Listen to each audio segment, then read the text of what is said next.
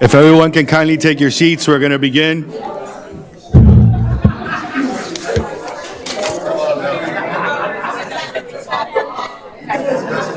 I got two. Are we supposed to get two? No. Madam Clerk, I got two. No, I see hers here. Two for one.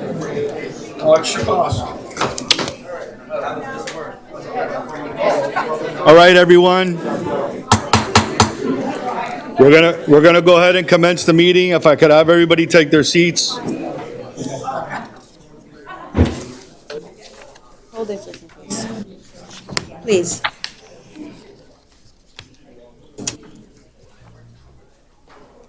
Thank you very much, everyone.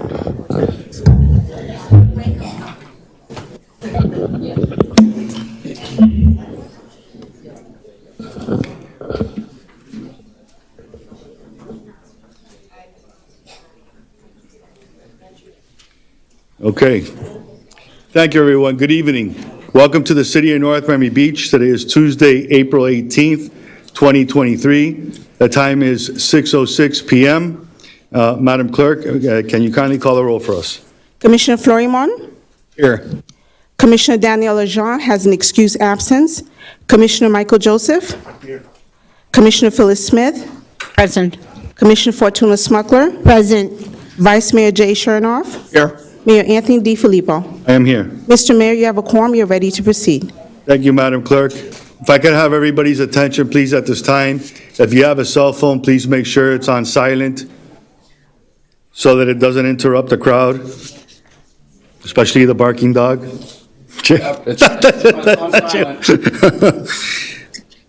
At this time, I'd like to take a moment of reflection and silence as we look back at what happened during the Holocaust, today being the Holocaust Remembrance Day, that we reflect on what happened in this world and what should never, ever, ever happen again. I also, and I thank my colleague for reminding me, Commissioner Smucker, I'd like to recognize, because we haven't met in so long, a moment of silent meditation and prayer for the Miami-Dade County Police Officer, Lieutenant Kanya J. Howard, that died in the line of duty on November 9th, 2022. If we can bow our heads in a moment of... And he was in North Miami Beach. And he was a North Miami Beach resident and went to North Miami Beach Senior High School, one of ours. Nevertheless, we keep in our prayers all that have passed, but let's take a moment of reflection and meditation. Thank you.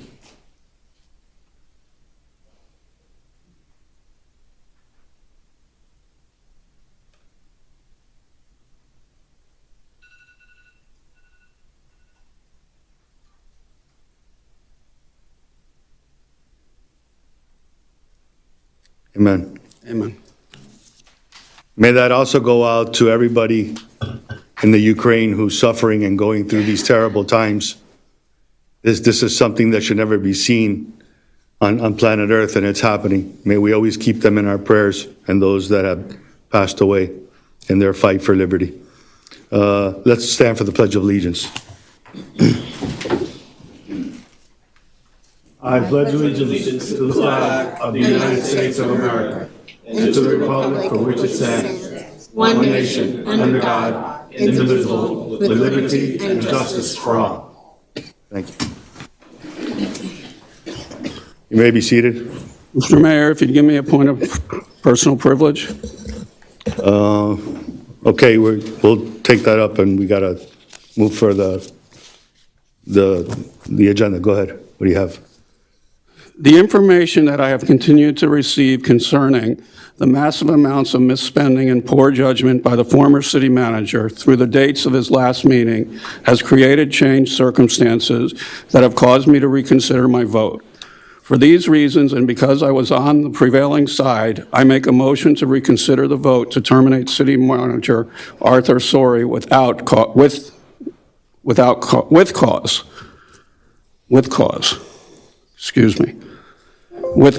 I make that motion. Okay, well, Mr. Attorney, if you can give me some direction here so I can get this done right. Commissioner, Vice Mayor Chernoff has expressed an interest in changing his vote. As we just heard from the previous meeting, he apparently was on the prevailing side. How would we go about doing this so that we get this done properly and accept what he's If there presenting? is a second to that motion and it carries, then it would reset the matter for another motion to, as the Vice Mayor has indicated, to terminate Mr. Sori with cause. Alternatively, under Robert's Rules of Order, which is the procedure, is the rules that you all follow, it's adopted formally in your code. It can also be done through what's called a motion to rescind the prior action, and then a new motion to terminate Mr. Sori with cause would be, again, appropriate. The rules say, if you do a motion to rescind, there doesn't any individual can make that motion. The difference is that if it's been properly noticed, then it's by simple majority. If not, it's by supermajority. So either way, right now it's been formulated in the manner to be a motion to reconsider. And as one of the individuals on the prevailing side of that prior motion, it is appropriate to do it that way as well, and it's properly before you for a vote at this point in time. Understood. I'll second the motion for conversation, being that I voted to have him terminated for cause, and if there's any discussion, if not, then we'll move to continue with the way the vote lied. Commissioner Smith, I see your mic on. Well, I'm surprised, but I am also the one that laid out a few reasons that there should have been cause. And so I still, in fact, from what I knew then to what I know now, it's even more that there's cause in this city. And I think when you do something like this, that be prepared. And I think from the people that I have spoken to, this city is prepared to stand by with cause if that came to be. And that was what I felt before, and I have to say. Okay. Commissioner Fleury, do you have your mic on? Yes, I just want to make sure I understood what the attorney was saying. Number one, if you can reiterate and further clarify. Number two, you mentioned if an item is not on the agenda, you made some statements about that, so I need clarity there. I also, I'm not sure what conversations or what what Commissioner Chernoff was privy to in addition to what he was privy to last time he made his vote. However, my main concern is we voted on it. I believe that the vote should stand, but in addition to that is the legal battle that we're opening up ourselves to. And I'm concerned when you look at what happened in the city of Hollandale. I believe, if I'm not mistaken, I don't want to misquote the number, but I think it was in excess of $4 million, if I'm not mistaken, or maybe more than that, that there was a manager that was let go, and he went to court and was given a huge sum of money as a result of that case. I believe that the cost-benefit analysis in this situation, we should really take a moment to think about the legal battle and the costs, not only for legal fees, but in the event that Mr. Sori, if he chooses to go to court, which I'm not saying that he will or won't, I don't know that, but if he chooses to go to court, not only the cost of the legal fees, but in addition to that, if he were to win, what kind of an award that he may receive that can further put the city in a financial bind. So that's my statement. I believe that we voted on this, and it's the minimum in his contract, which is his severance. It's not what I thought was going to be presented, which I understood there were some conversations about a particular exit package or something that was being negotiated or talked about. That's not even what we voted on. We voted on the minimum, which is his severance and his sick and leave time. So fiscally, I mean, if we're talking about fiscal responsibility, I'm not going to debate that because, you may have some information that I'm not privy to, or I didn't have a conversation that you had with whoever, finance director or manager, I'm not sure. If you want to even iterate those things now, that made you switch your vote or makes you want to reconsider your vote. But I would ask that my colleagues do consider that we've terminated that manager, we're moving forward, and I think we should just move forward. Thank you. Mr. Mayor, Go ahead. in response to my colleague, the difference between then and now was I was worried about that litigation, clearly, of being let go and how it was going to come, the city would come out with a lawsuit if we had one. Since that time, I've learned of massive misspending that was approved by that manager, and that what has caused me to make this motion. Thank you, Vice Mayor. Commissioner Smuckler? Well, there's 2 points I do want to make. When I brought back the trolley, because I had been on the prevailing side, and I brought back the trolley, it's still lost by a simple majority. And Hollandale has still not paid anything. They're still fighting the judgment. And I just want to say, I was sitting right here a month ago, and Arthur Surrey was sitting right there where our interim manager is, and I asked 2 questions. One of them was about payment to Mr. Suarez, and please correct me, manager, if I'm wrong. I asked about payment to Mr. Suarez, and he said that his office had nothing to do with it. He said his office had nothing to do with it, but a day or 2 afterwards, Mr. Manager, your office, not you, but your office mailed out some of the remaining checks to Mr. Suarez, is that correct?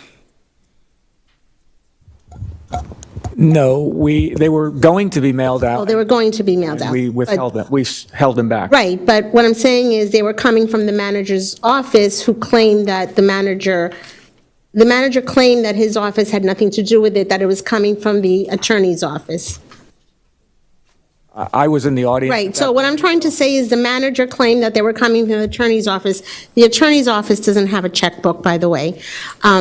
The manager, Arthur Surrey, claimed that they were coming from the attorney's office when indeed they were being mailed from the manager's office. And approved by the assistant manager sitting right next to you. But you don't have to, it's fine. Just a point of clarification, the process happens through Munis. The entry of a requisition, I believe, happened I'm not sure who it entered through. As it was indicated, there's a workflow of approval. And for a point of clarification, Mr. Mayor, I was not the person who approved those items. Thank you. But it was approved by the manager's office. And I also asked about a company that was doing some Haitian radio, which I did not mention at that time, that company was also, the head of that company was also a former commissioner's campaign manager. And I asked about that, and I was also told that the manager's office didn't have anything to do with that, but in fact, it turned out that they paid this company what was it, $60,000, I think? So another issue that I was right here a month ago lied to, or misinformed, whichever word we want to use, but I was not told the truth. Okay. Thank you, Commissioner. Did you want to add something? You know, I do want to add something. I was shocked that I had heard from some staff and said it on the dais. I talked to attorneys a month ago. What's the proper process if you're going to do this with cause? And I was told you have to give reasons right now on the dais that you felt the cause so that that is understood. And at the same token, I just want to say that I weighed this very heavily. I checked in to great detail Hallandale Beach in reference to, or Dania Beach, whatever the $4 million award to the manager that was fired with cause. That was a racial issue. That was a gentleman that could not get another employment.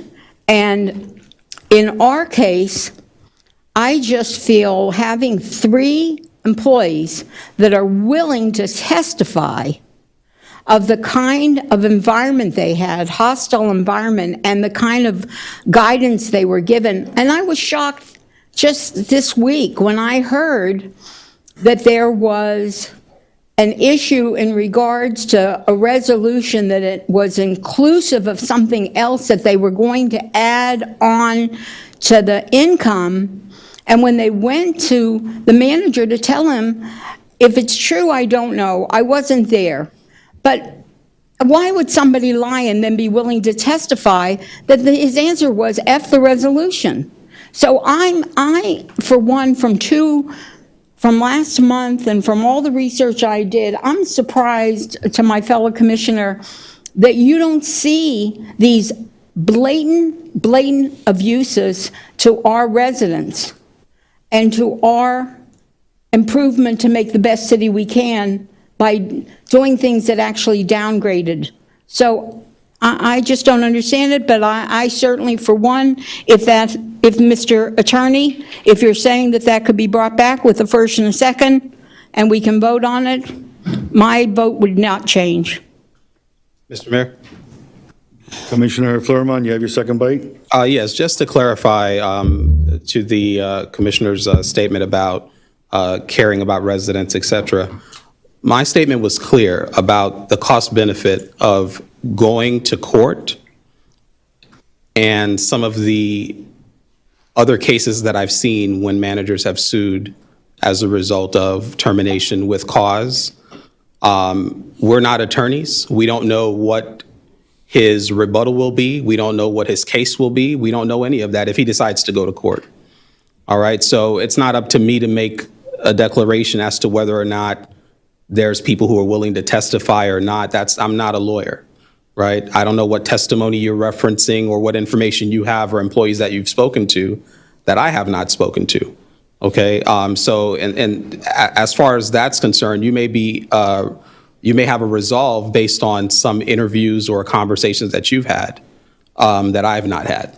So your decision apparently would be different than mine or your conclusion. So, like I said, I mean, if the votes are here to do it, it's going to happen. I just wanted to make my statement, and we'll deal with whatever cost, I guess, that we'll have to deal with. And if the cost is $500,000, then it is what it is, right? That's basically what you're saying. So for me, the minimum was the manager's severance and his sick and leave time. That's the minimum cost to get rid of what many people on this dais, or several people on this dais, have said was a problem. I would rather spend my time working with this interim manager and seeking to find a way to build upon what we're doing here tonight, which is running our meeting and trying to find ways to work with this attorney to build with him what I hope is a better future or a more unified front for the city of North Miami Beach. I don't want to belabor this issue with Duke Sorey. I think we've dealt with it. Minimum payment was his severance and his what he's entitled to, which is the leave and sick time. And we put that behind us and we move forward as a city. We move forward as a city. So that's my statement, and I hope that, that you guys will consider that. Thank you. Thank you, Commissioner. For the record, because I don't just throw things out there just to throw a fuzzy red hairball. I have facts. And so, I don't want anybody to say that, I said something and I misconstrued it or it was out of context. And I'll tell you what I have, is that I have a document that I requested, a report that I requested, and I was given on March 23rd of 2023 in reference to the invoices that have been submitted for payment to this attorney without permission from this commission. And when I got the workflow status report from the city manager's office, which we were able to get from the accounting, on number 20, it says very clearly, I have it here on the record, it's a public record, and it says auto-approved by GMM Kamar Brown. So I can't sit here and make up any stories, guys. It's here. Whatever process this city uses, the statement that I made, it's on this report. And that any payment that comes out of the city manager's office, apparently goes through their hands. And so when I said that, and if there's something wrong about this process that was given to me on who signed off on this and who approved it, please let me know what the process is, because approve means approved to me, and auto-approve means that it was auto-approved by yourself, Mr. Jadel Mercius, and Athley Edwards, the process. So this is what I'm going towards, so nobody says I defamed anybody's name up here. This is the report I was given and what I'm going off of. Thank you. Go ahead. Mayor, I just have to clarify something. When it says auto-approve, it is just that. What happens in the attorney's office, we don't approve in the attorney's office, and this is probably true in Hallandale as well, we don't approve or disapprove their bills. We just put it through the process. And unfortunately, somebody's name's attached to it to get it to the next level, and that's finance to issue the payment. Correct. And while I respect what you're saying, there was a consensus of this commission that was given, during a conversation that we had in a workshop when we didn't have a quorum, but there was a consensus, given that there was no more payments to be given out to the firms. So the fact that not your office, but the previous manager's office, in my opinion and in my seat, acted inappropriately and lied to us while they were sitting right there in that chair. And the next day after the meeting, mailed out checks to these lawyers while they said they did not know anything about it and were not mailing any money to anybody, was nothing but a crock of baloney. And it's time we start uncovering the truth in this city. I've had enough. Go ahead. So also, I just want to say that in my many conversations with the manager, every time there was a new event coming up, I would ask him, how are we getting money for this event, that event? And he was like, oh, that commissioner is getting it all sponsored. I'm like, wow. Okay, that's wonderful. But just one of those events in particular that is getting sponsored. Just today, I was looking at the P cards, and I was looking at Francisco's P card. That event had over $5,000 of charges for that event, for that commissioner in particular, when they're supposed to be all sponsored. So again, I was lied to. And you know what? I don't appreciate being lied to, and I didn't appreciate being lied to here on the dais last month as well. Do you have anything to say, Vice Mayor? Okay, I'd like to call the question. I don't know if there's anything else we gotta. Mr. Mayor. So we're clear and we're doing this correctly procedurally. The proper motion is to rescind the prior vote and substitute in its place, termination with cause. To the point that I made before, the Robert's Rules of Order states that if there is prior notice of the item coming before the commission, it needs just a simple majority. In the absence of that, it's either a supermajority, 2/3 vote, or the vote of a majority of the entire membership of the voting body. And since the majority number for this voting body is 4, then a motion to rescind the prior action that was taken with respect to the termination of the city manager without cause, it would be, that took place last month, it would be appropriate to then motion to rescind that and to terminate with cause. So if the maker of the motion could state that in that manner, because I think you said to reconsider, and the appropriate mechanism is to rescind. I move to rescind the past vote on city manager Arthur Duke Sori and replace the motion with a Cause. termination with cause. And I'll second it like I did before, and we'll call the question. Madam Clerk? Commissioner Florimon? No. Commissioner Joseph? No. Commissioner Smith? Yes. Commissioner Smuckler? Yes. Vice Mayor Chernoff? Yes. Mayor DiFilippo? My vote remains yes. The motion passes 4-2. Thank you very much. Thank you, Mr. Mayor. Thank you, everyone. Madam Clerk, we're going to now move on to our request for withdrawals, deferments, and any additions to the agenda. Yes, Mr. Mayor. Item 9.1, which is Resolution 2023-31, will be deferred to the commission meeting on April 27th. Which one was that one, Madam? Item 9.1, Resolution 2023-31. Got it. Item 9.4, which is Resolution 2023-34, that will be pulled from the consent agenda and moved to legislation per the mayor's request. There are 3 quasi-judicial items, which are 10.1, 10.2, and 10.3. Those will be deferred to the commission meeting on April 27th.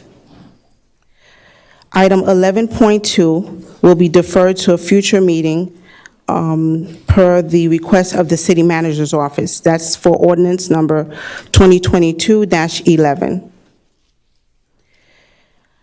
The appointment of Irene Pellinger, this is an addition to the beautification committee as well as the library board, will be added as item 13.21 and 13.22. That application has been placed in your respective areas. She did send an email on the application itself. It doesn't state what board she's applying for, but it is for the beautification and the library board per her email. Under miscellaneous items, there's a document regarding the interim city manager position, where this was emailed to each of you, and the hard copies have been left also in your respective areas for your consideration. There's a discussion item, which is 15.3, regarding the commission members' aides, and 15.7 regarding the 120 days of attendance at the commissioning meeting. Those 2 items will be withdrawn. Under the city attorney's report, there's a document regarding the interim city attorney's position, but I believe, Mr. Mayor, you wanted to clarify that? Yeah, I want to move the city attorney's report and the city manager's up to the beginning. To the beginning where? To the beginning before we get into our consent agenda, right before public comment. Noted. Those are the only items that I have at this time. Okay, all in favor of adopting the, Could I have a question? Go ahead. So they pulled the discussion on AIDS? Yes, AIDS? yes, per the vice mayor's request. So I was wanting to have that discussion. So what do we do?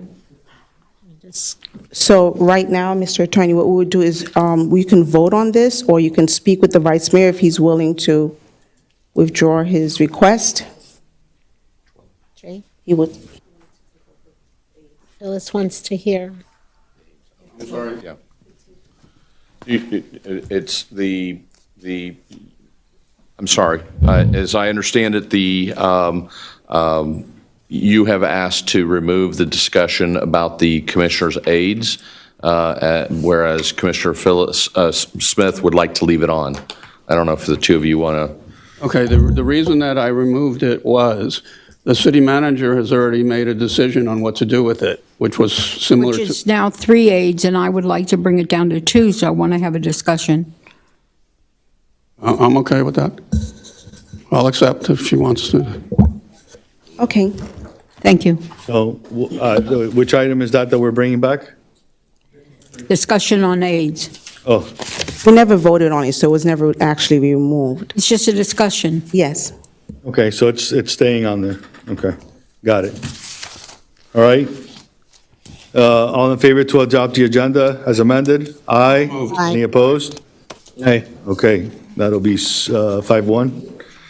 Okay, so we don't have the quasi, we have the presentation on the freebie. Mr. Scott?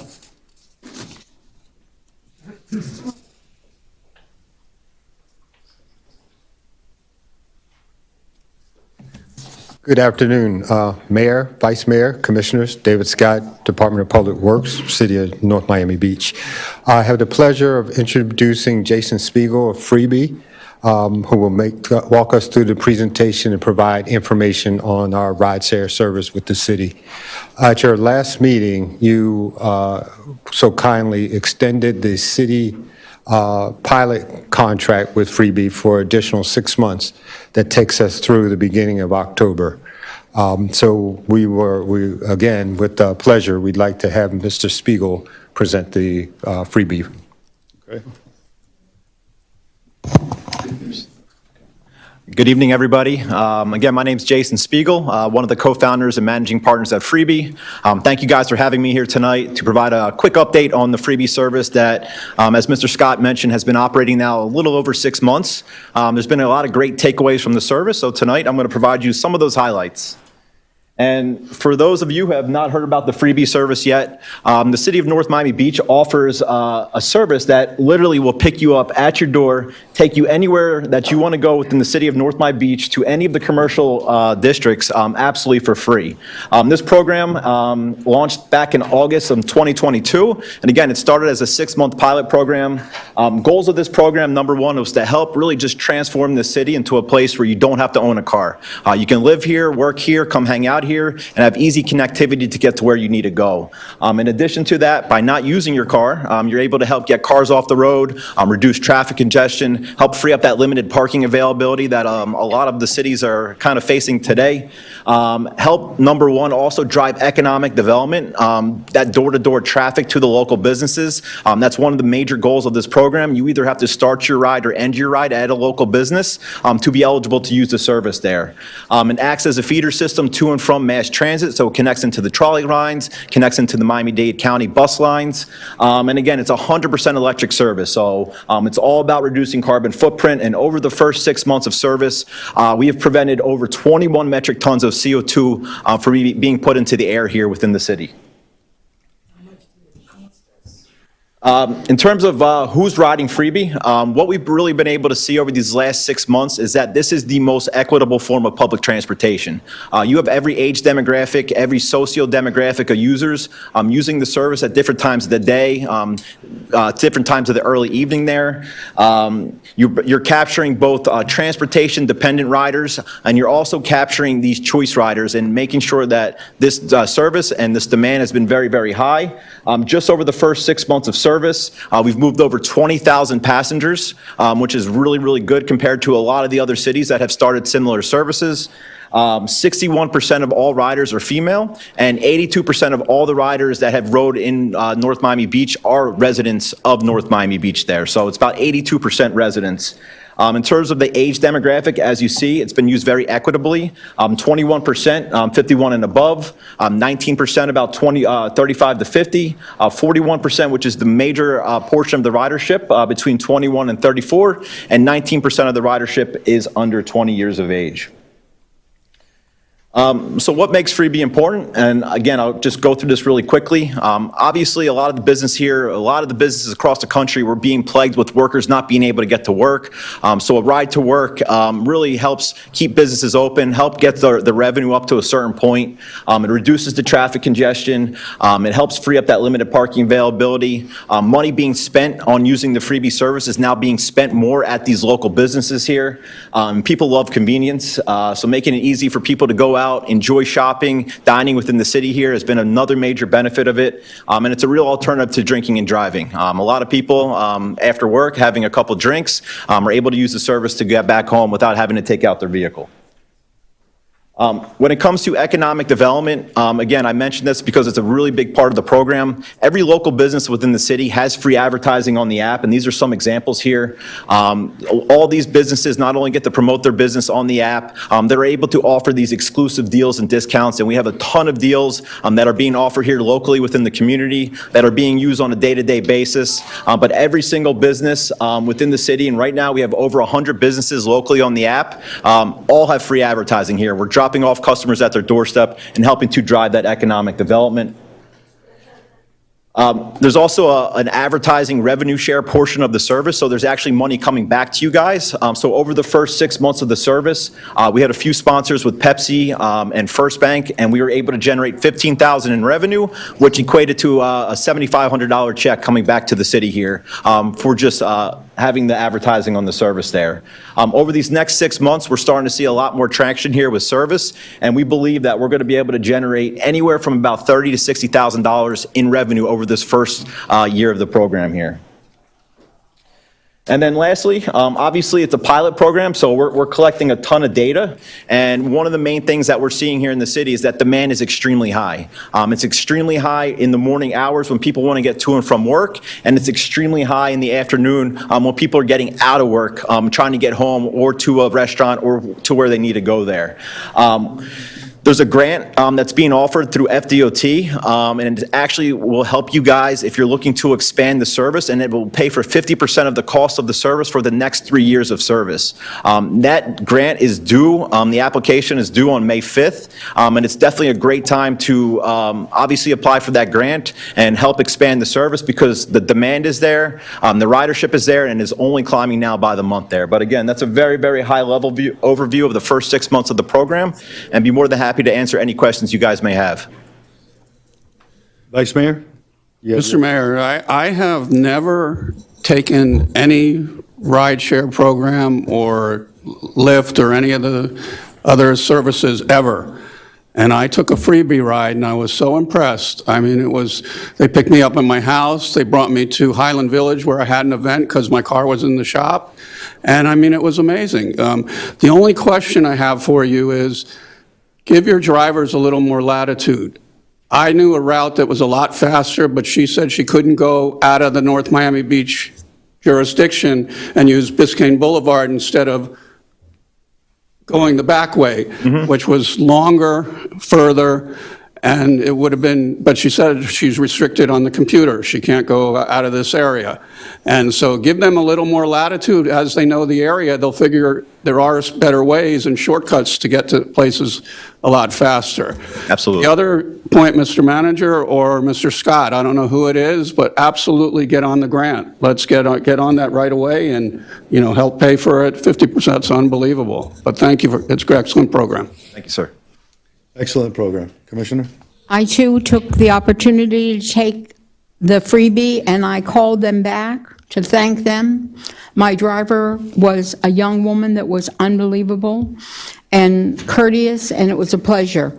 But I have a lot of questions representing the city in this discussion.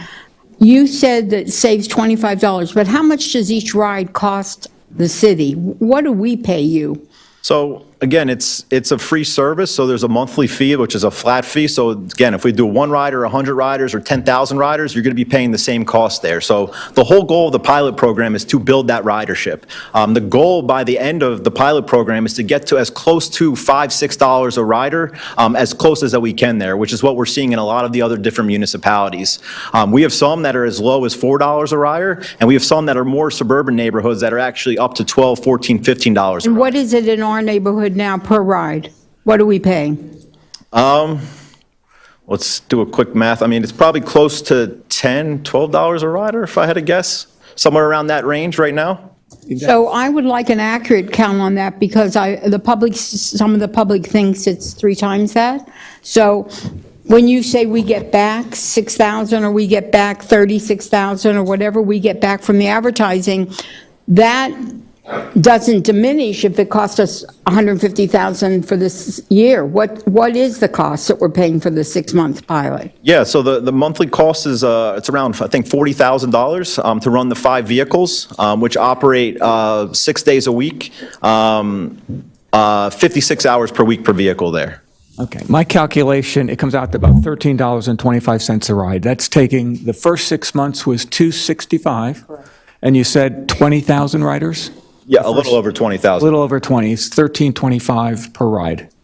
Thank you, Mr. Manager. So there's a reason, I believe, to start to think about expanding this program, especially with the grant, because the grant will bring that down considerably. But have you, as a company, just given some thought to interchanging the cities that also have freebie? In other words, Aventura has freebie, North Miami has freebie. So if you live in North Miami Beach and your doctor happens to be in Aventura Hospital, have you given any thought that that could be expanded? So like that? it could, but there's a catch-22 to that, because the further you're going to be able to take somebody outside the city, it's going to make it longer for somebody within the city to be able to get that type of service there. So again, the whole goal of the program is a first mile, last mile connection, move you around the city, connect you to mass transit that's going to get you to the Aventura Hospital. Now, you could create connection points with the city of Aventura, with the city of North Miami, where they can get dropped off in a specific area and then request another vehicle to get to their final destination there. But you don't want to diminish the service for the residents of the city, which would mean, obviously longer wait times with vehicles traveling all over the place there, if that makes any sense. No, it definitely makes sense, but I'm thinking strictly of the fact that the Bright Line is not in North Miami Beach. And that's a key element. I will tell you also, the program, as far as we had in North Miami Beach, a free service for 15 years, maybe 10 years, where you could call and they would pick you up at your door and take you somewhere.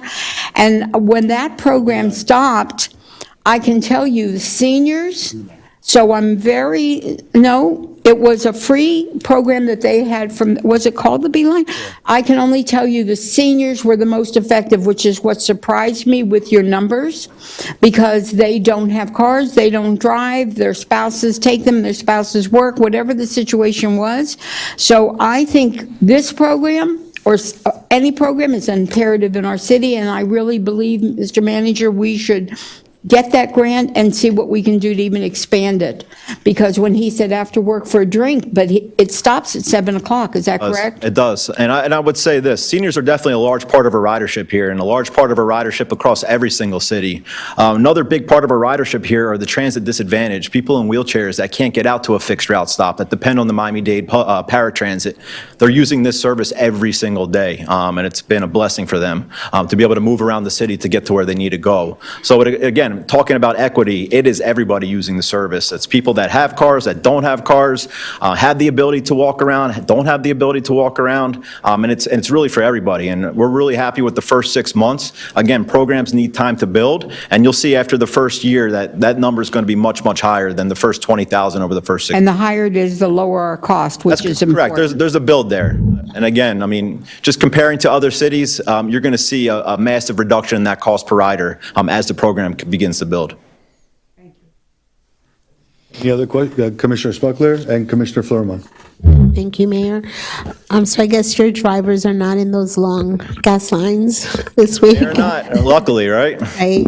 I'm just curious, when Vice Mayor Chernoff stated that, that the cars were not allowed to leave the parameters of North Miami Beach, you gave like a look, and I was wondering what that. Well, yeah, it's because, again, you have to get picked up and dropped off within the city, so we designed the routing so it keeps you within the city there. So I understand what he was saying, and Right. I mean, if it's shorter to get, they could, exactly, but, some newer drivers follow the rules, but as he said, we can be a little bit more lenient and flexible with them when it comes to the routing that they're going to. and especially if it makes it quicker, so that the next person can get picked up Absolutely. sooner. All right, thank you.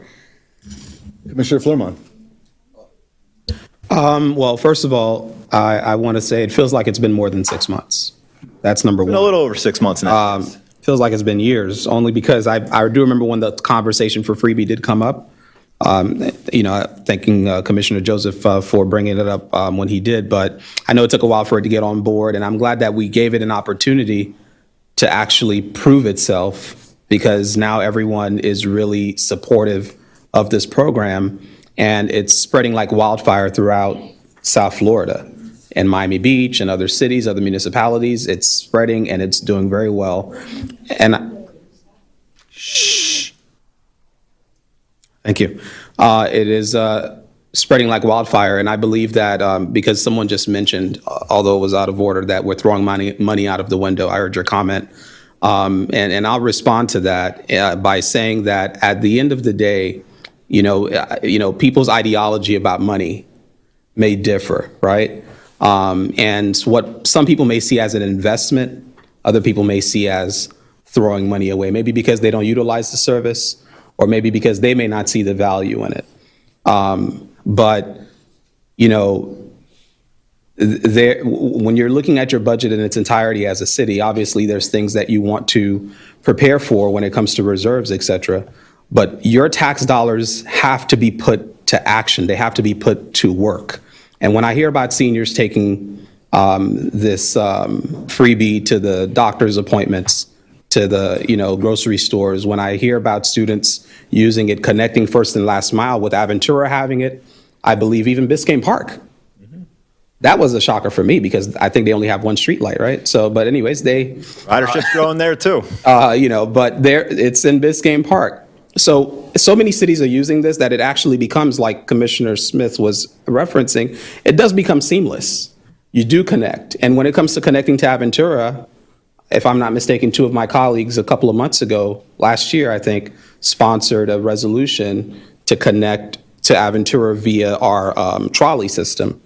So we do have various ways to connect to Brightline, to Aventura Mall, and really to create some sort of a seamless way that people can get where they want to go almost for free.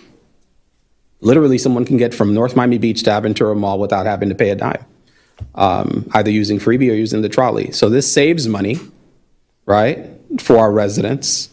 And when you calculate those rides, if an average ride is $13, and you're saying how many rides have we done so far? Over 20,000 riders. Over 20,000 rides. Do we have a number or figure of what that is? $13 times 20,000 rides? Well, the first 6-month contract was $265, I believe. Yeah. So I just did the simple math, but $260,000? came out to $13.25. $260,000 worth of rides, Less 30,000 we get back in revenue. plus 30,000, so we're at $290,000. Less 2/3. Oh, less, I'm sorry, okay. So $230,000 saved by the residents who are using this service. So there's a lot of ways to look at this, but that resident, that's part of that 20,000 number, is looking at it as a cost savings, because they don't have to take that money out of their pocket for transportation. And so we're making a difference. I appreciate what you guys are doing, and I'm going to continue to support this. Thank you. Commissioner Smuggler, you had one more bite at the apple. You want to get there? Yes, thank you. Jason, how much, or who's actually to the manager, we're paying the electricity to charge? No, we pay for it. You're paying the We have our own electricity? meter, correct. Oh, okay, all right, thank you. Mr. Mayor? Okay. One more bite of the apple, if you don't mind. We can, Also, guys, it's a brand-new Tesla. It's not a cheap little car. It's a beautiful car that you get picked up, and And they do a beautiful job. It's a nice ride. It's also green. Yeah. Green. Helps our environment. Yeah, that's Commissioner Sputler, we Saving our planet. in charge of. Absolutely. Okay, any other questions or comments on the item 5.1 freebie presentation? Nothing, thank you. Thank you. Thank you very much, we appreciate you. Thank you, Jason. Okay, our next presentation comes from Public Works as well, the bus shelter presentation. Mr. Scott? Director Scott?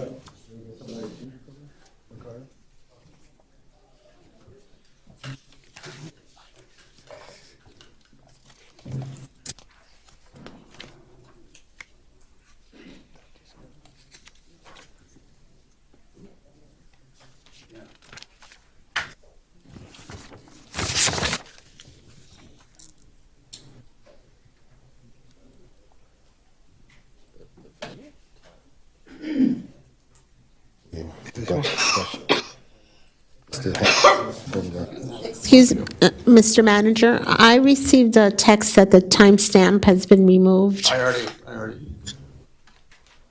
Oh, okay, all right, thank you. Thank you. Mayor, Vice Mayor, Commissioners, David Scott, Director of Public Works, City of North Miami Beach. I'm going to try to match the energy of the last presenter. So Jason was really up there, so I'm going to get up there too. We're here because I wanted to make sure that we presented another item that I know that you're very interested in. In 2022, the city purchased 13 new bus shelters to be installed throughout the city.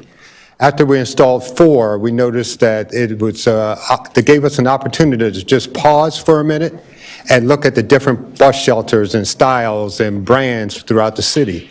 And we noticed that we have 4, depending on where you are, you have 4 different models throughout the city. One that doesn't lend to the city's brand. It doesn't provide for consistency. It doesn't provide for uniformity. Also, when you have a damaged bus shelter, we're having to find parts for that bus shelter rather than having one style, one model, where we can have parts in reserve to be able to replace that bus shelter whenever it's damaged. So we've been working with the CRA. We understood that the CRA was working on Hanford Boulevard and branding and standardizing the street furniture within Hanford Boulevard. We thought it was a great opportunity to provide standardization across the city and wanted to present that to you today for your consideration. So Joshua Rack is here, who is working with the CRA, and he's been working with us along with Joanne to look at the different brands, the different models, and get your feedback on as we move forward. Should you decide that this is the direction we want to go in, it requires a small retrofit of those existing bus shelters, and then we could proceed with the installation of the program. So with that, I'll turn it over to Mr. Rack. Good evening, Mr. Mayor, Vice Mayor, and Commissioners. My name is Joshua Rack from Bermeo Ahumel Partners. I'm a senior planner at the firm. I've had the opportunity of working with the city for at least 4 or 5 years and with each and every one of you over those years. So we're happy today to just present kind of an update on the bus shelters and our work with both Public Works and the CRA. So just to take a step back, as David mentioned, we're working with the CRA on the Hanford Boulevard Kit of Parts, which is essentially standardizing the streetscape furnishings and hardscape and landscape palettes within along Hanford Boulevard. And as David mentioned, the ability to go back and take a relook at these bus shelters to make them consistent with the kind of imagery or identity of what's selected along Hanford Boulevard was a nice opportunity. And I also want to just mention that it's also in line with what the city and the CRA have in their 2015 CRA plan, which is a series of programs and tools mainly to stimulate commercial property, beautification, appearance improvements, and then projects for infrastructure improvements and programs. So this kind of wedges in very nicely with those efforts. So the original scope of work that we've been working on, and I've had the pleasure of presenting a few times to the CRA board and the commission, was the Hanford Boulevard Kit of Parts. And as David mentioned, this was an effort to kind of unify a single branded identity of hardscape, benches, bollards, waste receptacles, bike racks, and street lighting. So it's really about establishing that vision or that identity for Hanford Boulevard. And as part of this effort now, we've paused on the original kind of allotment of the bus shelters, and how do we kind of plug that identity that we've begun to establish along Hanford Boulevard and plug those new bus shelters in so they all kind of fit in that same menu or palette of streetscape furnishings. So as David mentioned, the bus shelter, the initial allotment or purchase was a Tolar Manufacturing Sunset bus shelter. It comes in 2 different sizes, 3 different configurations. So the 15-foot and 10-foot comes with an advertisement panel on the side, and there's also a 10-foot that has no advertisement panel. It can be offered with and without benches, and the initial purchase was a finished color of silver. So on this slide, you can see one of the bus shelters. This is the 10-foot with advertising panel and a bench that was installed. Excuse me, one question. Who controls the advertising?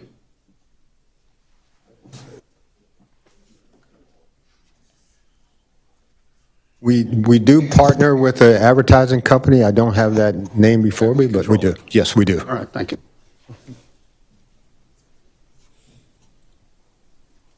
Can I just ask a question to Mr.? We've already purchased these? Yes, ma'am, we have How many? 13 purchased. Because remember that the bus benches were going to have handles in them. I didn't see that on the picture. There was no handles in between so that they could not be used as beds. That's part of this presentation and for your consideration today, because the bus shelters that we purchased were just bus benches, but there's so many different options to keep people from either sleeping on those benches. We also looked at, and I don't want to steal Joshua's presentation, but there are also opportunities to just provide lean-tos where people could just lean against that post. But again, we want to present these different options to you, and then you can let us know which direction you would like us to go in. If we already purchased them, how are we going to give you our option? They're already bought. We'd have to retrofit those. I mentioned earlier that would require retrofit. So with your direction, we would either retrofit those 13 or move forward with the installation of 13, understanding that that would be the brand throughout the city. Okay. Wait. Why would we pay? You already got them or not? We have 13 in stock, yes. In our possession? Yes, in our possession. Thank you. Mr. Mayor, Commissioner? if I may, I think just to lend some clarity, 13 is not the total amount of bus benches throughout the city. No.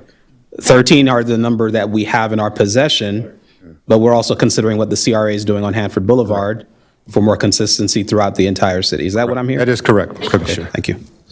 And the first 13 came with the first draw on the ARPA funds, the American Rescue Plan funds. So that's where those were funded from. And we were supposed to get them with the rails in the middle? No, they have the normal benches, but we understand that there's some concern, especially in certain areas.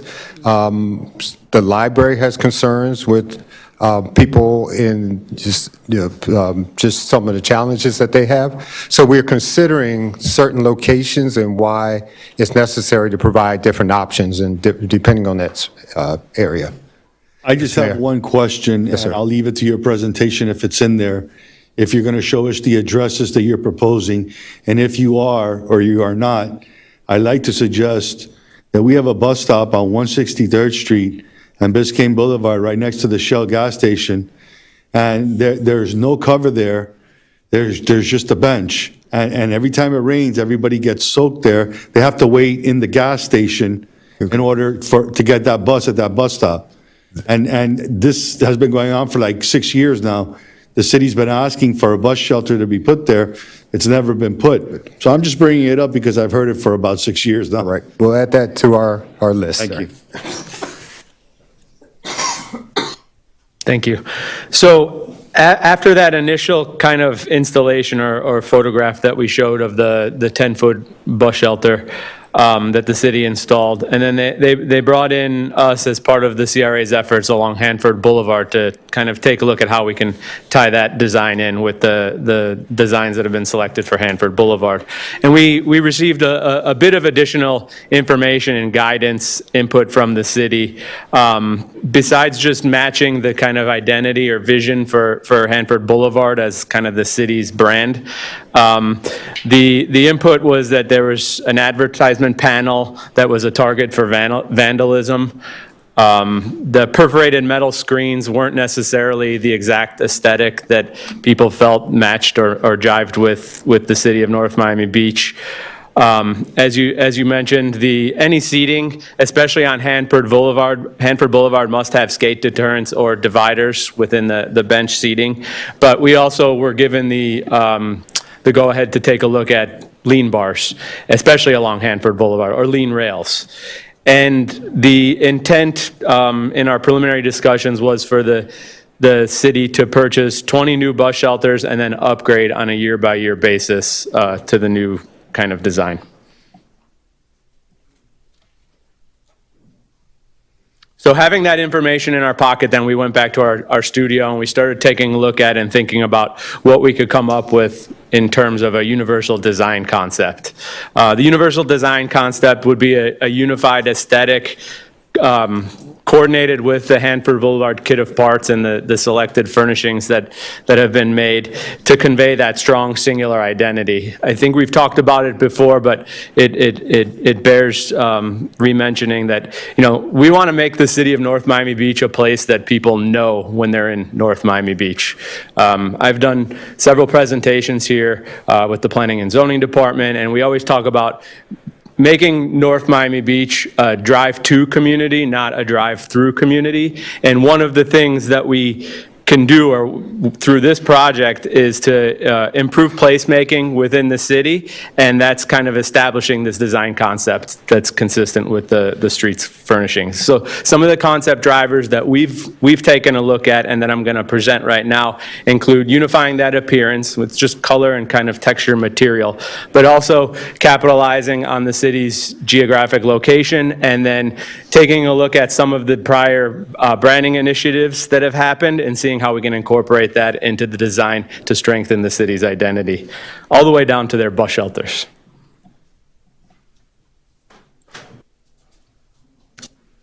So what you see on the screen are kind of the three directions that we've taken the exploration. We're going to show you the three different options: universal appearance, geographic location, and kaleidoscope branding.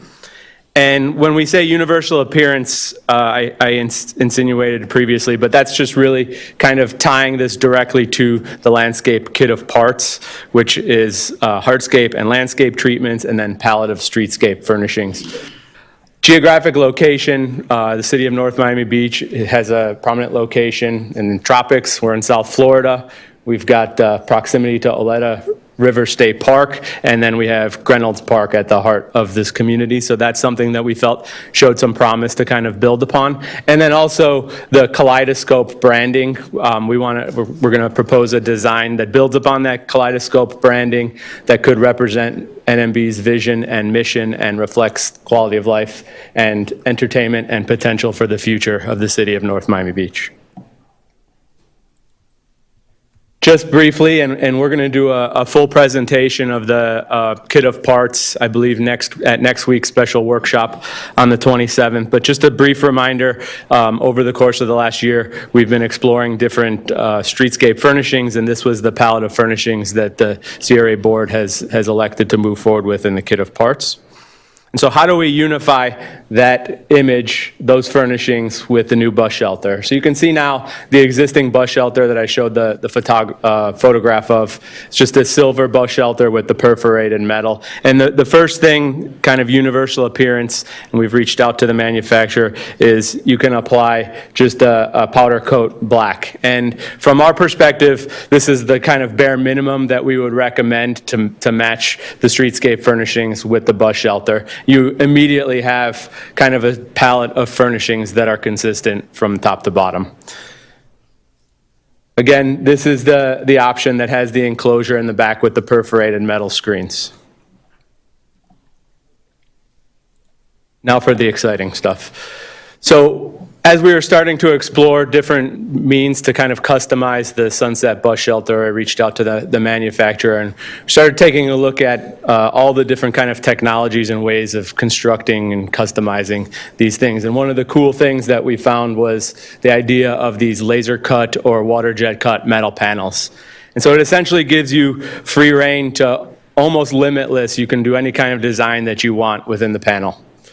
It gives another dimension of kind of design for the bus shelters. It takes them to the next step. Actually, in my opinion, makes them a little bit more interactive. You cast these beautiful shadows on the sidewalk of the print that you put on the back of the bus shelter. Makes them a little bit more happy. When you see people sitting at the bus shelter, you can see them taking selfies with the cool shadows being cast on the sidewalk. So they're a little bit more interactive within the streetscape and something that would kind of add to that vision for this vibrant North Miami Beach community. If you're using a water jet, could you do our logo? Can do almost anything, yeah. Yeah. So to build on the two concepts that you see on the screen, again, we had the kind of geographic location or that tropical feel, and then the kaleidoscope. We started taking a look at and working with the manufacturer on what those panels could become. And so the two panels that you see, those are representative of how we would translate those concepts into decorative metal screening. I like the colors better. And so what does that look like? Again, we have the existing 15-foot bus shelter painted in powder coat silver with the advertising panel. And then what could that look like with the geographic location or kind of the tropical feel to it? If you notice on the bench in front on the image, it does have skate deterrents, but also it's available to be finished with the lean bars that we discussed and recommend along Hanford Boulevard.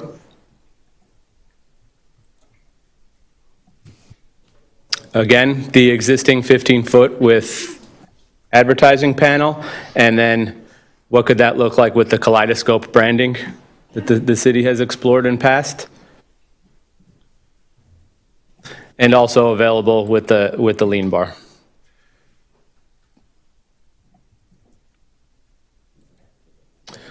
So just comparing the three different options, these were the kind of price sheets that were provided by Tolar Manufacturing. The original price in that second column on the left side for the silver bus shelters in the different configurations. Ordering new bus shelters from the manufacturer to silver or black, it doesn't make a difference, so the price would be unchanged on any new orders. To do the decorative metal add-on, again, it's just a matter of rivets on the panels, pop them off, and bring in the new panels and apply them to the bus shelters if it was going to be retrofitted. So that ranges between $2,000 to $3,000 to retrofit the different sized bus shelters and configurations. And then the total cost per shelter for new shelters would be on the right, in the column on the right.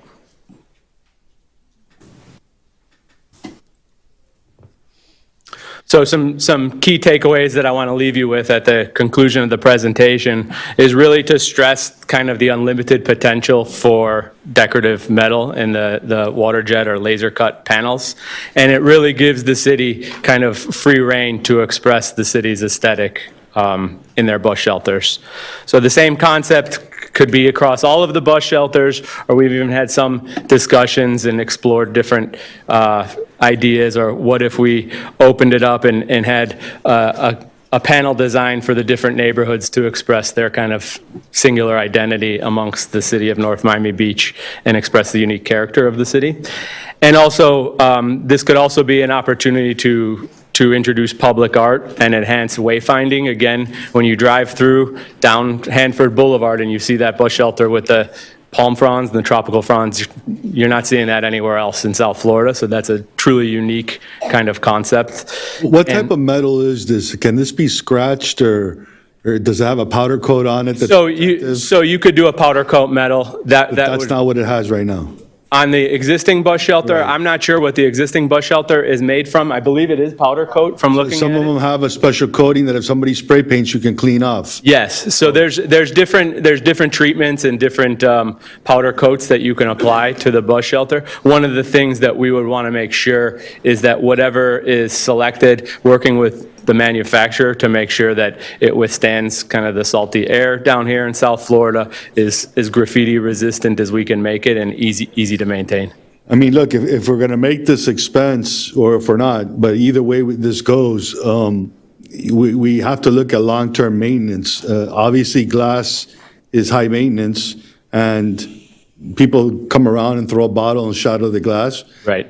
Metal is a little bit more, I would say, durable, but, want to make sure that if we're going to spend money on something, at least in my opinion, I would like to know that we're investing in a product that for years to come, we're able to easily clean and not have to come behind and try and guess what color that coat was in order to match, and then, patching here and there because of graffiti or scratches and whatnot. So I just want to make sure that we cover all these angles before we continue to spend money on something that we want to make. And that was, to piggyback on that point, and something that David mentioned when he was introducing me, was this gives you the opportunity, if someone shatters a glass panel on the back of a bus shelter, and you have to get someone out there immediately so that it's safe and people don't get injured by the broken glass.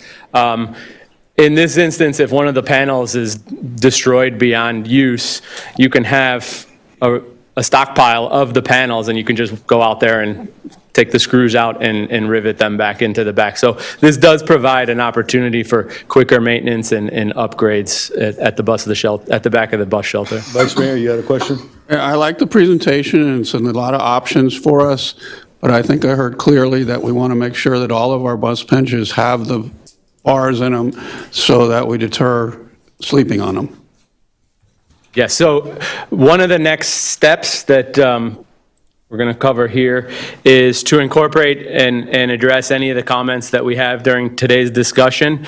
And like I said, we'll be making a follow-up presentation of the finalized kit of parts document, which we've been working on for the previous year. And as part of that kit of parts document, we're going to add a bus shelter section in there. And in that section is where we're going to provide the guidelines for what these bus shelters need to be, and one of those guidelines is the inclusion or requirement that it has the skate deterrents.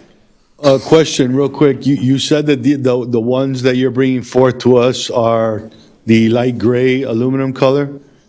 So those are what the Examples? city has been Because we started purchasing. have black, we have green, so where are we going to land the plane? I mean, I don't know, silver is got a kind of a cool color to sit on, and it doesn't get as hot as the darker colors. That's just my opinion and probably fact, but I'd like to see what my colleagues think. Commissioner Smith, Commissioner Thurmond? I have some questions, real quick. One of my big questions I wrote down was maintenance, because I think that maintenance is imperative, that we know what we're getting into, because on Hanford Boulevard, when they planted the trees, unfortunately, they planted the trees that pulled up all the sidewalks. So we need to know about the maintenance. You said that we could have different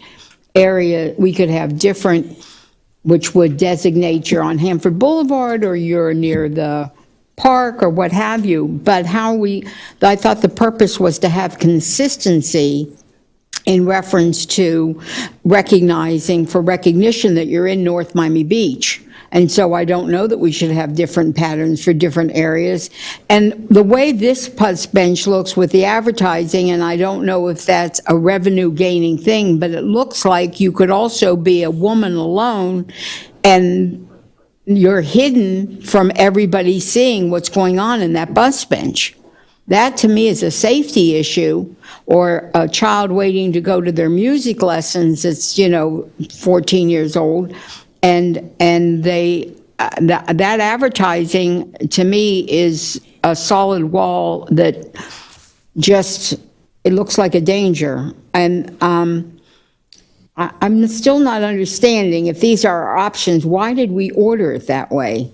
Why didn't we order it? We're paying an additional $2,000 to $3,000. Why didn't we order it that way? Because does it come, if you order it today, brand new, do you still pay the additional $2,000 or $3,000, or it costs you $2,000 or $3,000 less because you're ordering it off the? So the city made this previous order of bus shelters, and at some point and through our work with the CRA on the streetscape kit of parts, it was, well, the city decided, let's not purchase any more bus shelters, because we want to make sure that what those bus shelters are consistent with the vision that's been established as part of the kit of parts. And so once that realization was made, they engaged with Bermeo Ahmil and Partners, as we were the ones drafting the regulations, the streetscape design guidelines, to say, let's take a look at the bus shelters as well as part of this effort, to make sure that it doesn't stand out separate, that they're all kind of cohesive. So that's why we've come to kind of make sure that they're the bus shelters that were selected, how do we retrofit them, or the ones that are already purchased, and make them consistent with the streetscape furnishings, but also establish what's the standard moving forward once the city decides to purchase new ones. So moving forward, the $2,000 or $3,000 additional will not be part of the purchase? Commissioner, just for clarification, the city had intended to purchase, I believe it was over 20 bus shelters. We received the first 13, and we halted the rest of the order until we could have this conversation. We noticed that when the first 4 got installed, that you had this plain screen, and we knew that we were working with, the CRA is working on the kit apart. So we paused that project to have this conversation, so that if we were to move forward, that we look for that consistency. To your point about maintenance, if we were to move in the direction that we're recommending or suggesting, and the commission directs us to do so, all of our bus shelters will have this standard model. The only change would be the back, the decorative part, which is just a plug and play, basically. You pull it out and you put it back in. And To retrofit the existing, I'm sorry. I want to know how much the advertising brings us, because to me, it's not, is that, especially if somebody's got a contract and then their contract's up and we don't have a new something, it's going to start to make it look, again, instead of enhancing the area, it will make it look detrimental. We'll make sure we look into that. Because maybe we shouldn't have advertising, maybe it should be open, with an open look that you can feel safe in our bus benches. Can I Understood. add something to the? Sure. Can I add something to the? I wanted to chime in on that note. Sorry, and then- can we finish this maybe at a workshop? Because we could all be here for a long time asking questions and making suggestions. Part of the presentation was to present this evening so that you understood that we were looking beyond the CRA. As Joshua mentioned, you're going to consider this at the CRA board, and then you'll be able to discuss it there as well. And then our purpose today was to give you a preview of what we were thinking. And then as the CRA board is making their decision, understanding that we would like to take that standard citywide. So Right, it's just to your that we have point, a lot of you'll the- have an opportunity to reconsider this at the CRA board. If they wanted some kind of wrap-up, I do need to know the advertising, what's it bringing us? Is it worth it? Do we even want it at all before it goes to the CRA board? Let's individually meet with the manager's office and him plan with staff to answer any questions, so that when we come up here, we're ready to make a decision. There's just so many questions and ideas and thoughts that we have that are all so important and relevant, that I think that it deserves the time for us before we pull the trigger on anything and make a decision, to make sure that we sit down, the manager with staff, each one of us vet all of our questions, and we can come back here and do a presentation, and let's make it productive. Commissioner Fleury, I know you had a question before we go. Thank you. Not so much a question, but more of a comment. Those 20 bus shelters that we ordered, we voted on. They wouldn't have been ordered if we didn't vote on them, right? So they were voted on, they were being ordered, and for this particular reason that we're being told about today, they were halted. Now, my issue is, with all due respect to my colleagues, whenever something comes up as it relates to design or colors or this or that, we drag on for sometimes even years when it comes to these types of conversations, right? And while I understand having a workshop, if that's what the majority wants, that's what the majority will get. But, we've already ordered these, and we're just trying to look at a different design. In addition to that, it's really, they're really simple, two simple options. Not only that they're two simple options, but the issue about sleeping on bus benches, was already mentioned as it relates to the lean bars, which I believe Aventura is implementing. And, pardon me if I've driven all over the northern part of Miami-Dade County looking at bus benches, but, that's what I've seen. And that's a really, really good idea that they're implementing in Aventura, because you can lean, you get to take a load off, but it doesn't allow for people to sleep. And even with those bars that they use on the benches to kind of separate, I've seen people sit upright and sleep upright on those benches, and it's still an issue. So I think the lean bars is the way to go. As far as the safety issue, I do agree with the safety issue, and I also think that safety issue is also with the paneling in the back as well, because those holes are so small that depending on where you stand, you can't see what's happening on the other side of that bus bench. And especially the one that was by the library, that was a concern that I had, because when you're standing, depending on the angle, you can't see anything taking place on the other side of that bus bench, and people are there all hours of the night. So for safety, I think that's something to consider. With the advertising, that's another conversation. My concern was the fact that we didn't even have those bus benches on 163rd for 3 months, and I was driving down there, and all I saw were pieces of glass all over the floor on the one by the old Walgreens and the one next to, I believe it is Firestone or whatever. It's a City Hall too, man. And one next to City Hall. Well, did we put one of those next to City Hall? I don't think we put the new ones. No, the glass one. Right, so all of them probably overnight, someone went and just decided to, so we have to have a resolve for that, a resolution to solve that issue, or else we'll just keep having to replace glass over and over and over. But to conclude, I do like the idea of doing the lean benches and using one of those two metal options to create something very nice for the city, because on Hanford, we had black bus benches and black seating prior to. And so I think that would be consistent. And I just don't want to belabor certain topics through workshops. And with all due respect to my colleague, I understand that sometimes we got to move forward with our meeting. But just in generally speaking, whenever it comes to these types of things, we just take years. We're still working on kaleidoscopes.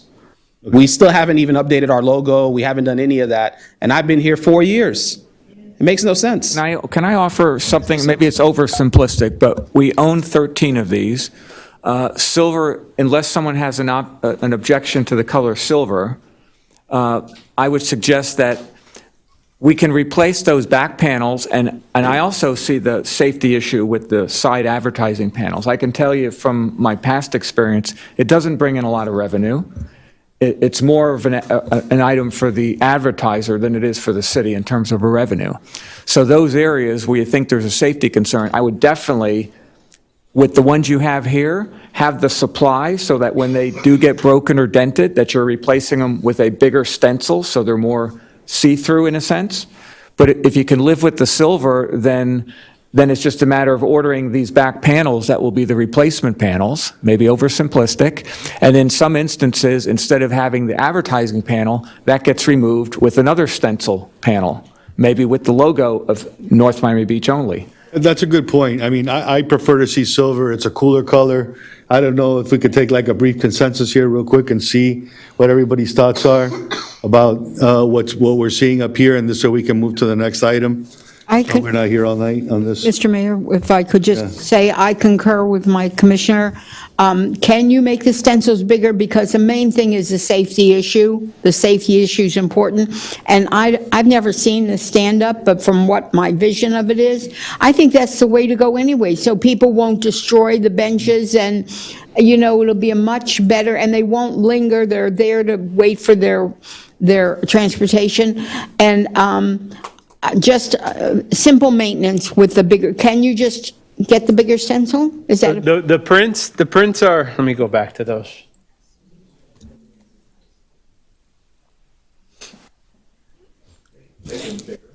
yes? Yes, it's a matter of just design. It's literally, we design a pattern. I worked with Tolar Manufacturing, and they plug it into a machine, and then the laser jet or the water. We know how it works. That's it. Just So get to the means. it's an open panel. I mean, you can make it however big you want, and it's just, And Mr. Mayor, I agree with you, it should have a logo, our logo, because that's the consistency for the city. There you go. So, Mr. Mayor, maybe we can make a decision tonight to do the logo on the side where the advertising is, replace the back and the side panels with one of the stencil pieces or one of the art pieces. Most people want gray. I like black, but most people want gray. Maybe we can stick with the black on Hanford, just so Hanford could be distinguished. And then the rest of the city goes with the gray stencil art and replace it with the logo, and we're done. Oh, I like the gray for Okay. everything, so we're Okay, consistent, but that it's matter. all great comments. You see that we like what you're presenting. we're going to show you next week both. And Thank you. we'll talk about the logo and CRA, all that stuff. And we'll land the plane then. Okay. Thank you. Thank you. Ready? All right, thank you, guys. Thank you, commissioners. Thank you. All right, Mayor, we can forego 5.3 if you'd like. thank you very much. Okay, next item we have our manager's report and then our attorney's report. What's 5.3, if we're going? Where are you? Beautiful NMB. presentation, NMB beautiful presentation. So as I moved up, we're going to move up the manager's report, so you can go ahead and give us your report, and we'll talk about that. And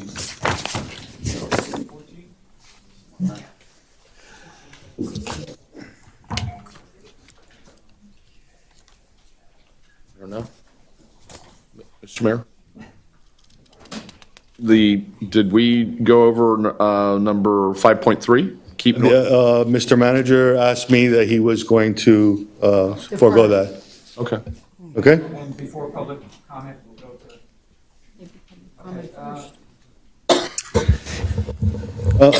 Let's do something. Let's go to public comment, and then we'll take up we'll go ahead and take up the reports. Public comment, go ahead, Madam Clerk, so we can get past this. Good evening, everyone. The Mayor and Commissioner of the City of North Miami Beach have opened the meeting for public comment at this time. There is a 3-minute time limit for each speaker. Speaker, you will be called to the podium. Please state your name or the organization which you are representing. The Mayor and Commissioner of the City of North Miami Beach recognizes the importance of civility. The City of North Miami Beach requests that all in attendance to exercise civility towards each other. And our first signed speaker is Ms. Sandra Douglas.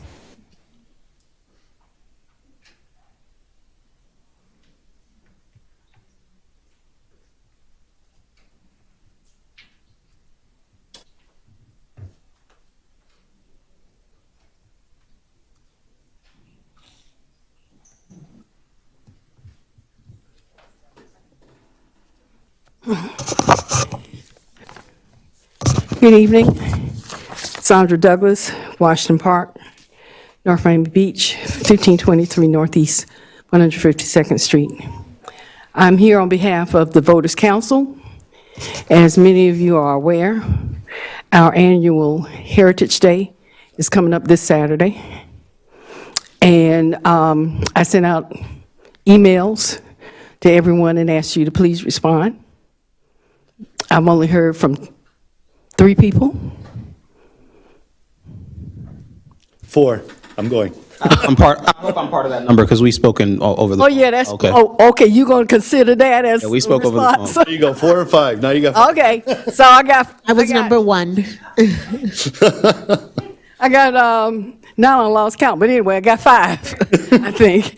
But just wanted to let you know that we're looking forward to it.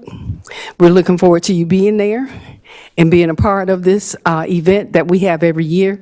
It brings back people who have lived in Washington Park. It also brings out the history of Washington Park. And we're just looking forward to a great time. Mr. City Manager, this will be your first time, but we hope that you and Assistant City Manager, because I sent you emails too, will be there as well.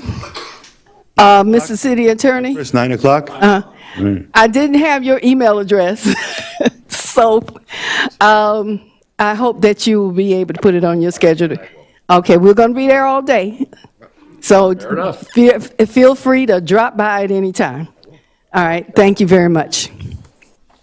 Mr. Mayor, I know it's public comment, but just on this point, I know that the city contributes every year towards Heritage Day. I just want to make sure on the record that, because I know there were a lot of things that we said were on freeze or whatever, that is taken care of.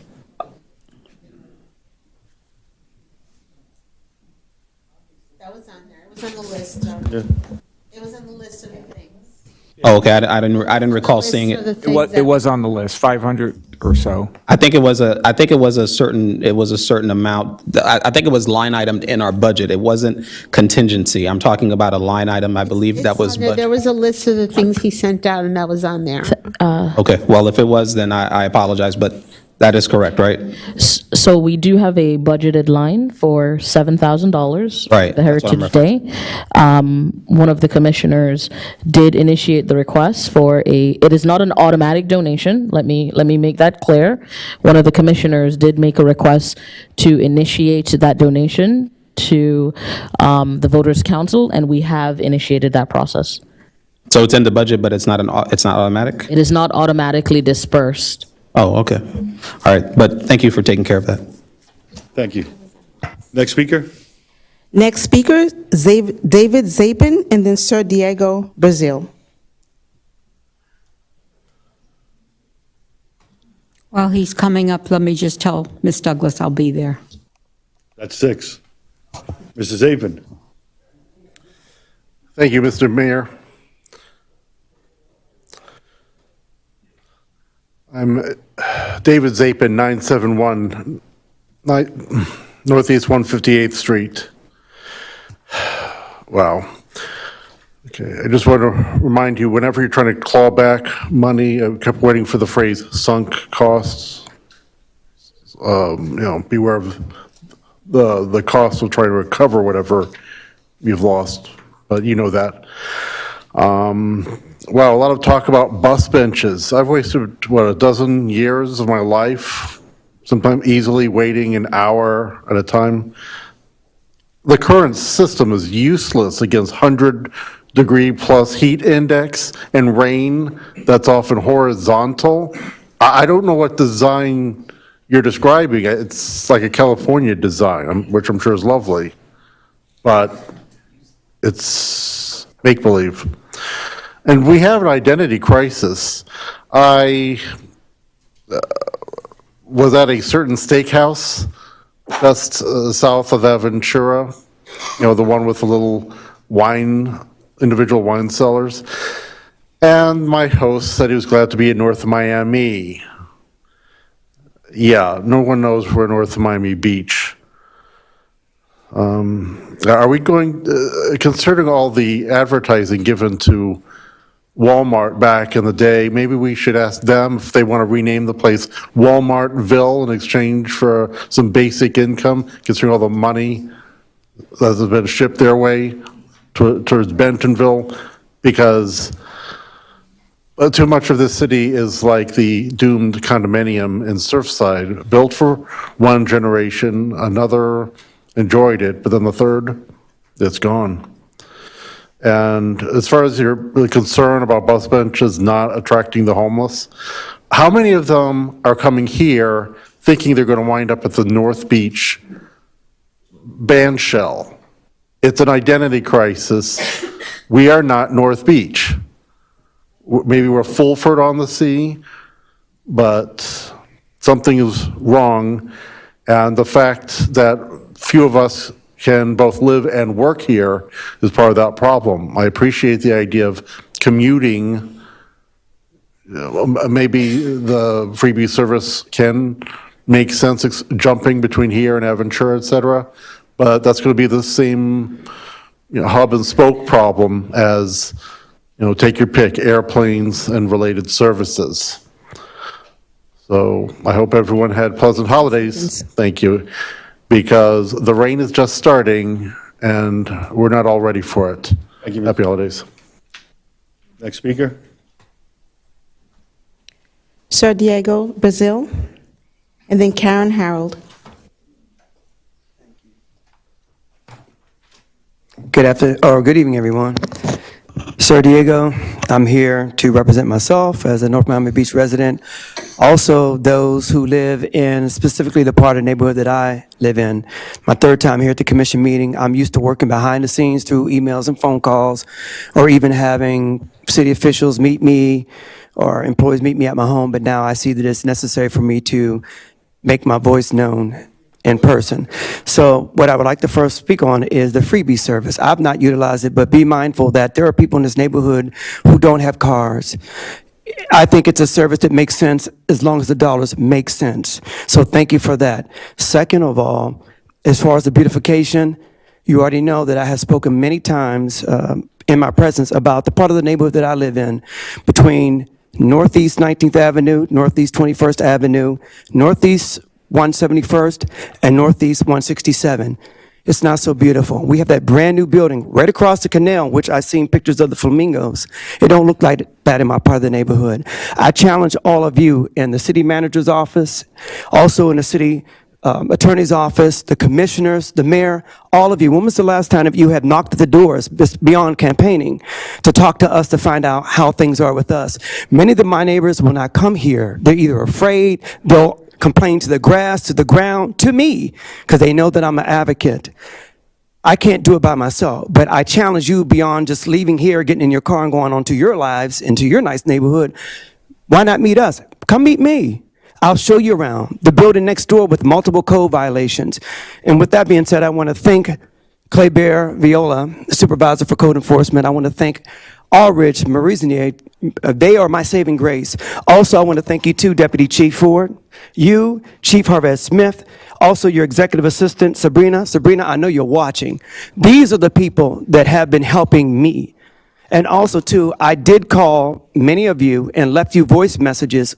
I left you a message on your voicemail, and I have not yet got a call back for a letter of support. You have people in your community who cannot pass criminal backgrounds because a person of color like me, and I'm a black man, unfortunately, I got involved in a situation in December 2008. I don't have millions and billions of dollars to hire a whole team of lawyers. Unfortunately, I had to take a plea bargain. This affects my quality of life. This country is a country that had made slavery legal. It's not right, but so understand where people in this demographic are dealing with socially, economically, in this community. We still contribute. We don't live here for free. I don't care if you use a food stamp card, you're still contributing. I have to pay to live here. So with that being said, I still, as I said the last time, thank you. We still have trash in the swells, sidewalks. There's a building a few doors down that I had to report that got a dumpster that hasn't been emptied in months, filled with debris. There's garbage bags on the property. This property has been in rehab for years. It's depressing when I go home. I don't care how good I look today. You don't even know. My cousin just got killed in a house fire last night. The house burned down to the ground. You don't know the pains that we are carrying when we come here. I don't care how we dress up. Please understand the pleas and the cries of the neighbors who are single and just struggling and can't afford 65-year-olds still living in the same apartment for 20 years.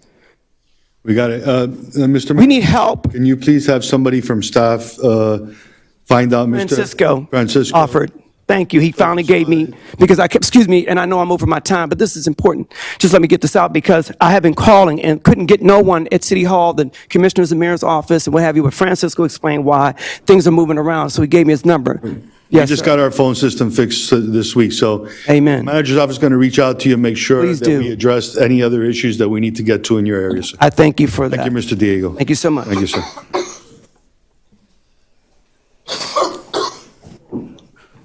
Hi, Karen Harold, North Miami Beach resident, and thank you, Mayor and Commissioners, interim city attorney, city attorney, interim city manager.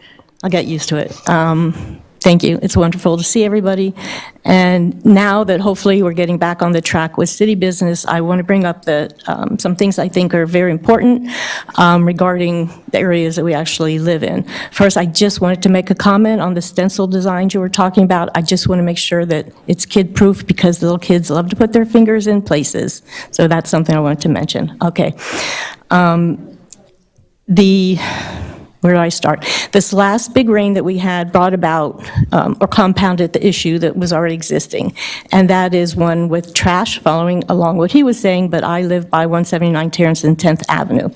There was an accident several weeks ago on 175th and 10th, and I only know about it because I see a mangled street sign that's still there, off the side, but by the bus stop, it's still there. A car fender sat on the side of the road for a long time. That was picked up, but a little piece is still there.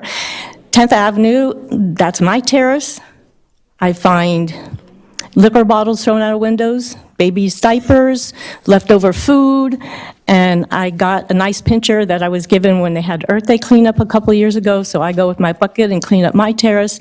But we used to have city maintenance would come along. I don't know when, maybe they're coming when I don't see them, but 10th Avenue, this flooding, just you walk up and down it, you see so many bottles and garbage and wrappers. It's like this is North Miami Beach. My terrace used to be flat, and now my terrace is like a V. It completely flooded up to my fence. There's a drain on the corner house right across from me. I don't know why the water's not going there. If it is or isn't, I don't know who looks into our drain situation with that. But my terrace now, I have to see what I need to do because I lost a lot of dirt from it and flooding up to my fence, like I said. The garbage cans are smaller than what we had before, so oftentimes they're overflowing. Garbage flies out. When they do the bulk pickup, they used to rake and clean it all. Now they leave boxes or whatever's on the ground, blows all over the neighborhood. Anyway, those are just a few things that I wanted to mention. Thank you. Thank you. Mr. Mayor, if I can. Go ahead. Mr. Diaz, before you leave the room, I don't know if you hear me, but I did ride up and down the streets of your area. I've been up and down. Diego. It's okay. Mr. Diego, I rode up and down, and I would like to give the manager direction.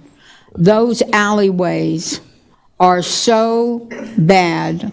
I did ride up and down the streets. I've been up and down them twice in the last 2 weeks, and those alleyways are so bad. What makes me, again, for safety is rats or snakes, but there is a pile. So if you would please have somebody from either code enforcement or coastal go down those alleyways and make sure that these people have the same rights. The only thing I want to caution you, sir, that's very important. Yes, when we knocked on doors, we saw a lot of what you're talking about. But when you report that the elevator doesn't work in these condominiums, you have to understand that the city's going to come and evacuate that building if they don't fix it within a certain number of days. And those people have no place to live. So when I went up and down the steps because the elevator didn't work and I reported it to code enforcement, I got an education.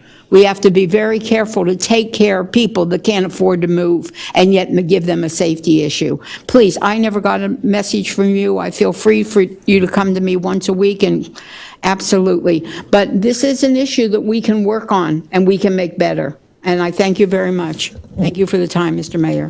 Go ahead, Commissioner. Next speaker. Irene Pellinger, and then Yona Lunger. Bless you. Sorry for your loss.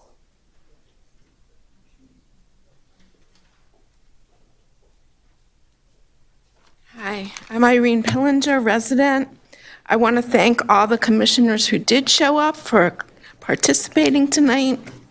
There's so much to catch up on after such a long hiatus. One item I would like to see proposed to help cure the rampant greed and self-service that's afflicted our city government for the past 2 years or so is to roll back the pay and compensation packages for the commissioners. I've even heard a proposal that commissioners only get paid for each meeting they attend.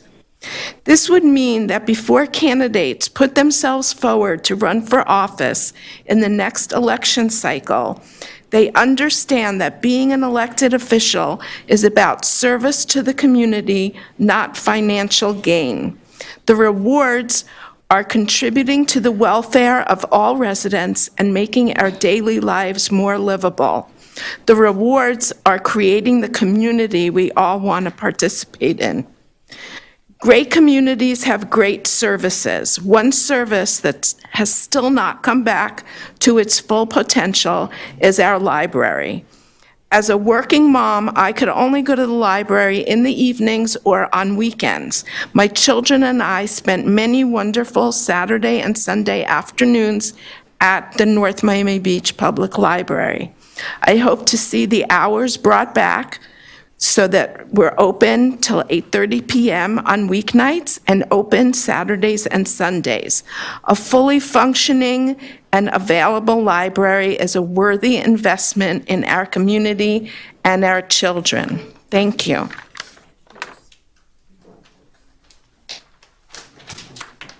Next speaker.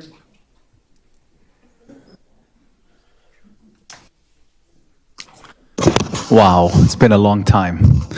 Welcome, everybody. My name is Yona Lunger. For those who don't know me, welcome. Yes, welcome, everybody. Thank you. I've slimmed. It's been a long time, right? A year and a half. For those of you who don't know, I haven't been a while back. COVID was a big hit for me.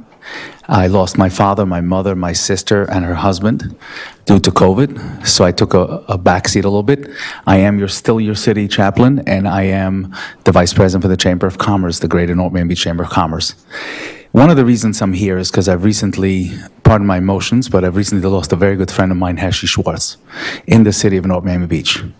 And first of all, I want to thank the police officers for the extreme work that you guys have done and trying to find the person who has done that.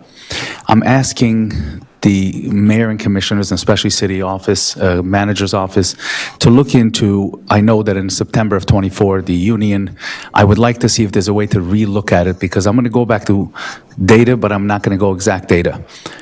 In 2011, we had 117 officers. Of course, we took down some officers because we had some laybacks. We're at 95 right now. The city should be at 121 based on its resident scale. Now, we don't have a gang street crime unit. I think that's extremely, extremely important. More cameras on the streets, so at least for what we have, they can do this. And I actually want to thank the mayor for putting up on 10th Avenue the tag readers and everything you promised at your first election when you ran, and you delivered it. So I thank you personally for that on behalf as a community activist, not as anything else, not as your chaplain. I'm asking for that. I know that we can start opening some kind of negotiations with the union to see how we can incentivize, because there are officers, and I understand that in August there are 5 more officers that are coming in here. They're in the academy, and I know there's 6 more now. 6 openings right now. Talking on the streets to police officers, which you guys know that I'm a little bit involved. I'm sorry, I might go over a minute or a little bit less. For those I'm talking to them, when I mentioned to them, come join the North Miami Beach, and I'm talking about officers who have experience, they said, North Miami Beach, what benefits? Why? Miami Gardens gives me better benefits. So I want to have that changed. We talked about our identity. People say North Miami. No, we're North Miami Beach, and I'm proud to say North Miami Beach. I've been involved in the city for 19 to 20 years by now. Most of you know me already. I've been younger and more active, and I'm still trying to be as active as I can. But as much as I'm asking is, please, let's keep the safety going. I don't want more crimes to happen as the economy goes. We all know it soars. I looked at these bus benches. I would love to see cameras on them as well. It can help us. Thank you. And I know I would love to see maybe some cameras on there so the police department can actually access it if there's a situation, they can have some recordings. Let's try to work as a safety, and again, welcome everyone, the new faces, the new commissioners, the previous commissioners. You guys are doing a great job. Let's work together. Let's take our emotions and let's share and spare more love through our city. Thank you all. Next speaker. Mara, and then Daniel Pierre. Hi, good evening, everybody. I am so happy to see that the city is right now on Speaker, a state your name, please. Mara, 179th Street. So, guys, I am so happy that everybody is working now. Well, minus one. I wish that person, get well soon and start working like you guys. It's good when the city enter a working mode because it's a progress. Everybody start to progress, the city is progressing, and the police, is working too, no just in meetings. Anyways, about what Irene was saying, I'm very happy too. So, and I agree with her, but it's one thing that is happening in the city, especially in 179th Street. When the traffic is really bad, it's a detour to that street. And I had cars driving almost 100 miles per hour, okay? Before, there weren't that many kids living around in my street, but now the people who are moving there have family. They're old people, they're kids, and they like to play outside. So if you guys can come out with something like a roundabout is what it is called, okay? So that they can diminish, the mile per hour. I love to run, but I love to drive fast on an interstate when it's nobody around. So, but on my city, hey, in this city, I make sure that I go 15 or 20. Not even the 30 miles per hour that is supposed to. I go less. You never know what is going to come running from the park. We have a park down there. And it's very concerning, and then there are guys that are making a 360 on the corner of 20, okay? Between the 20 and 23rd, they're like, boo, and then they go. So by the time I go outside with my camera, they already gone, 15 seconds. Okay. So anyways, Mara, if through the manager's office, if you could be so kind as to speak with one of our police officers, and maybe we can have somebody look at the neighborhood and do. They have special things that they do during special hours, and we could put a watch order on that area, and hopefully make sure we can get the person who's doing this or causing this chaos in your neighborhood, but at least the police department is put on notice to help you. yes, there are many people, and before something really bad happens, Okay? it's good to do that. Thank you very Please much. make sure Deputy Chief Ford is right there waiting for you. Mara? Deputy Chief Ford is right there waiting for you. Mr. Mayor? You get immediate assistance in North Miami Beach. Mr. Mayor, I know this is not a back and forth, but I'm hearing these public comments, and we really need to have a kind of forward-thinking approach to the speeding issues that we have in our city and to some of the safety concerns that we have in our city. And it's not only the police department, because we're hearing the same thing about beautification. We're hearing the same thing about cleanup. We're hearing the same things over and over and over and over, right? And if someone would ask, is their government really working for them to a certain degree, they would have a legitimate question, to ask, because how have we not come up with a solution for speeding when we have speedometers that are available? I know that thankfully on, is it Northeast 2nd Avenue? Northeast 2nd, I think, and about 171st, we have a speedometer there and some speed bumps after a number of crashes in that area. But, why don't we have 100 of those around the city to show people when they're, speeding? Why don't we have more roundabouts? I mean, we just put one up by Washington Park. That was nice. But we just need to find a real good balance between catching up and thinking and moving forward. And that's something that I think that if we're going to have a workshop, we need to kind of look at every single department, one by one, and figure out what do we need to do to catch up, and at the same time, what do we need to do to move forward? Because 35th Avenue can't continue to be a conversation, right? Didn't we just have a water main break? Okay, so 35th Avenue can't continue to be a conversation. People doing donuts can't continue to be a conversation. I know there's only so much police can do because sometimes it's all about being reactive. The gang unit can't continue to be a conversation. That's been a conversation for 5 years, right? Or since the last time we had the gang unit, even more. Benefits for police officers so that we can be an attractive police department can't continue to be a conversation. We need to solve these things. So we need a workshop to go through with a fine-tooth comb every single department, find out where we're lacking, what we need to catch up on, and then at the same time, we need to be innovative to move forward and see progress. If we have to segment this city and say we're going to do it by neighborhood and attack beautification, safety, et cetera, each neighborhood so that we can see change that people can notice, let's figure it out. Because it's going to, with all due respect to you, Mr. Mayor, I know you're doing the best that you can, and this is not targeting you, but people come up here, they make these comments, we funnel them to somebody, they take a notepad, they say they'll follow up, and then a month later, they're coming back, either the same person or someone from a different neighborhood.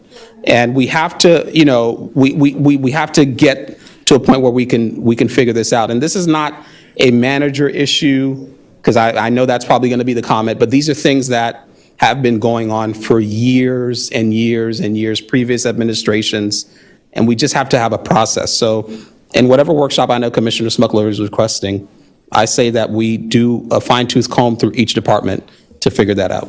Thank you, Commissioner. Next speaker, I think it comes under budget. Mr. Pierre. Yeah. Wow. I'm so happy I see everybody here. I'm so happy I see everyone. It's a good job, everybody. Good.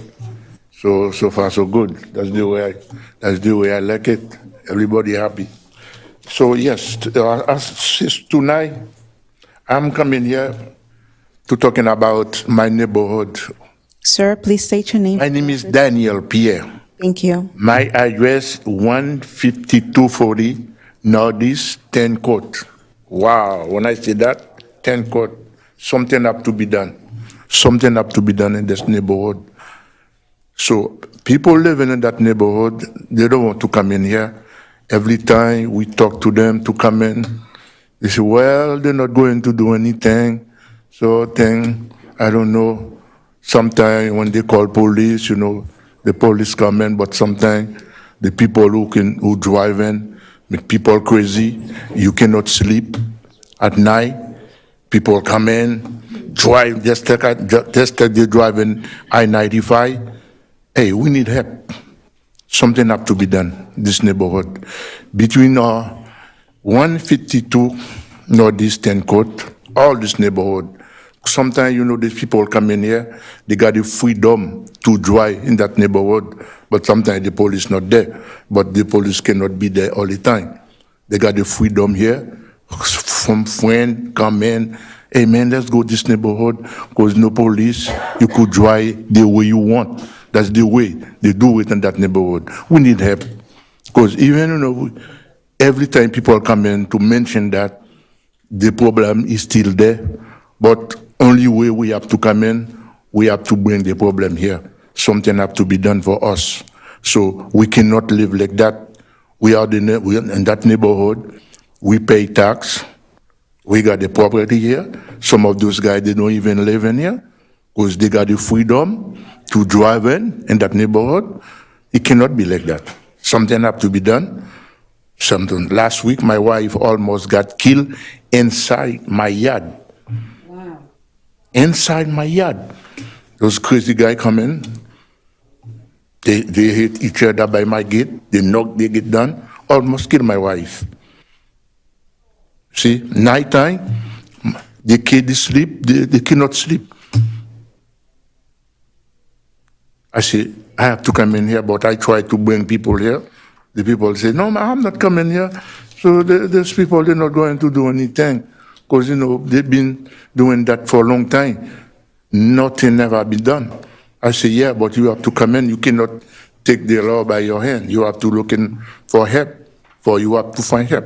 Because just like I said, the police have to do something. You all have to do something. You cannot live like that. In this neighborhood, everybody is scared to walk in the street. You don't know when you're going to be killed with this young kids. So something have to be done. Please, just thinking about that, do something. Or put some sign, thing like that. Please do something. But I don't want just like to come in the next month for the same thing. Something have to be done, okay? So I'm so happy tonight. I see everybody looking good, everybody happy. Keep on like that. Okay. Hi. All right. Next speaker. Sue? Sorry. Hi, Lynn Sue, Reef Club. Thank you, candidate Lynn Sue. I would like to show my appreciation and acknowledge all the commissioners who are here today, creating a quorum for us to move our city forward. I am hopeful because you're all here. We have an experienced manager, an experienced city attorney, like we're ready to go. So with that said, I also agree with Mrs. Pillinger over there regarding rollback of commission pay. I think our city has been through so much. We have lost a lot of money in the past couple of months that we have not conducted business. I think it's only fair that the commissioners also show their good faith and be willing to roll back certain pays or certain sizes of money, however that seems fit and is sustainable for all of us. So that's one thing, and I want to bring back the discussion of the annexation of the donut hole in North Miami Beach. I think that we have so much to provide for the people in the city in that donut hole. I think we should bring that conversation back. I have heard a lot from their community leaders that they are willing to come, and I just think we just have to put in the motion and actually put in the work also, like, to meet them and see if we can also bring them in and what is it that the city can do for them. And I see plenty of things that we can do for them. The second thing is the safety. So as Mr. Pierre said, and Sir, what's his name? I forget. Yes, Diego. Had said, like, I personally had an incident I was cut off by a vehicle. And, well, first I actually merged into his lane, but safely, signaled, but he cut me off, slammed on his brakes, and he would not let me pass him. So I was trying to make a left turn, he would block me. So what I did, learning from experience, is I called 911. The minute I called 911, it was Miami-Dade County dispatcher. The Miami-Dade dispatcher said, "Are you in danger?" I'm like, I think so. If the guy decides to drive up to next to my window and start shooting me, then I would definitely be in danger. He asked me where I was. He said, "Oh, you're in North Miami Beach territory." I'm like, "Okay, yeah, that's right. Let me transfer you." The phone rang off the hook. Nobody picked up the call. That's a big concern. I called back. This time I called directly to North Miami Beach Police Department. Still nobody answered the call. And I understand that we may be short-staffed. The police department has been deprived of funding and our funding or money, whatever it is, or we've been losing a lot of police officers, and that's why their safety is to be addressed. Last thing before I go, I want to say that commissioners, Hindsight is 20/20. It's easy for you to point fingers at somebody, but you guys are our leaders. You are the ones that we elected into office, rightfully, duly elected. You can initiate any ordinance that you want to see without complaining about what has not been done. With that, thank you.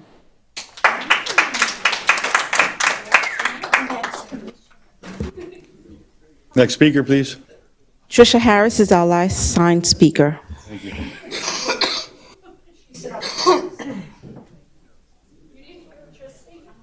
I hope Mr. Cassan's okay.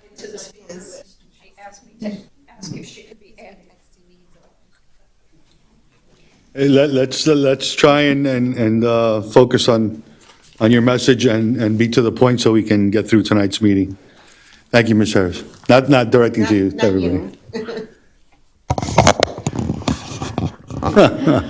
That may change my whole attitude. Mayor of Highland Village. Okay, I'm up here for a few reasons. First and foremost, I'm speaking regarding the library. I'm on the library board and... Speaker, please state your name. Oh, I apologize. That's because the mayor took me somewhere else. My name is Trisha Harris. My address is 2251 Northeast 136th Street, North Miami Beach, Florida. I'm here to speak on the library board for a moment. You know, the children of today are going to be the leaders of tomorrow. And I see that our library is being abused. We don't have staffing. We need a lot more programs in there because the children that need to come to the library are people like me. Because when I went to grade school, I was told that I was illiterate, and my mother had to fight the school board to tell them that I could learn my ABCs. I stand here today, I've held a job, I own property, and I'm speaking to you. So what those teachers said to my parents back when I was in second or third grade was incorrect. And one of the things that helped me was a librarian that taught me how to speak the words I couldn't speak. And I don't normally come up here and say things like this, but I'm fighting for our library. Our library needs to be the number one thing that we take care of in this city. Okay, I know we've got a charter school next door, they're growing, but they cannot be the most important things because there's children in this neighborhood that cannot go to that charter school, that don't have the qualifications to get in that school, and that's where they need to be at the library. The library has also for elderly people, which I'm starting to qualify for that division too. So we need more programs for the seniors at the library to keep them cognitive. Is that the right word? I'm not sure. So if I'm wrong, correct me. I won't feel bad. Next, I'm also on the Commission of the Status of Women board, and I'm here to announce, and I know our liaison will announce this, but I'm here to invite all the ladies, all the mothers, to our Mother's Day breakfast, which is being held on Saturday, May the 13th, from 9 to 11. It went up recently. Sign up. We have minimum seating. We want to see all the mothers there so we can honor you and give you a good time like we have done in the past. COVID took it away. We had to do some home deliveries, but we got a lot of thank yous from the home deliveries, and I just want to keep some of the stuff going. My last and foremost, I'm going to speak about the police department briefly. Your time. May I have another second or two? Take 15 seconds, because No, I'm just, I have to do it for everybody else. we had an incident in Highland Village the other night, and I want to thank all the officers that came out and took care of it. And thank you very much again. Have a nice evening. Thank you, NMBPD. Next speaker. The next signed speaker is Jeb Hanwerger. Try to be quick. Jeb Hanwerger, Monticello, 1091 Northeast 166th Street. hearing a lot of things that I'm just going to reiterate that I agree with. The traffic issue right by the Taurus Emmis School, there needs to be speed bumps, just like there's speed bumps out by the NMB and JFK. Taurus Emmis School, we're having a huge expansion there. It's $30 million expansion. They need to have speed bumps because the roads are getting overcrowded right now. That's why freebies becoming an important investment because there's just too many cars on the road. We saw with this recent flooding, the lesson that we must learn from this recent flooding is, are we overbuilding? And are we keeping our drainage, is our drainage system able to handle these buildings? The answer clearly from the latest flooding in Fort Lauderdale was probably not, no, it's not. And we have to be very careful. We have to be careful of when we're approving these projects, are we overdeveloping? And from this recent flooding, it's a lesson that we must learn. But we also must learn in the city the law and order. We have not been supporting our police department. A lot of people have been speaking about the gang unit. When the gang unit was active here in this city, people were scared. Criminals were scared to come into this city. We need to get our police department strong. We cannot, and that's number one, is law and order and supporting our police officers. And we got to get it, especially with the recent murder that we've had in our city. This is Earth Week. We saw with this flooding, we got to make sure that there's a tree giveaway, planting our trees, planting edible plants, rethinking of how we are working with our environment, both in our homes and as a city. So that's so important. And also, this is Autism Awareness Month. We have many students, many young people in our community that have disabilities, and there's opportunities within our city to make sure that our drainage systems are clear. I saw with the flooding, the drainage systems got backed up because there's too much trash on the roadways. There's too much littering. People don't realize there's a reason why there's garbage cans. We need to make sure there's clear garbage cans on every block. You put your garbage there. You don't put anything near the drainage systems. And we need to educate, and we need to make sure that we employ our young people and give them opportunities, especially our students with disabilities and autism within our city, that they can come and beautify our community and clean up our community. So it's a great night tonight. We are here together for the first time in a long time, and we're going to get business done. And thank you for being together tonight.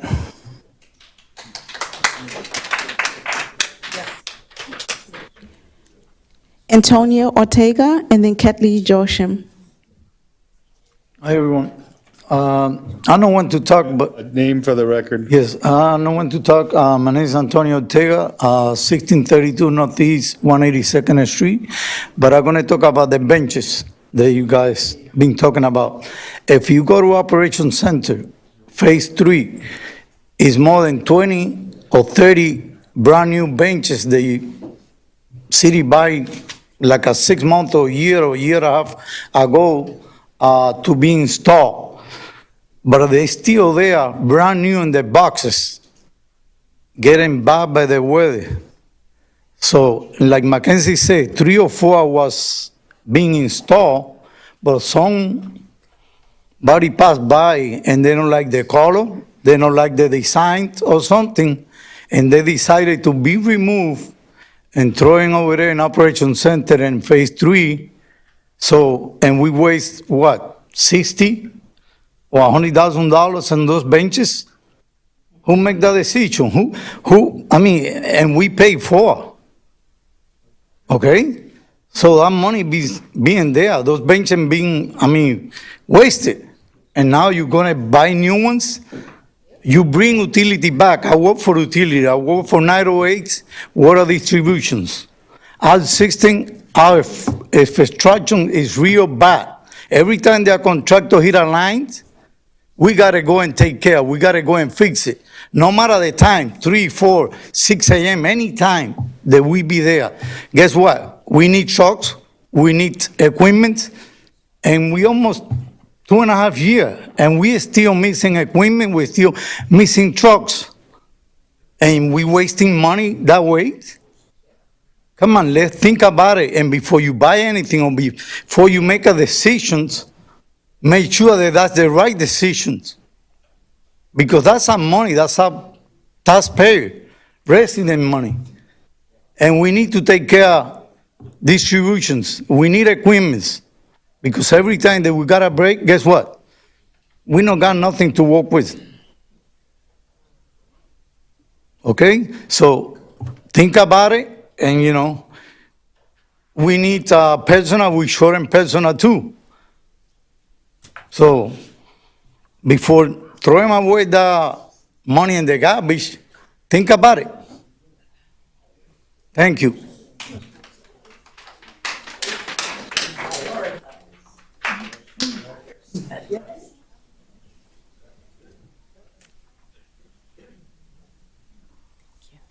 Good evening. My name is Ketley Joasham. I reside in Ulita, a longtime resident of the city of North Miami Beach.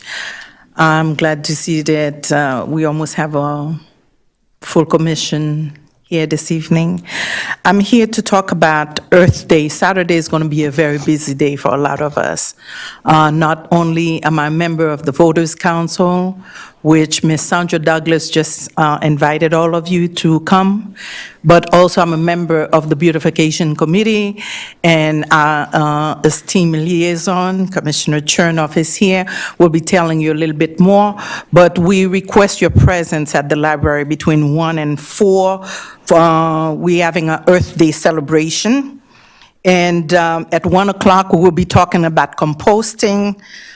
2 p.m., we will be having craft and games, and we will be talking about Tree Canopy USA. There will be an Eco Challenge presentation. So please bring the kids, bring the family. It should be an education, like former president said, like you've never seen or heard before. So we're expecting all of you to come at the library and see this presentation about composting, how to plant your trees, everything you need to know about it. And also, while I'm here, it's amazing that Antonio just talked about the wasteful spending. For us to have benches here from the previous city manager, and now we're about to order more benches. Why did the city manager, when he ordered these benches, or whoever ordered them, then check and see exactly if they were the right color, the right scheme for the city of North Miami Beach before spending that type of money and now taking everything and dump them somewhere? Where a lot of locations need benches. All I hear from a lot of people that reside in the city about needing benches. You have a lot of elderlies that get to either to the bus benches and can't find a place to sit. I have someone I just sent the picture to Mr. Scott a few minutes ago, who sent me a picture of a bench that we have on, right there on US 1 down there. And the bench is literally crumbling apart. So we need to start doing auditing everywhere in the city to find out what happened about this wasteful spending, and also liability about what can go wrong in our city. Thank you. Thank you. Madam Clerk? Mr. Mayor, we do not have any other speakers signed up. Anyone else wishes to speak? Mr. Mayor? Okay. Seeing nobody else wishing to speak, public comment is closed at this time. And we will go ahead and move on to the next item, which is going to be our attorney's report and then our manager's report. Mr. Attorney.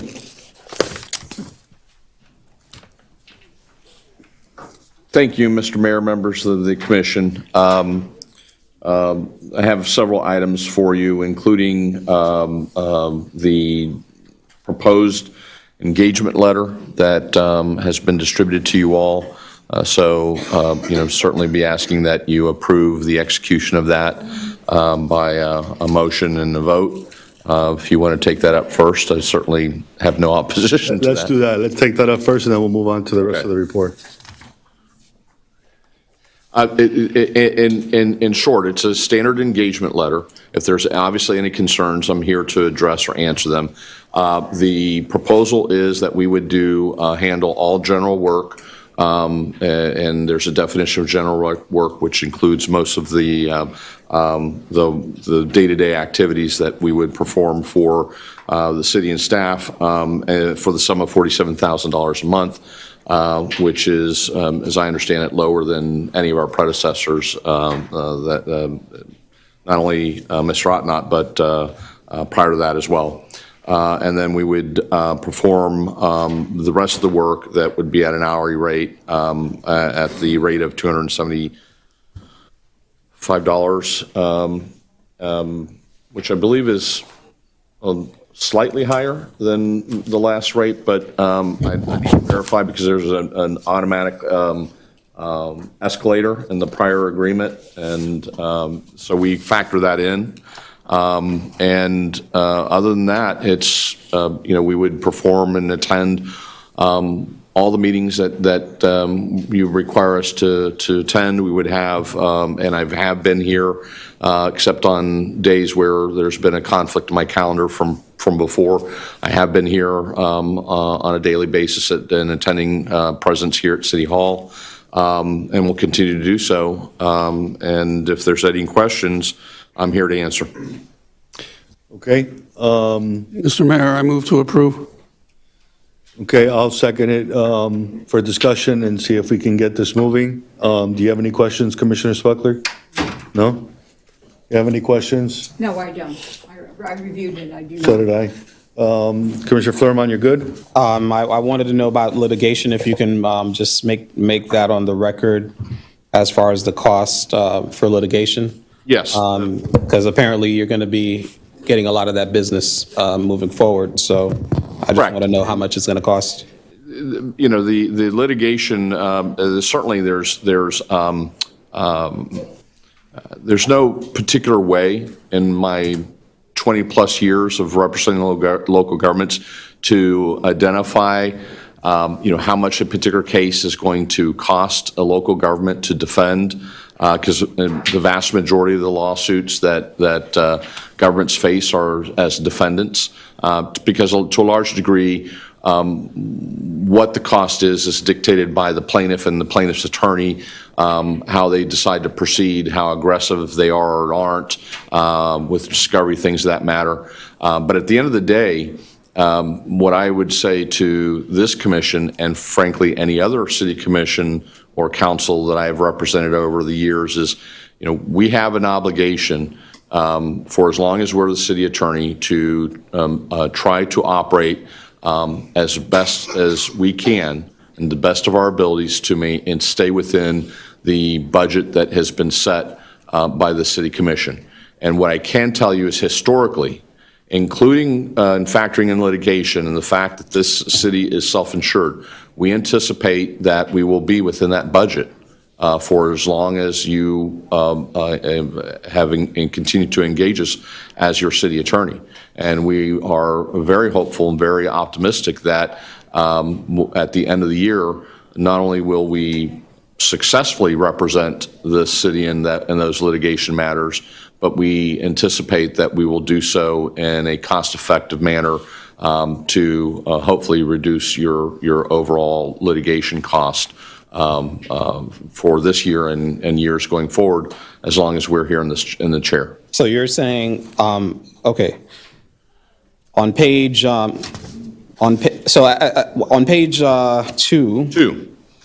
it says here, excluded from general legal services, all litigation, attendance at meetings as may be requested by the city commission and manager. Additional meetings. I'm sorry, attendance at additional meetings.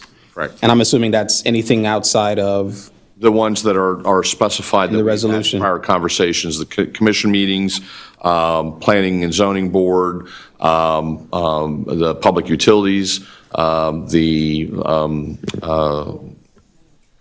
code enforcement, and I believe also, I'm sorry, the management pension board. Guardhouse? Yeah, but Management pension there board. was always an attorney at the guardhouse, excuse me. For the guardhouse. The guardhouse, there was always, Again, I wasn't aware of that, but we'll attend that as well, if that becomes. Well, I mean, are these iterated in this contract? Because I just want to make sure that we know exactly what it is. Yes. I mean, generally, we had a great conversation the other day, over an hour long. Right. Well, probably close to an hour. But I just want to make sure we're clear, because it says that the firm's billing rates currently range from $210 to $920 Yeah, per but hour. we're not, it's on the next page is our specific rate for Right. the city, which is. Outside of litigation. No, including litigation. Okay, so the rate right now, all attorneys blended rate 275, paralegals 125. So, For everything what that's is- outside of, that's the rate that we would charge for all work that's excluded from legal service, for general legal services, okay. which includes litigation. Okay, so the rate that, the blended rate of 275, you're saying is going to be the rate for litigation? For litigation, for attendance at any special meetings, bond transactions, complex real estate transactions, environmental matters, enterprise, which is generally considered to be utility fund work, and labor negotiations. Okay, because you answered the question differently when I asked you the first time. That's why I was I'm asking. sorry if I Okay. wasn't clear. Yeah, because I wanted to know the hourly rate. I mean, obviously, you don't know how many hours you're going to work on a case, but I wanted to know specifically, if you can iterate that on the record, that litigation is 275 That's correct. per hour. Yeah. Okay. And I would add that I think, or I recommend, that between now and the end of this fiscal year, through discussions with the manager's office, assuming you all give us this direction, is to look at the possibility of either expanding your existing liability coverage to include a tort liability, which is where the majority of the litigation is because you're self-insured, to see if it's cost-effective to go back into an insurance pool, whether it's our existing insurer, which is Chubb, or the League of Cities, to see if those costs can be reduced. I think that's something that the city should look into, and see if there's a cost savings there that can be achieved. Okay, thank you. Welcome.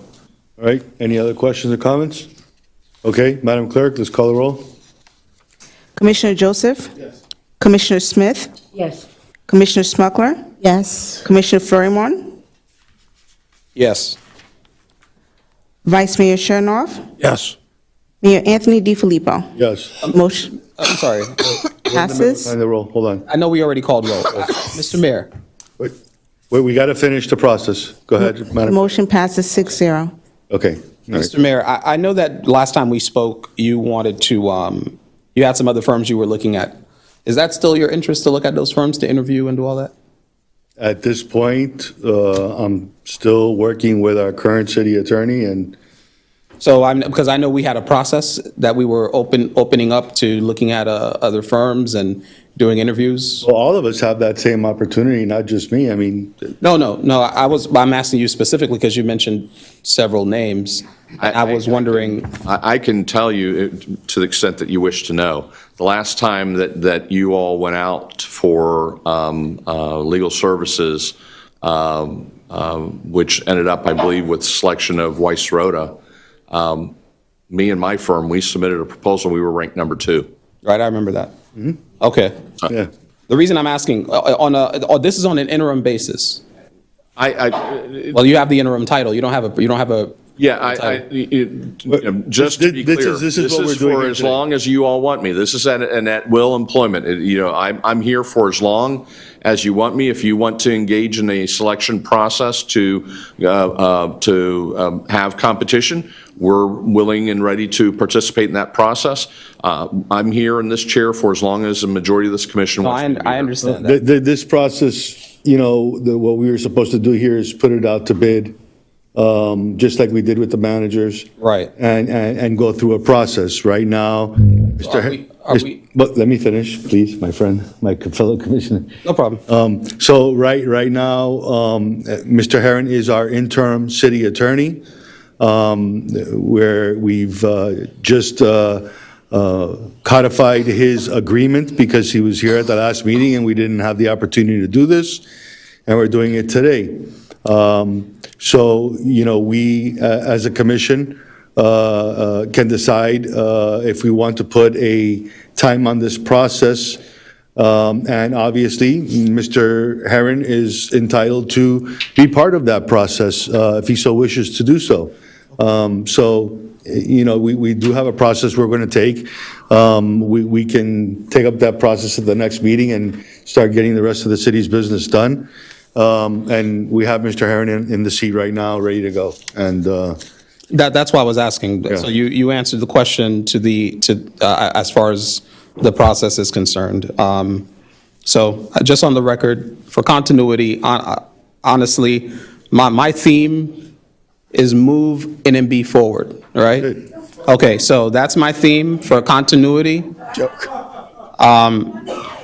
Okay, I'm glad some of you guys find that funny. Let's have some respect, please. Okay, well, Mr. Herring, people are laughing at the fact that I would like for us to not have a search and continue with you. That's where I stand. I don't care for a search. Guys, we're not doing this tonight, guys. Come on, please. All right. Thank you, Commissioner. So that's where I stand. If at any time the rest of my commissioners should see that we can, just forego the process of looking for other firms and just moving forward with you, I think that it would save us a lot of time and money, and we can do that. Thank you. Thank you, Commissioner. Thank you, Mr. Herron. Vice Mayor? At this time, not like we've done in the past, I would like to give permission to Mr. Herron to hire outside counsel, special counsel, to, as my colleague just alluded to go in the past after our city manager, our last city manager, and after our city attorney, and hire Michael Pizzi to be that counsel. I'll second the motion for discussion. Commissioner Smith? Well, I'm sorry, I didn't know you were. I have to gather. Let Commissioner Formine go ahead. Let me gather my. My goodness. Okay. So this is interesting. So you have an attorney that's representing, with all due respect to you, Mr. Chernoff, representing you in a lawsuit against two of your colleagues, representing the mayor in a lawsuit against the city. Okay, and this is the person that you want now to hire as a commission with all the conflict of interest that's floating on this dais with these particular cases, to be the of counsel now to represent the city on the city side of any pending litigation? Is that what you're saying? Yes, that's exactly what I'm saying, due to the fact that you caused us to get into this situation. No, listen. No. Let me finish. Let me finish. You asked the question, he answered it. And now I'm going to continue. Finish your statement. Okay, because I'm not going to do this. Now, for those of you who are here as quote unquote standard bearers, you guys should be livid. You guys should be livid, Commissioner Kramer. Excuse me. And I'm calling her out. I'm calling her name out only because I believe that she is. Listen to what I'm Commissioner, saying. you are out of order calling somebody from the. No, listen, the reason I called her name is because I believe. But you're out of order. There is no reason. All right, well, let me finish my statement. Because I believe that as much as we have bumped heads, that in her heart of hearts, that she is a standard bearer. That's the reason why I mentioned her name. You don't know what a standard bearer means? Okay, well, I don't want to say look it up, but a standard bearer is someone that holds up the standard for things that are good and things that are right, and will not allow for unethical things to be done. And so being consistent, if we want to be consistent, it's not about who you like, it's not about who you don't like, but if we want to be consistent, then how in the world can we as a commission sit here and even proffer a motion to have someone who's representing two of my colleagues against several other colleagues and against the city to also represent the city in those, it doesn't even make legal sense from my understanding. How do you represent both sides? How do you go to court and you're suing the city and then you're also defending the city? It just doesn't even make legal sense. But just proffering that motion alone lets me know where some of us stand. Well, I'm glad you know where I stand. I'm glad you know where I stand on this particular issue. And like I'm telling you, whether you agree with me or don't agree with me before, anybody who's a standard bearer, anyone who has an ounce of sense knows that this does not meet legal muster. I think it's, Mr. Attorney, would this be considered illegal for an attorney to be on both sides of a case? That would ultimately be for, and saying this, and we can look into it, be for the Florida Bar to determine where, as a member, not only as your city attorney, but as a member of the Florida Bar, every attorney who's sworn by the Florida Bar has an ethical obligation to comply with the rules of ethics established. But here's my question very simply. Can one attorney be on both sides of a case at the same time? Generally, no. Okay, generally, no. However, I understand, and so I'm going to ask for clarification. I understand, and maybe I'm wrong, that the request was to engage outside counsel to look into past conduct, not to participate in the litigation. Listen, no matter how you slice this, people are talking about friends and family plans, as far as people giving business to friends and et cetera, et cetera. This here, and I would encourage my colleagues who are not involved in, who are not doing business with Mr. Pizzi, to really, really consider what you're doing tonight, because this to me is a blatant, it's a blatant appropriation of the city's disposition. It's not right. It's not right. Thank you. Mr. Mayor. No, before, just to answer, in regards to what you're saying, I wouldn't have made the motion if there was any ethical thing wrong, any ethics wrong with doing that. Mr. Ben Cooney, who is the foremost ethical attorney in this county, made a ruling that is not a conflict of interest in any way, shape, or form. So I do stand by what I made. But but you didn't mention Mr. Ben Cooney, you mentioned Mr. Pizzi. So please make that clear on the record. Yeah, well, Mr. Ben Cooney is the one who made the thing on whether it was ethical or not. Okay, I just wanted to ask for that. Okay, so you have his Yes. in writing. Okay, all right. Let's anybody else wishing to speak? I Go ahead, might, Commissioner. Commissioner Formand, you know, you should have recused yourself when you voted on the HANA building, when your wife was a nurse and part of What that. are you talking about? Excuse me, you had the floor. Makes no sense. Now, I'm just give saying her that the same respect, please. you're telling us that we can't hire, I'm not telling you what to do. I'm giving you my opinion. okay, but you're being very hypocritical because you are, all of a sudden, you don't care, you don't want the friends and family plan. You've wanted the friends and family plan for the last 2 years, but now you don't want it. What you're This saying is not, untrue. this is not the friends and family plan. This is that, this has nothing to do, he just wants to hire him to go after the city attorney and the city, investigate the city, not go after, the city attorney and the city manager. This has nothing to do with who's representing whom or what. Honestly, I want to hold this, I want to table this for another day so we can look better into it to see if it's a good idea or a bad idea. But please, don't talk about the Friends and Family Plan when you've been part of the Friends and Family Plan for the last 2 years. Mr. Mayor, may I make a clarification? Hold on, there's other people that need to speak. Because she made a statement specifically. Okay, so you'll have to just hold wanna on. be clear, Mr. Mayor. You're going to have to hold on. No problem. Commissioner Smith, you are next. It's very interesting. Mr. Attorney, if I understand it, I'm waiting for my application for law school to be returned.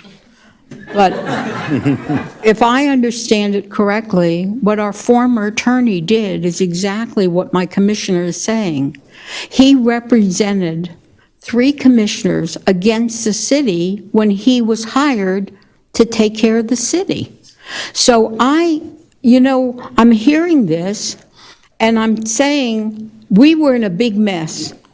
And I've said it publicly, I'll say it again in front of my commissioners if my commissioner would come back, that I think everybody has the right to what they feel. I don't want to take that away from anybody. But what you don't have the right to do is stop the city. So here we are rushing. I couldn't even read a 100-year-old woman. She won't be here for her 110th birthday, God willing, maybe. I couldn't even read her proclamation because we had to hurry because we put away 4 months. Okay, it didn't cost you anything except goodwill. It didn't cost you anything except we as a community that also have some feel-good things went on a back burner for 4 months. So now to say that what you want to do, whether it's Mr. Pizzi or whether it's somebody else, in my seat, not today, next month, I want to go after people that stole, that used your tax dollars, my tax dollars, because I pay in the city, and they weren't allowed to have it. They weren't allowed to have that money. So I don't know who, and if it's not tonight, because we still have to get to our agenda, I just want to tell you, this will not go underneath a rug, not in my seat. Because I ask about that, and the manager's here to say it, and the attorney, we had the discussion today. Can we get back our money?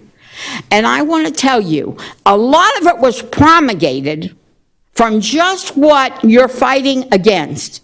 It was promulgated because salaries of $127,000, what did they do?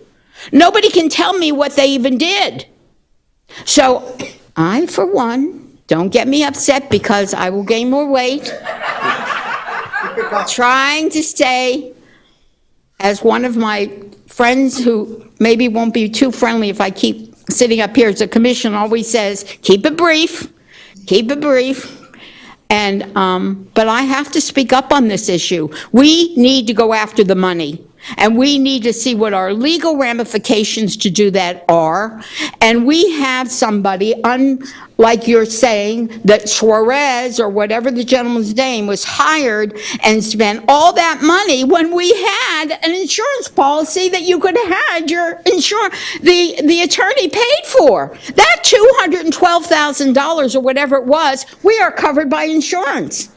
So that in itself, okay, it gets to be mind-boggling. Let's not go too much into detail because that can really, I have to tell you, if you try to follow the bouncing ball, it'll blow your mind. You sit here in a position, and I'm not going to say you, I'm going to say you as a collective North Miami Beach sat here and did things that were unconscionable. Why are they unconscionable? Because it's not your money. And so therefore, you took money that wasn't yours, and I can't get over how people not only got this kind of salary, but would put in a receipt for $9 in gas to go downtown or to go wherever they went, but yet they get this kind of salary. What was the money for? And then when they paid for the gas, they put in the receipt for the $5 for the soda and the chips they bought in the gas station. Are you kidding me? So, okay, so let's not let's not get me started, because you can see how I can get wound up easily. Okay, call. And I'll just sit Call here the and question. I'm calling the question. The question has been called. I'm calling the Next, question. Mr. Mayor. I know, but I just called the I can speak, I question. was next. The question has been I just called. called Go the ahead, Madam question. Mr. Clerk. Mayor, he told me I can speak Clerk. to respond to something. We just had the question called. We're not going to go back and forth. Madam Clerk, go ahead and call the roll, please. Well, if I may, and I think we're discussing two separate but related issues.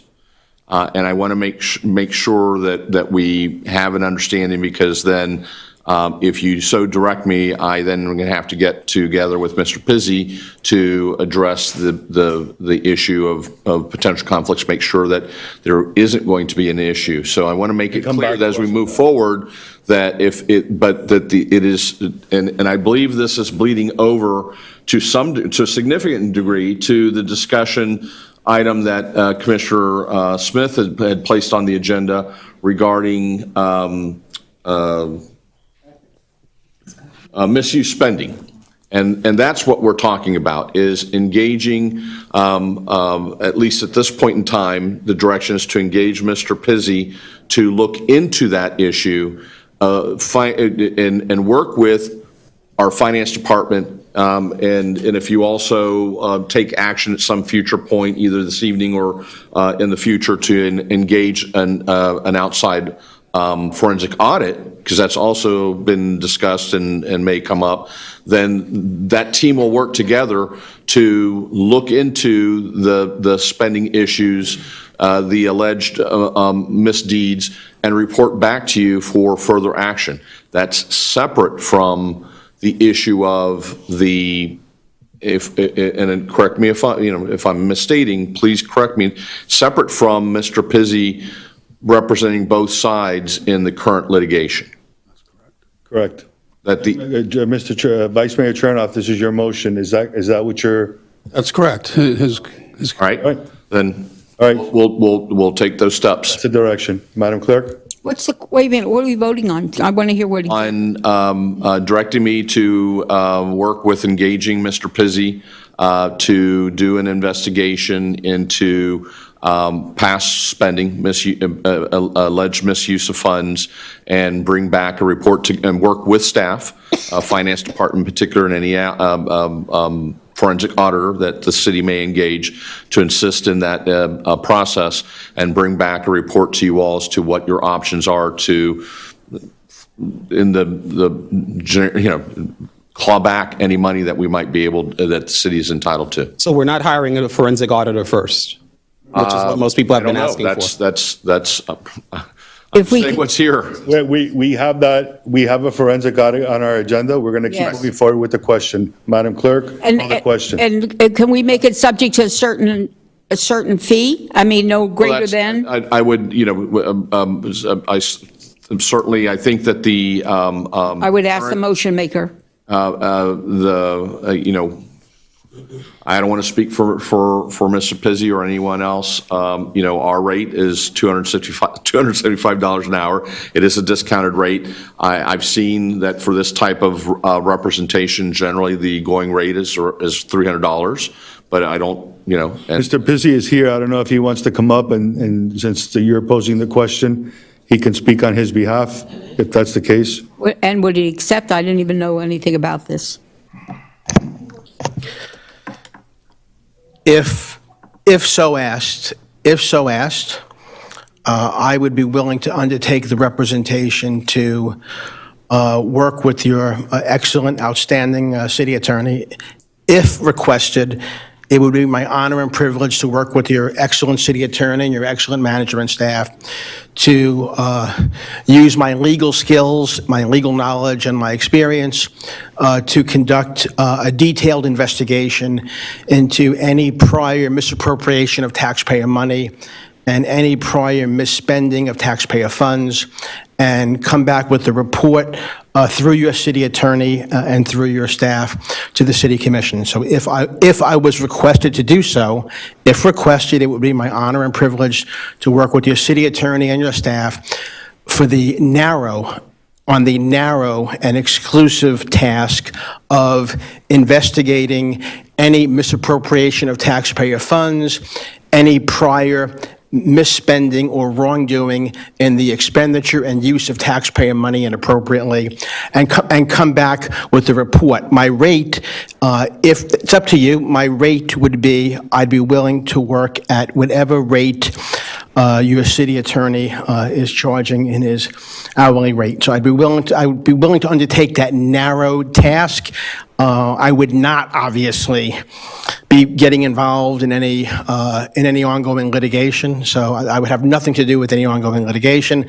That would be my narrow task to fulfill your purpose of investigating any prior misconduct and spending taxpayer money that you've talked about a lot. I'll work with the attorney, the staff, the auditor, and through the attorney, I'll come back with recommendations and a report. I'd be willing to do it on the following terms: either at the hourly rate your city attorney is using, or I'd be willing to accept any lower rate that your attorney suggests. I'd either do it at his rate, or I'd be willing to accept whatever rate the city attorney suggests, because my goal would be to help you and help your city investigate something that you appear to want investigating. So my goal is not financial interest. My goal is to assist your town and your taxpayers and this commission in investigating those narrow issues that you all think requires investigation. I'll accept whatever fee Mr. Herron suggests. Having said that, let me say this. I'm a busy guy. I've got a lot to do. You know, there's an old saying, no good deed goes unpunished. If you want me to help you and you give me that task, I'd be honored to help you. If you want me to help you, I'm here to help you. I'd be delighted to do it. I've been doing it for the past year. I'm happy to do it. If you don't, I'm fine with that too. I'm simply here to help you to the extent that I can. And thank you. I just want to ask, Mr. Pizzi, before you leave the podium, you of 35 years or whatever, I would like to say 110 years, but because you're so young, I can't. Of all your years' experience, you feel that would be a conflict of interest yourself? You would know more than I would know. I've been doing this around 30 years, and I'm very familiar with the Florida Bar rules and the rules of ethics. The answer is, if I were to undertake the narrow task to work with your city attorney on investigating prior misconduct and misspending of money on whatever it was spent on, there would be having nothing to do with any litigation. There would be absolutely zero conflict of interest, zero implication of the bar rule. So I am confident after 30 years of doing this, and 30 years of doing this without ever having a Florida bar issue, I will tell you that a conflict of interest would not be an issue. And I can tell you conclusively, there would be no conflict of issue in undertaking that task. Having said that, you know, I'm here to help. If you want me to help, I'm happy to do it. If not, it's okay. I have other stuff to do. I'm simply here to help if you want me to help the city. And thank you. Can't imagine he'd be jeopardizing his own license. No, I don't. I don't think I'm. You know, I hate to say it, but I'm 60 years old now. I've been practicing law for around 30 years without any Florida bar issues. So, if you want me to help you, I've been helping you the past year. I'm delighted to help you, and I'd be happy to keep helping you. Totally up to you, but I'm here to help if you want me to help. Couldn't put it any more succinctly. Thank you. Madam Clerk? No, he was going to, our own attorney was going to add something. Yeah, I was going to say that issue of the conflict, we'll make sure that there's not that issue. And I'll coordinate that with Mr. Pizzi. We'll bring back to you a proposed engagement letter for your approval at the next meeting, which could be as soon as next Thursday, depending upon how the rest of the evening goes, and move forward in accordance with that narrow scope. And I, again, would suggest then at the hourly rate of $275, I would not ask Mr. Pizzi to work for anything less than we would be willing to work for. Agreed. Okay. Commissioner Joseph, Commissioner Smith, Yes. Commissioner Smuckler, Yes. Commissioner Florimon, No. Vice Mayor Chernoff, Yes. Mayor Anthony DiFilippo, Yes. The motion passes 4-1. Okay. Mr. Attorney, what's next on your report? Yes. The reason why Mr. Pizzi is probably here is, as you had asked, Mayor, and Mr. Pizzi has I believe, submitted some invoices to you, and there's a request by you for the city to reimburse expenditures and fees and costs that you've incurred in the litigation that you initiated for the purposes of having these meetings, the quorum issue, and only the quorum issue. And I believe that's, don't want to speak for you, but I understand that that's going to be coming before me. We have looked into this matter. Ironically, one of the opinions that we were able to find on this subject matter is actually originated out of the city of North Miami Beach under the auspices of Ms. Siegel when she was the city attorney, and there was a similar request for reimbursement where the issue was, again, enforcement of the charter. So in that opinion, the Attorney General's office cited to a Florida Supreme Court case called Thornburg versus City of Fort Walton Beach, wherein the Florida Supreme Court set forth the standard that for public officials, and I'm quoting from the opinion, to be entitled to representation at public expense, the litigation must arise out of or in connection with the performance of their official duties and serve a public purpose.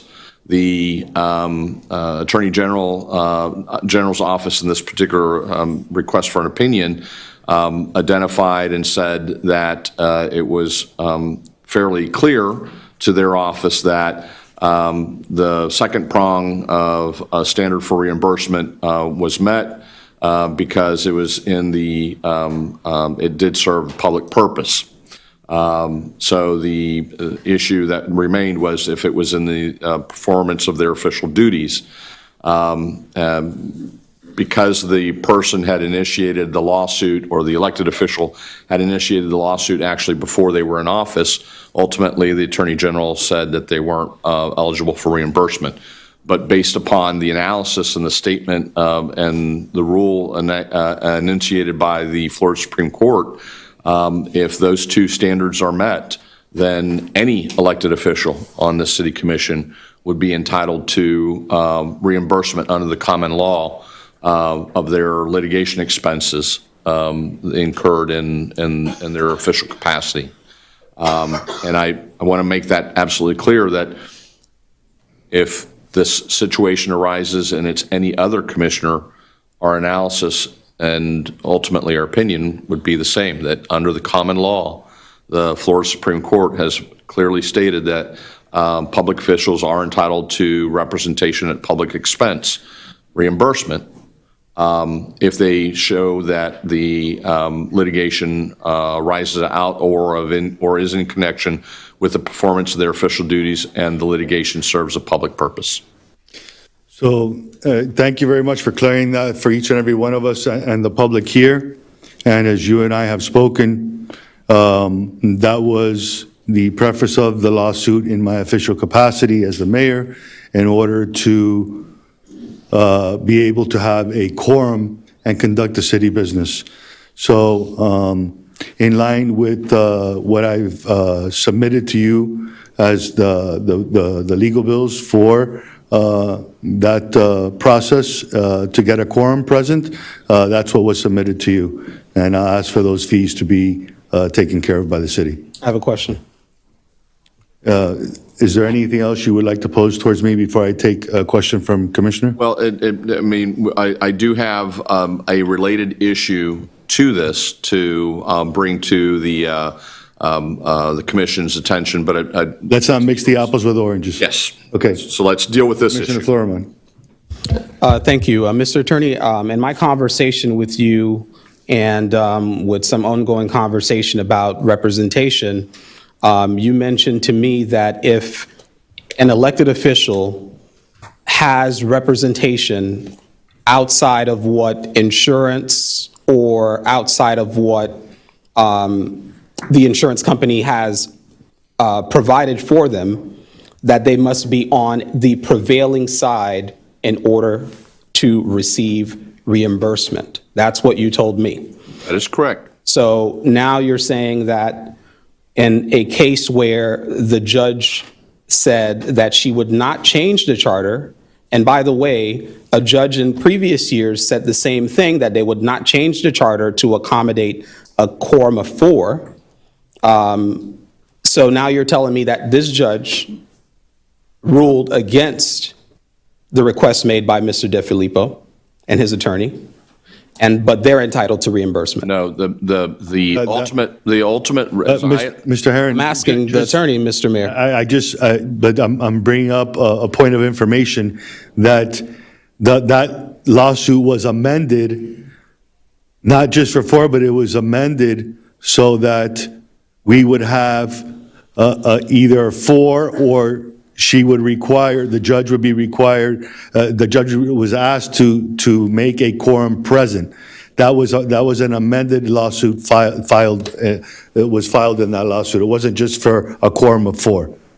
To that point, and I think that is where Commissioner Florimond was headed, is that, yes, we've looked at the pleadings. An amended complaint was filed, and we do know today that the judge has entered an order ordering the commission, all the commission, to comply with the resolution that this body itself had adopted last year, establishing the number of meetings and requiring your attendance at that. Right, but that resolution was always documented, it was always there. This is nothing new. The resolution was always there. For a judge to say, abide by the resolution, is not reducing the quorum. But in addition to that, separate from that. I'm sorry, but well, let me complete my sentence. Let me complete my sentence, Mr. Attorney. I don't want to be argumentative. The law. If I may complete my sentence. Yes, I'm sorry. Okay. Please, go ahead. So if I'm wrong, then once I'm done, you can let me know. You want to complete your sentence when he was talking? That's fine. That's fine. Please, Commissioner. No, I mean, come on. I will, go ahead. Thank you. So what I'm asking is, the quorum issue was not the issue related to the resolution. That's number one.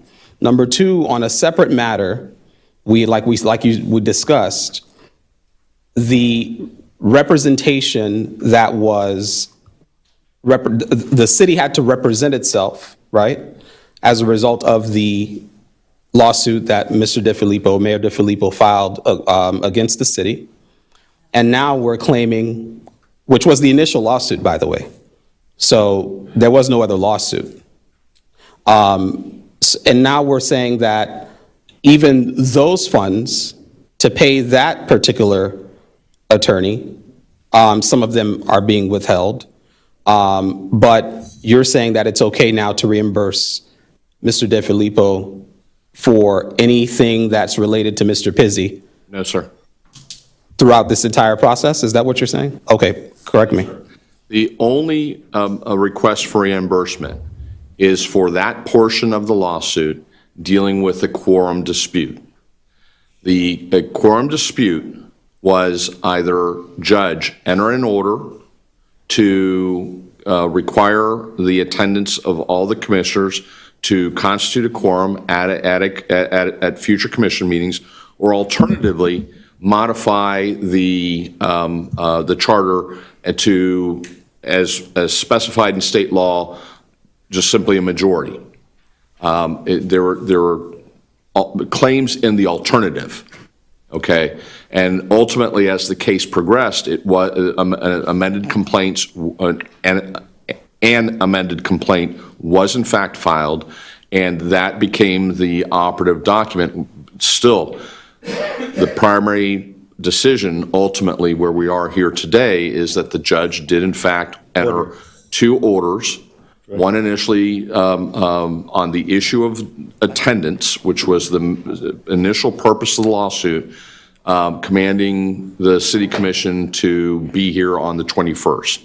The court then entered an amended order to say you will have an officially adopted resolution that says that you're supposed to meet no less than 11 times a year and have these rollover meetings on the fourth Thursday of the month if you don't get the business done at your regular meeting, and therefore I'm ordering you to comply with this resolution and attend, and so there is a quorum for the city's business to be conducted. Have you determined? Let me finish one thing. So if the lawsuit, as it relates to the quorum issue, was dismissed tomorrow, theoretically, that order would still be there saying we all have to be here for commission meetings. Okay, so. That would be the operative order. Are you done? Yes, sir. Okay, so how have you determined, because the judge did mention that the residency issue was a threshold issue, a great part of the proceedings had to deal with the residency issue, right?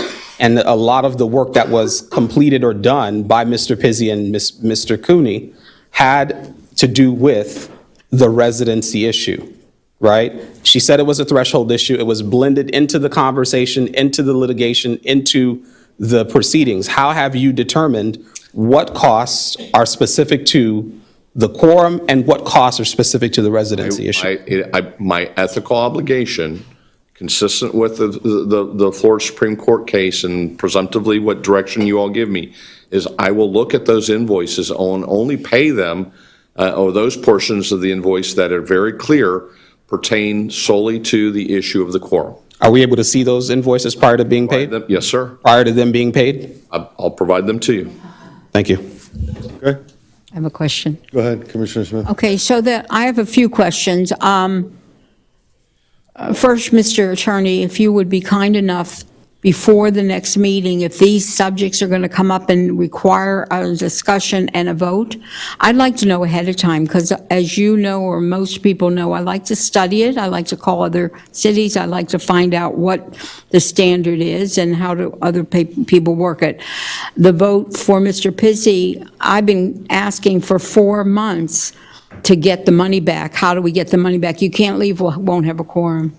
The other thing is that I would like very much to say to you that why wasn't the insurance, again, called in? In other words, I don't want to set up a precedent right tonight that you don't have to call our insurance company and use their attorneys. You can hire an attorney, and the city's going to reimburse the attorney.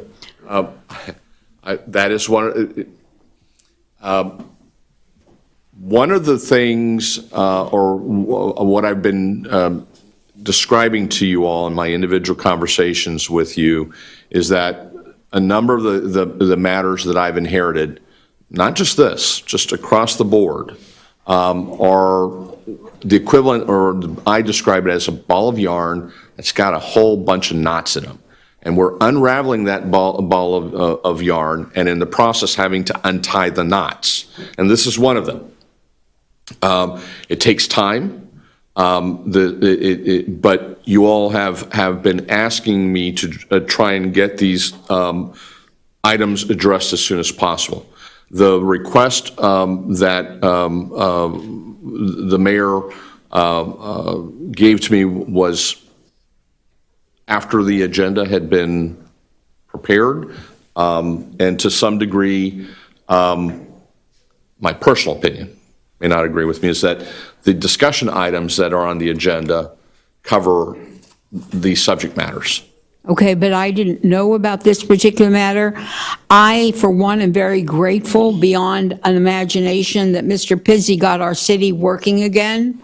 I am very grateful that, and it wasn't, contrary to what I hear my commissioners saying, there are other issues, no doubt about it, that there's other involvement, and that was going to be one of my questions, to make sure that the invoice, which how much are we talking about, that the invoice is only in reference to getting our city back to working, which is what the court had to order.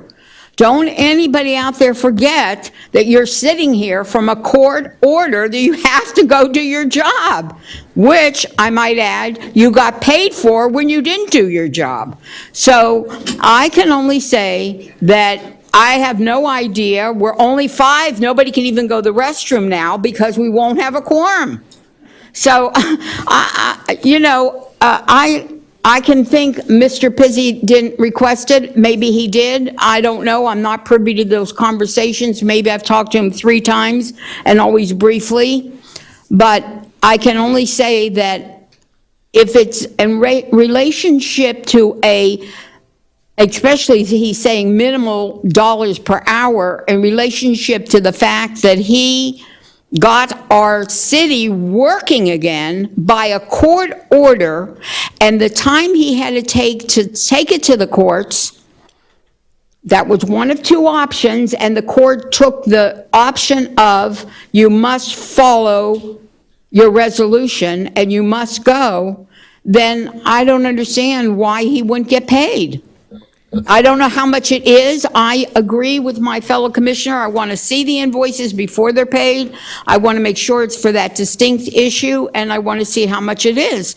Is it I will provide that information fair market value? to all of you before the checks are cut. I will work with finance, I'll work with the manager's office to provide that information to make sure that is reflective of that. And I might ask you to prepare a resolution that before we hire any outside attorneys, we go to our insurance company and see if the insurance company is going to cover it. I appreciate you making that statement. So we're all clear. And you'll prepare that resolution for the next meeting. I certainly will. Thank you. I can tell you that I'm already doing that, Commissioner. I can't speak for any of my predecessors that have sat in this chair before me, but it is my standard practice, and I've already implemented this, that if there is any new litigation that there's any question that there's insurance coverage, I have worked with staff to make sure that that claim and that new litigation is immediately forwarded to our insurance carrier for a claim, for a determination of coverage. And if there's coverage, they're gonna appoint an attorney. We'll make sure they appoint an attorney, a qualified attorney, to represent the city's interest at the expense that we're paying for that insurance. And it also eliminates what my fellow commissioner feels. I don't want to speak for him and how does he feel, but that there's some connection between hiring the person that's doing other litigation on a private side for somebody that's sitting up here. It'll be an independent that maybe none, like the new one I've never heard of, so And to be clear, that's what should be. full disclosure, I've done that across the board of all the pending litigation that's out there where there's an issue or the possibility that there's insurance coverage. So we're already doing that across the board on everything. Thank you, Mr. Attorney. I just want some clarification on Mr. Mayor, on what Commissioner Smith said. Okay, but I haven't even had a bite at the apple, so, And the clerk wants you know? So, Madam Clerk, do you have your finger raised up? Did you want to say something? Excuse me, just for the record, Commissioner Michael Joseph is not feeling well. He's not feeling well, he had to leave. Then we have to take a 5-minute break or something. We're gonna, listen, Okay. guys, this is very simple. She's been here the whole night not feeling well. Didn't leave. I came not feeling well, but I came because the judge said I have to come. Exactly. All right, so he can leave because he doesn't want to stay because doesn't care. Doesn't care. All right. You know, it's unfortunate. We're sitting here trying to take care of city's business again. People are collecting You checks. don't need his vote. They're collecting checks, folks, your tax dollars. And they can't even sit here and make city decisions. And the time that we had Commissioner Joseph here, he was sitting in the back for an hour. Who is he kidding?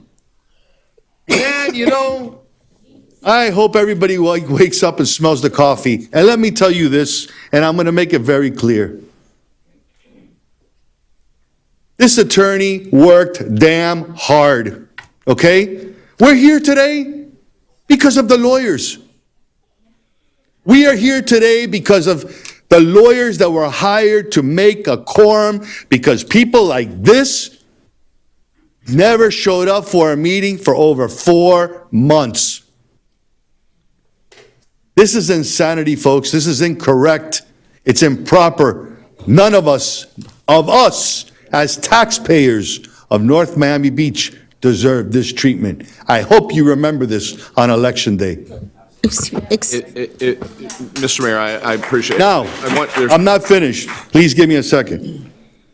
What we're asking here, and what I'm asking for as a mayor who filed a lawsuit against the city based on entitlement, based on the fact that I'm fighting to make sure that this city's business got taken care of. And whoever wants to come against me, against my residency, file it. But don't go out and hire a lawyer to go ahead and put a bogus investigation together that at the end of the day is gone. Okay? Because if I had any life to it, we'd still be dealing with it. Folks, I live here in North Miami Beach. I was born and raised. My family's a legacy here since 1950. And whoever doesn't like it, I'm sorry, it's too bad. We fought very hard. My grandfather's a forefather of this city. He fought it, he helped build the water plant, mixing chemicals in a bathtub, 1951. So you know what? I care about my city. And if it took hiring a lawyer to get a quorum and fighting for 4 months to get everybody here sitting down at this dais, then that's what your mayor is going to do. And whoever wants to stand in front of me, better watch out. Now, I'm asking with entitlement as the mayor to vote on a reserve amount that he will give us and that you can bring back to us. Yeah. A reserve amount based on what was taken care of because of the quorum. That's it. You can come back to us with that. And I will. And I want to make it clear for you all, for the residents, and for the record. Our analysis and the statement about this issue of reimbursement is, I believe that if Mr. Pizzi and his co-counsel were to go to court and make this request for reimbursement under the same theory and under the same analysis, that they would prevail.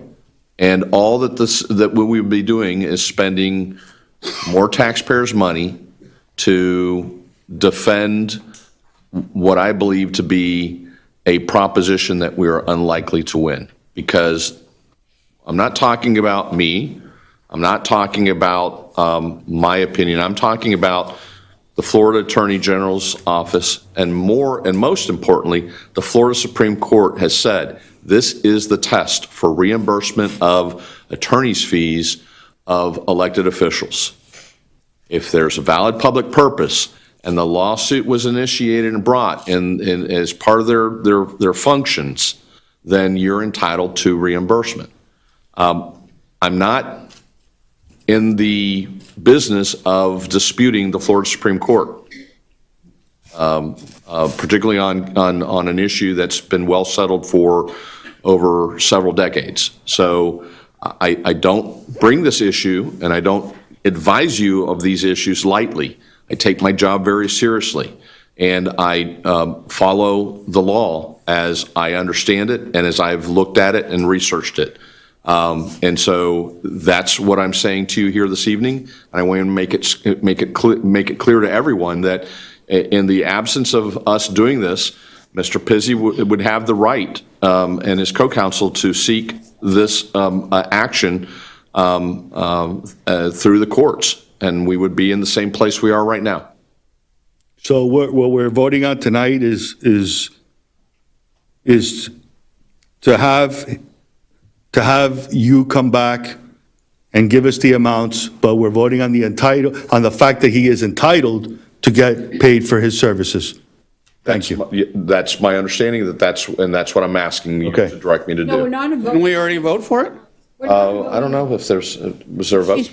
Excuse me, are we voting on whether or not he's entitled? That's not up to me to say. What I thought we were voting on is, do we want you to bring us copies of the bills that he's turning in that are, and then we can vote on whether or not we pay it, not whether or not he's correct. entitled. Okay, whether- then that's clear to me. That's Okay, what we'll that's, do. That's the direction. that's the vote. Okay. I want to make sure I understand. My previous question that I was going to ask, Mr. Mayor, you, in your statement, that was answered, so I don't have to ask that question. You're going to bring back that information. Yeah.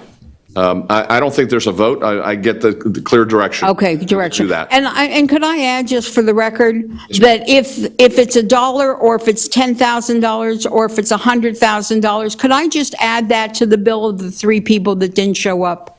Thank you very much.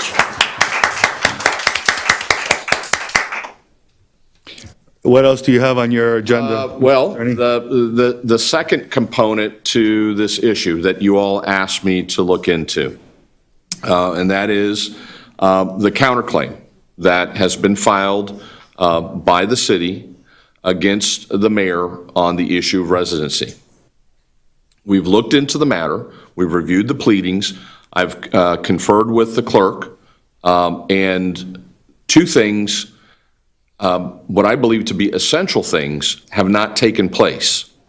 And those 2 essential things are, 1, a determination and a decision by this body, by majority vote, to actually have filed that counterclaim.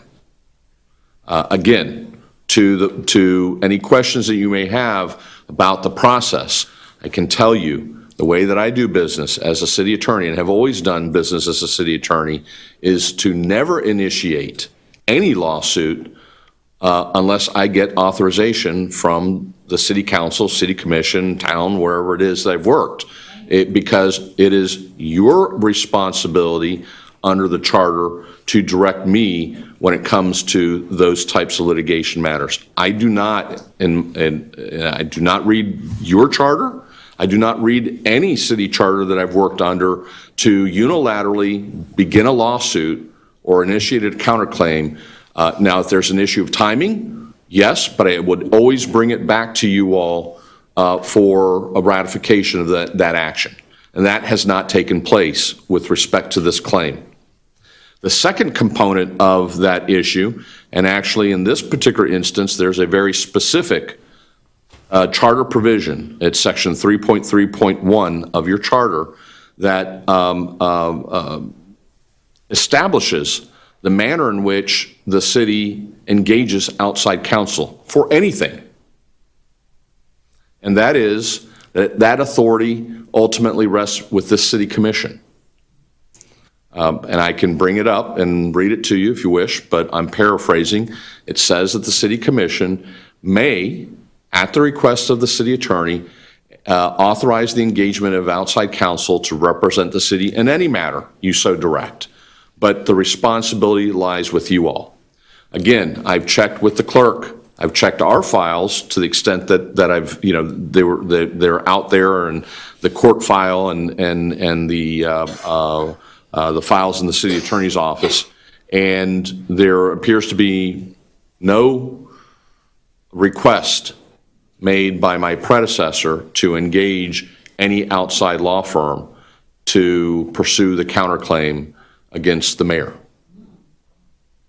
So I need direction from you all on both those issues. Because if, 1, to either ratify and direct me to continue that counterclaim, and then 2nd, to authorize, and I would bring back qualified firms to, if the decision, and then to recommend to you who to pursue that, because I represent you as a body. I don't represent individuals. And the best thing to do in that type of situation, based upon my clear understanding of the Florida bar rules, is it would be appropriate actually to engage outside counsel if you direct me to pursue the counterclaim. But that's the threshold issue. You all need to vote, in my opinion, under your charter to direct the pursuit of that counterclaim. Otherwise, you all then, if you don't direct me to do so, I will file a motion to dismiss the counterclaim, unless you direct me otherwise. Vice Mayor Chernoff? Based on that, I would make a motion to dismiss the counterclaim. I'll second. So first and seconded. I have a question. You have a question? Go ahead, Commissioner. First of all, when it comes to conflict of interest, number one, I mean, the counterclaim. I'm sorry. As it relates to this particular issue, I'm sorry. I thank you very much. Mayor, you're going to have to leave the room and declare a conflict, fill out the appropriate form with the clerk, and then we can move forward. We wouldn't have a quorum. You have a quorum. Because we have a majority. Because you have a majority. It's the conflict. The conflict, leaving the room does not mean you're breaking quorum. He's correct. He's correct. Thank you, Mr. Attorney.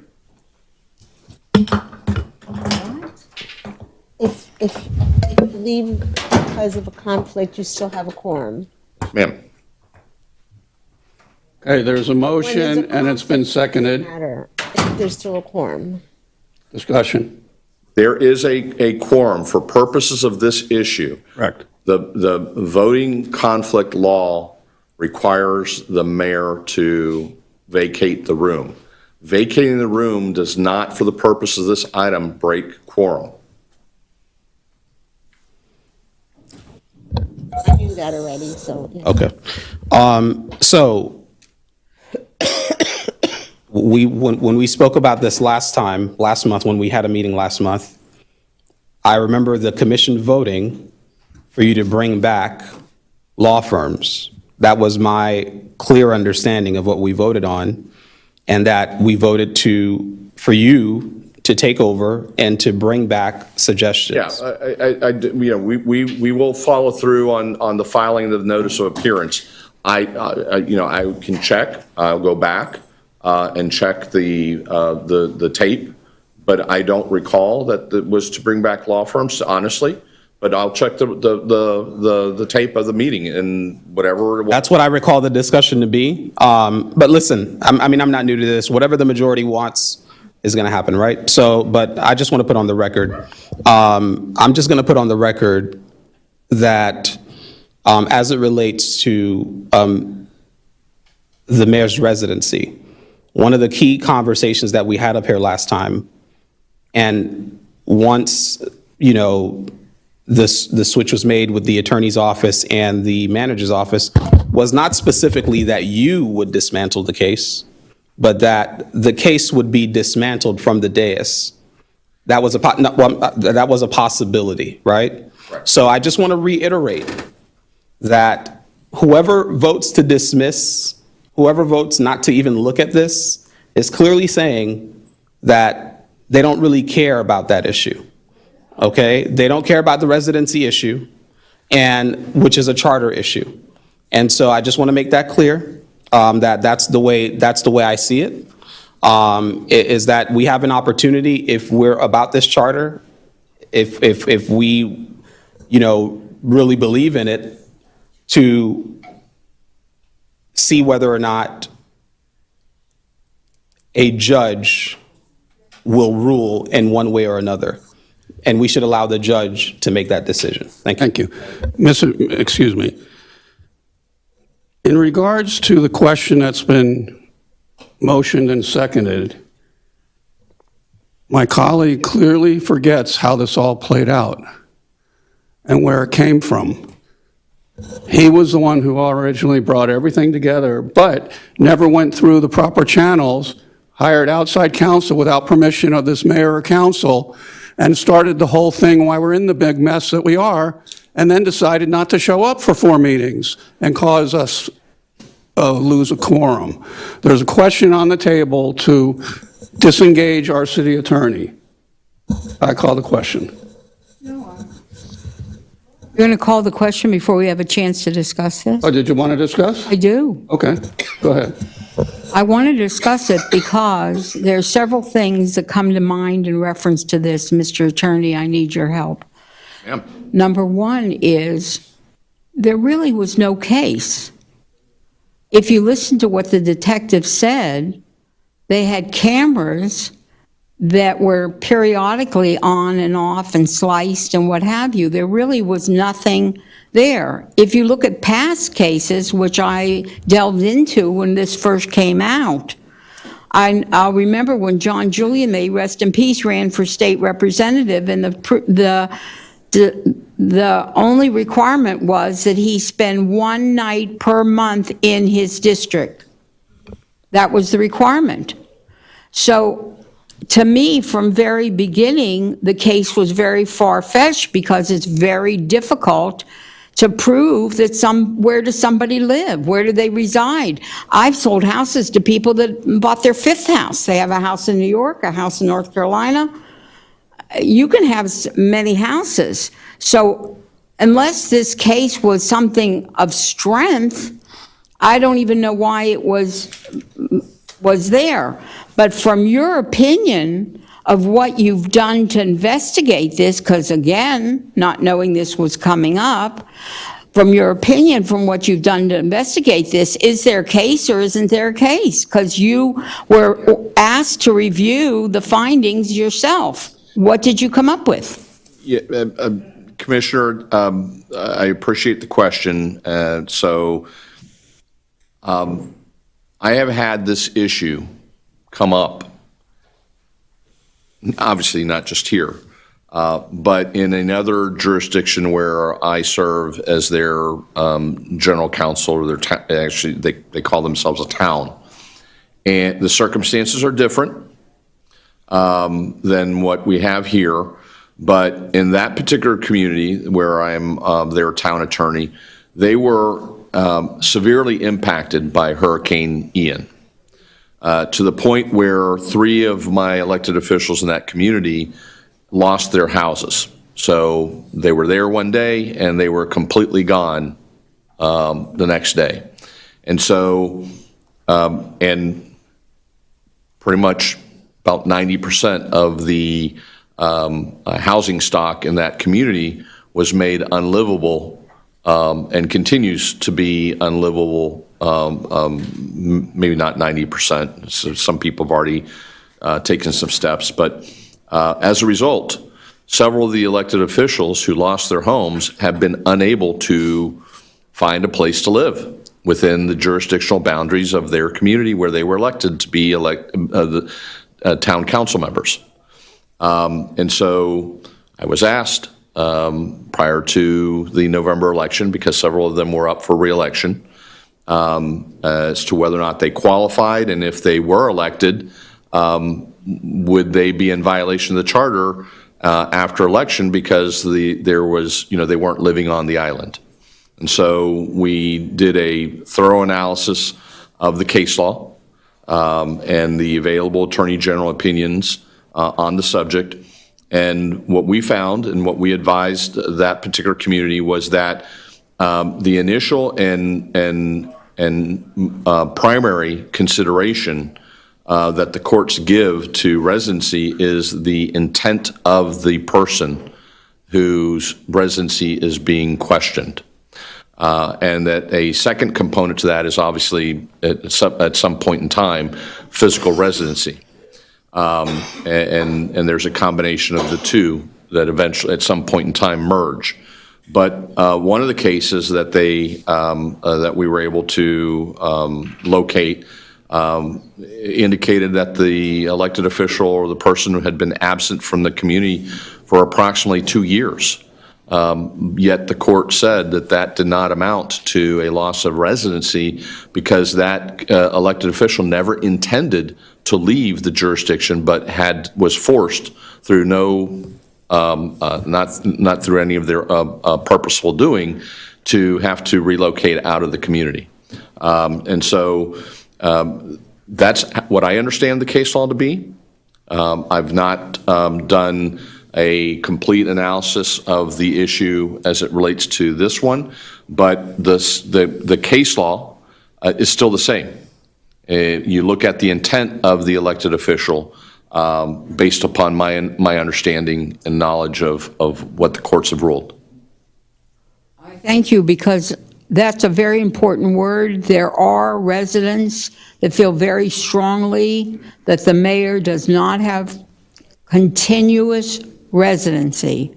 There are plenty of them, and I am here to serve both sides of that coin.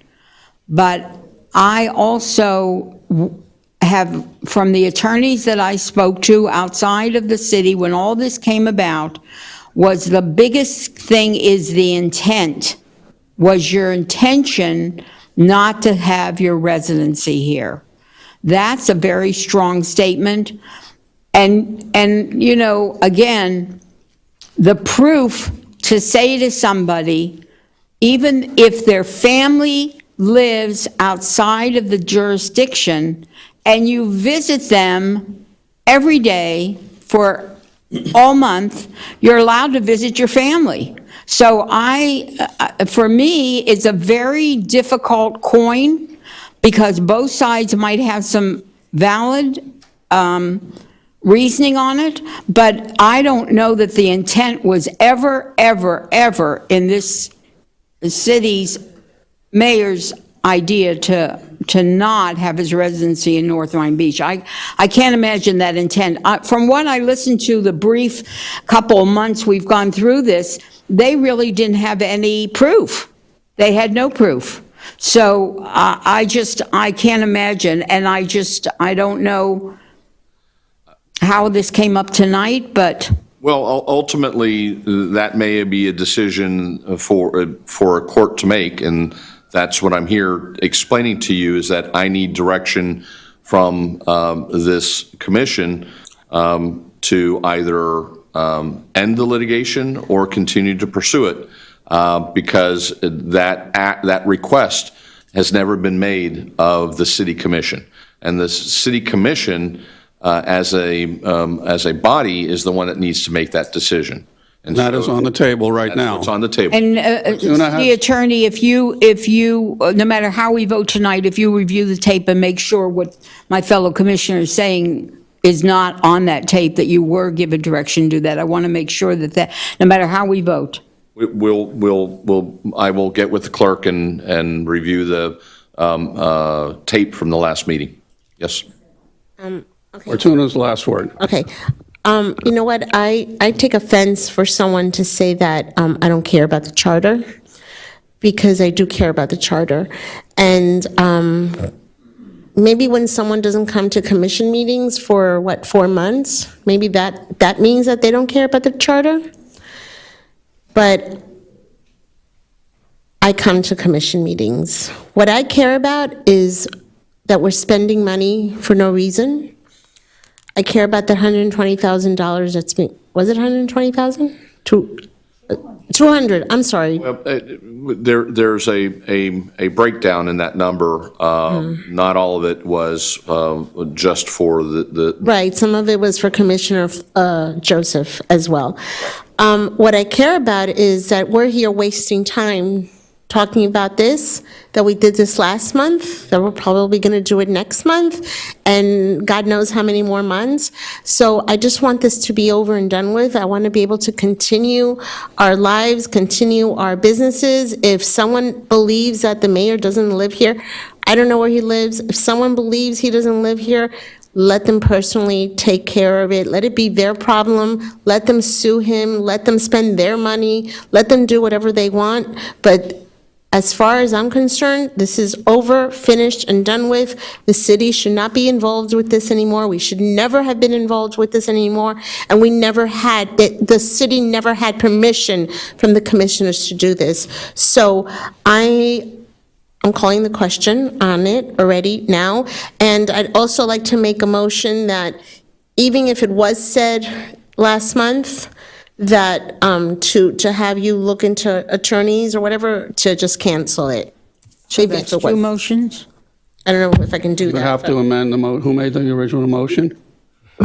No, I can't vote on that. It has to be Motion has been split. seconded to direct me to file a notice of dismissal of the, said I understand it, And before we do so, we will check the tape to confirm that there was no other inconsistent direction. Okay, and in regards to Commissioner Smuckler's request, I would call the question that's on the table. Clerk, please call the roll. Commissioner Smith? Yes. Commissioner Smuckler? Yes. Commissioner Florimon? No. Vice Mayor Chernoff? Yes, passes. Now, if you want to make another motion. So I make a motion that, on the assumption that we did say that, which I don't remember saying about getting other counsel and so on, if we said that to just cancel it, Rescind that. rescind it, okay. So I make that motion. I'll second it from here for discussion. Okay, can we just call the question with that discussion? No, you have to do it properly. Okay, does anybody need to discuss this? No, I want to see what the tape says. We can always have that motion once we find out what the tape says. Okay, all right. Fine. I think the right thing to do. Send my motion. Let's just go on. All right, let's move on.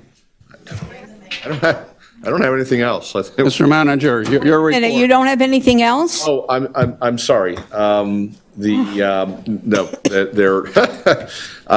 thank you. The item that originally was placed on the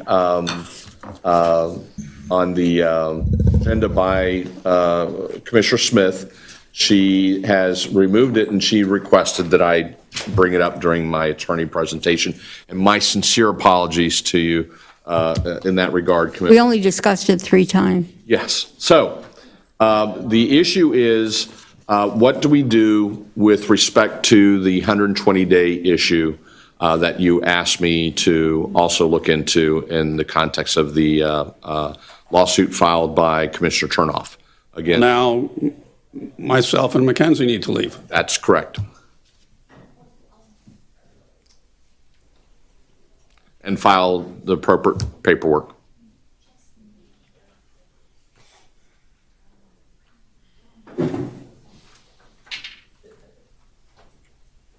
We still have a quorum.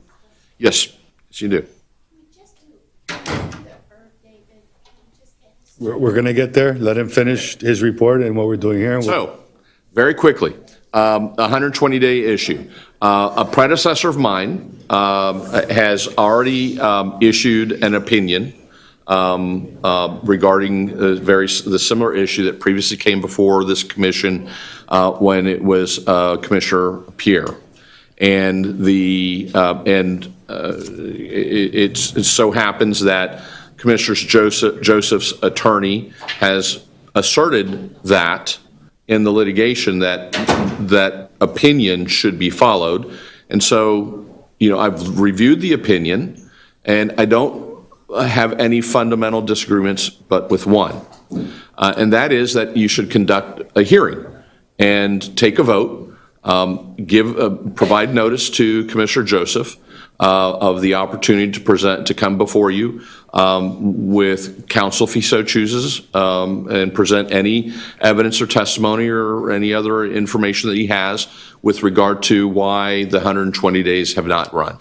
And so it would be my recommendation that we schedule that for the next available commission meeting, set a special, maybe the first of the meeting, so we can just get through the matter, and you all will then take a vote, and then Commissioner Joseph would have the opportunity to seek interventions by the court or whatever at that point in time, and then assuming based upon what's happened in the past and other similar issues and similar cases, I wouldn't be surprised if the court doesn't enter an injunction until an evidentiary hearing is heard before the court.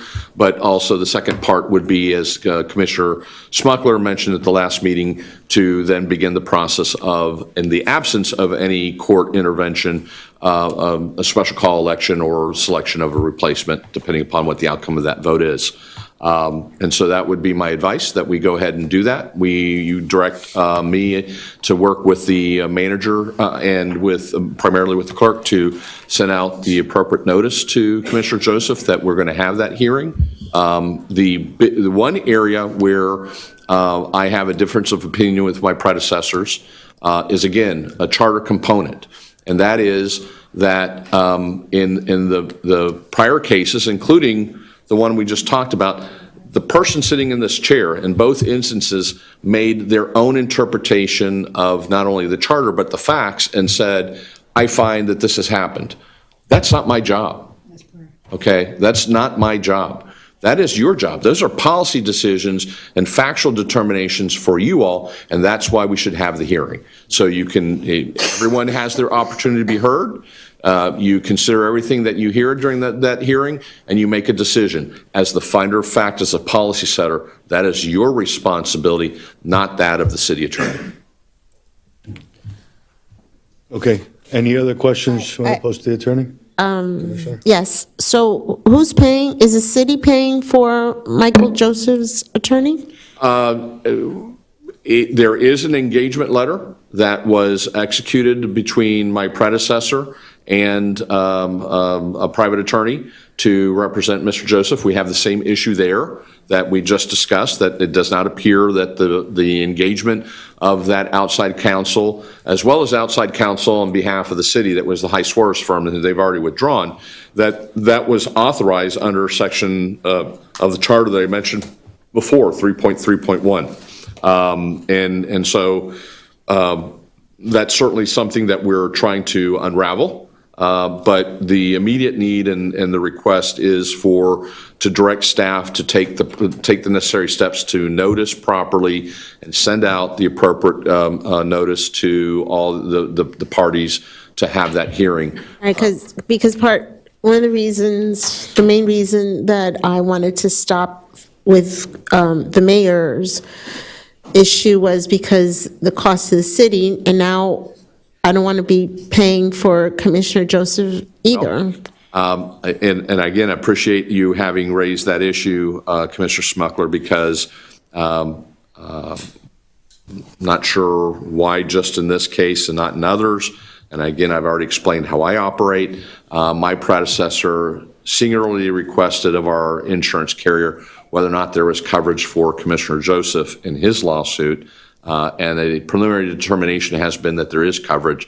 So I need to confirm that. That's something that's still, we need to close the loop on, because there's been, with the amendment to the lawsuit to include Commissioner Florimond, our insurance carrier has said, well, we need to reevaluate coverage for everyone. So I need to follow up with our insurance carrier in the next day or two to hopefully have an answer to stop that expenditure. And if there is insurance carrier funding, that the insurance carrier will pay for it. Okay, so if the insurance is not paying for it, this seat says that we're not paying, the city's not paying for it.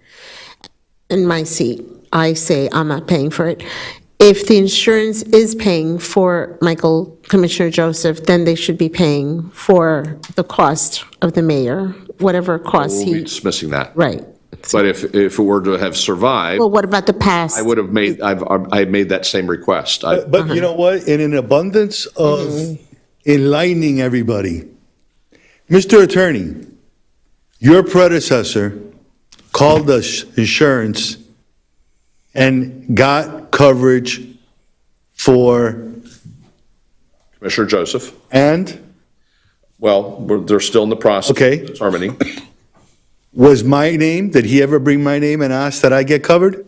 In the lawsuit, in the counterclaim? No, Okay. sir. This is, folks, this is what you call transparency. Now you can see how devious and how unjust the situation was here in your great city and what happened with that attorney that sat in that chair. Thank you for enlightening us, Mr. Attorney. So if I can get back to the, Business at hand. So I spoke to you many times about this because I've had so many phone calls, and just today from a very strong attorney that I know for years and I trust. He wrote to me, as a commissioner, you do have a responsibility to govern in compliance with the charter and take action if other elected officials do not comply. This is somebody that I asked to go back, and I asked our clerk as well, and she couldn't find it. How did that get in the charter? Where was the discussion about that? Well, my dear attorney that I asked to help me last week, it was in the original creation of the charter to protect us as a governing body, that you have to do the job you were elected to do or you're out.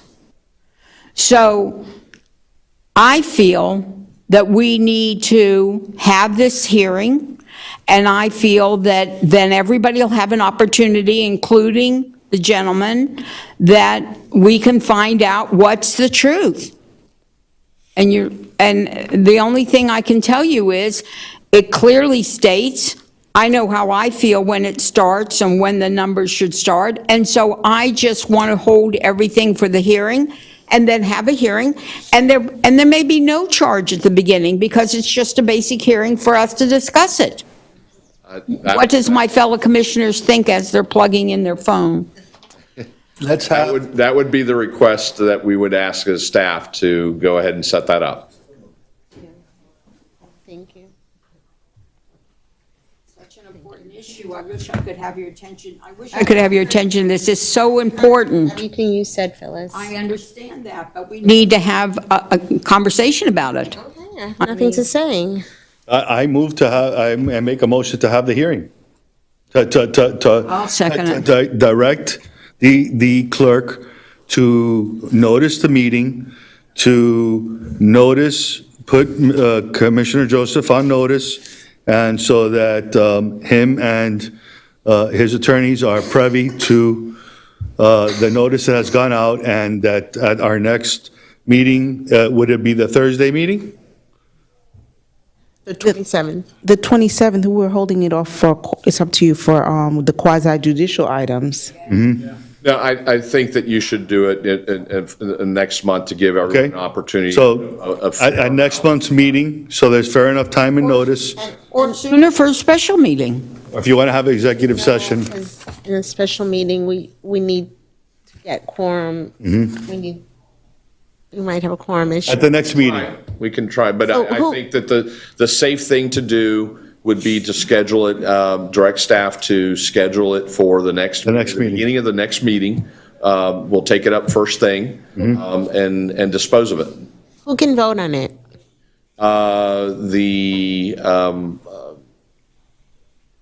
Any of the commissioners who don't have a direct benefit to the outcome, so. So right now, the three of, No, depending on, assuming that Commissioner Jean is available, then it would be her, the three Ms. of us. Smith, the mayor, and you, All right. Commissioner Smucker. Okay, do you want us to vote on this? I would, yes, I would like, So I made the motion. make that motion and give us that. I vote yes. Okay, second, all in favor? Aye. Any opposed? Okay. Thank you. Thank you very Now, much. I'm finished. Okay. Now, you either take a 5-minute break or you have no quorum. Okay, we're going to take a 5.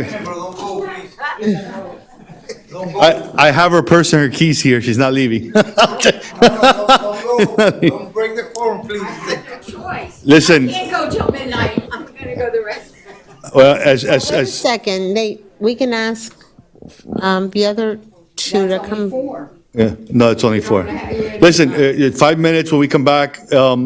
We have, Madam Clerk, we have an item on the agenda. We have somebody here that's been sitting since 6 o'clock, broken leg. I need to move this item up, and then we're going to move up to the Earth Day, but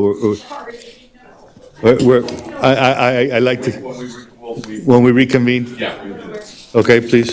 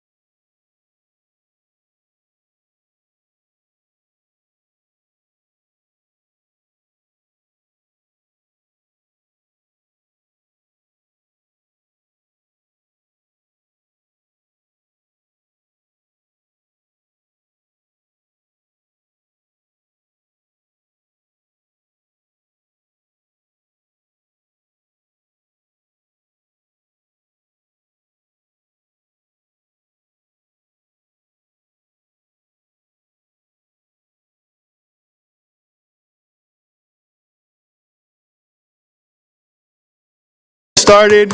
Make it. Everybody could take their seats.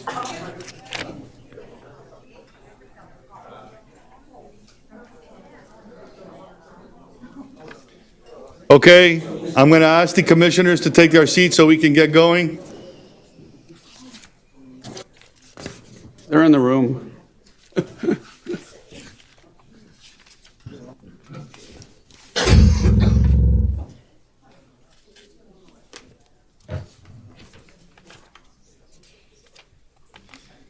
So, real quickly,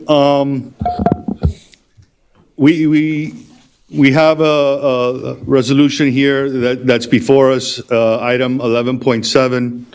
It's the resolution 2023-06. Mr. Attorney, I don't know if you have it in front, if you want to read it in for the record. Yes, Mr. Mayor, members of the commission, resolution number. Mr. Attorney, just for the record, we have reconvened the meeting. The time is 10:04 p.m. Go ahead.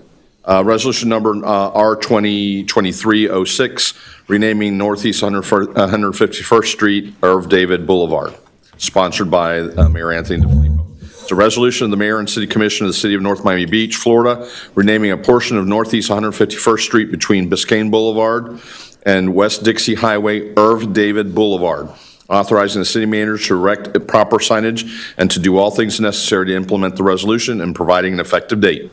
Mr. Mayor, move to approve. Second. I brought this up. We had at our last meeting, we had conversations about this item. I brought it up. I thought it was very important. We have with us today Mr. Brett David, the son of Irv David. I would like Mr. Brett David to please come up.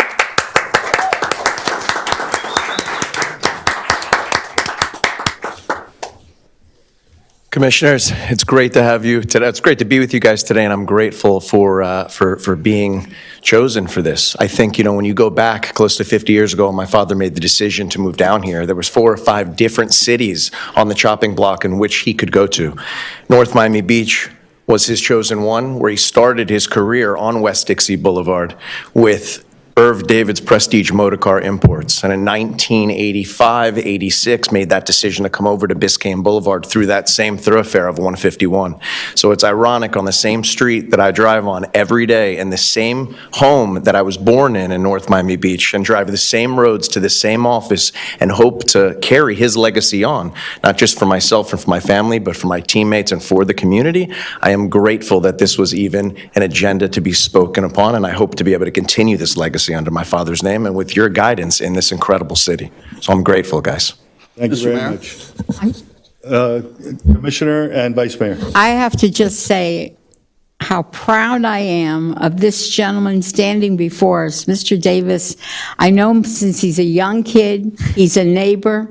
And my only wish, not only in your father's memory, that we could name a piece of the city after you and him both, because I want the public to recognize what a wonderful business partner you are to this community.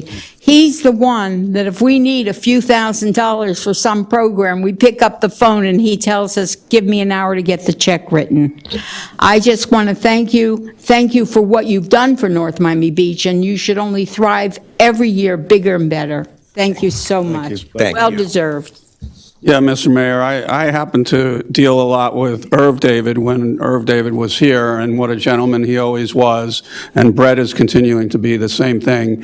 And how he's expanded the business is unbelievable. Congratulations to you. The dealership looks great. Those big monster trucks, I don't know what they are, but they're big, sitting in front of them. They make Phyllis's look funny, My friend bought one. Yeah, But no, it's a well-deserved honor. Irv David was going to buy those of you who don't know, the ice skating rink when it was up, and there was a big fight over that, and he's had to fight for every piece of property. The vets building they fought over, and he finally got it, so Brett got it. Congratulations.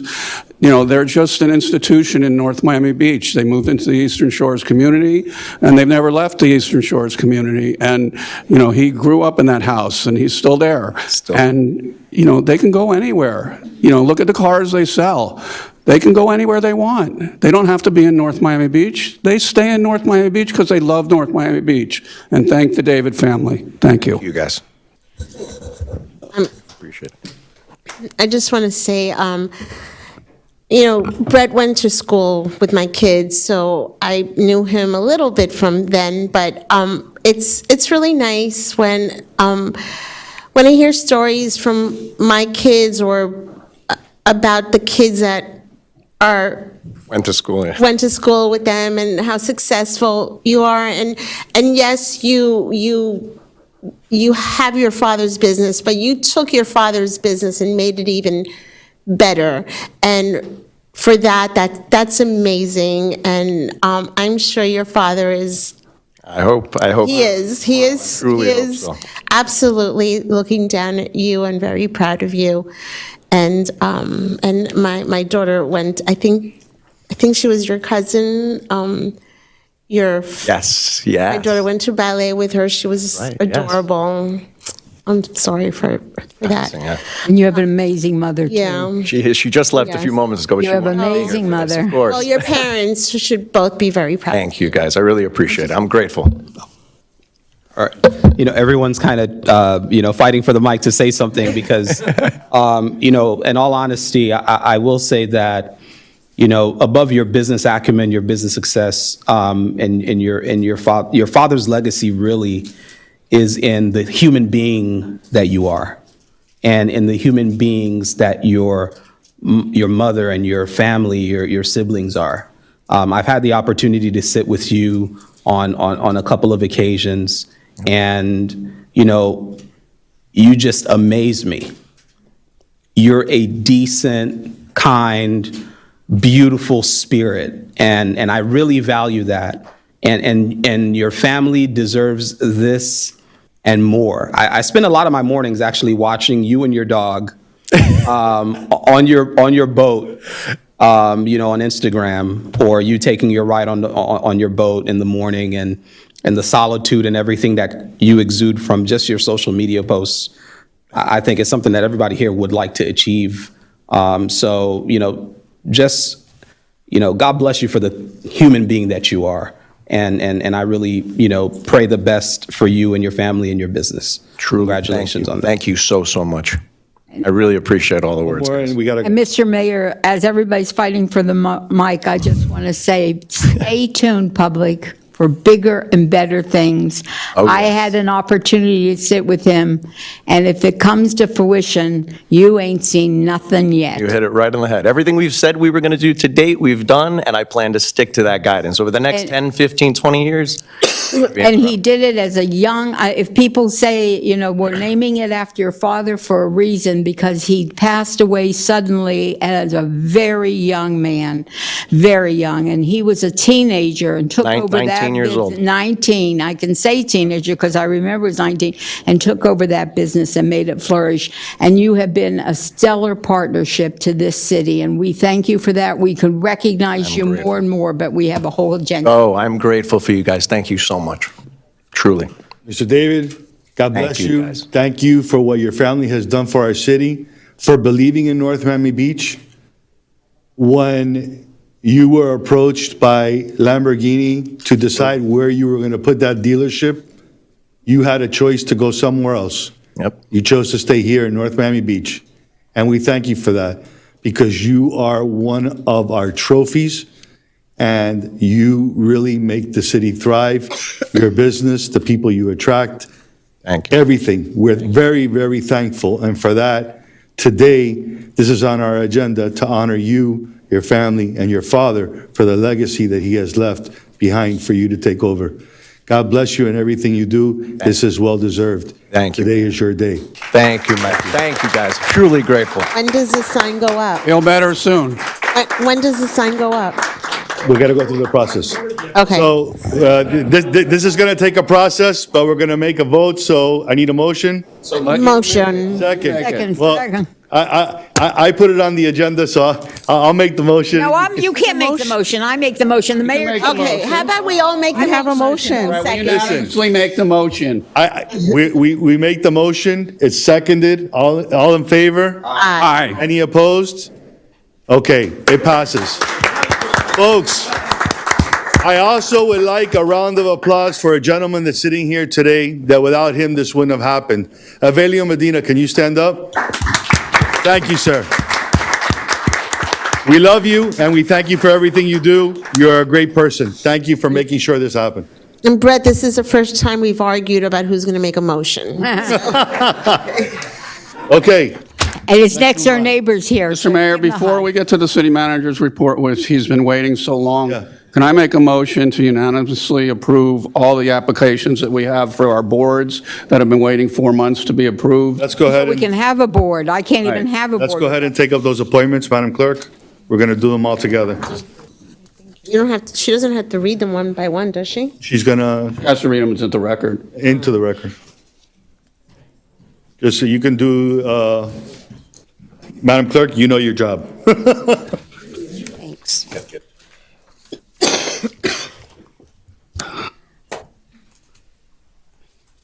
Go ahead. Quorum. Yeah, we do. She's right there. Right there. Commissioner Smith, we need you for the quorum.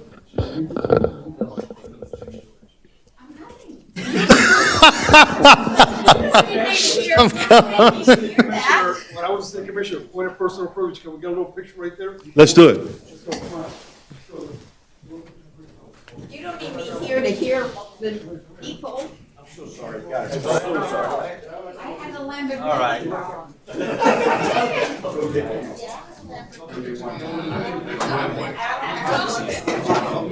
you have no choice. You're going to be 5 minutes of fame. Okay. Smile one. Okay, wait.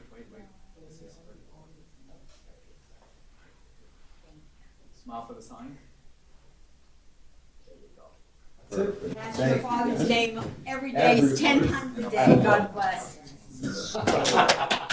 You got it, you deserve it.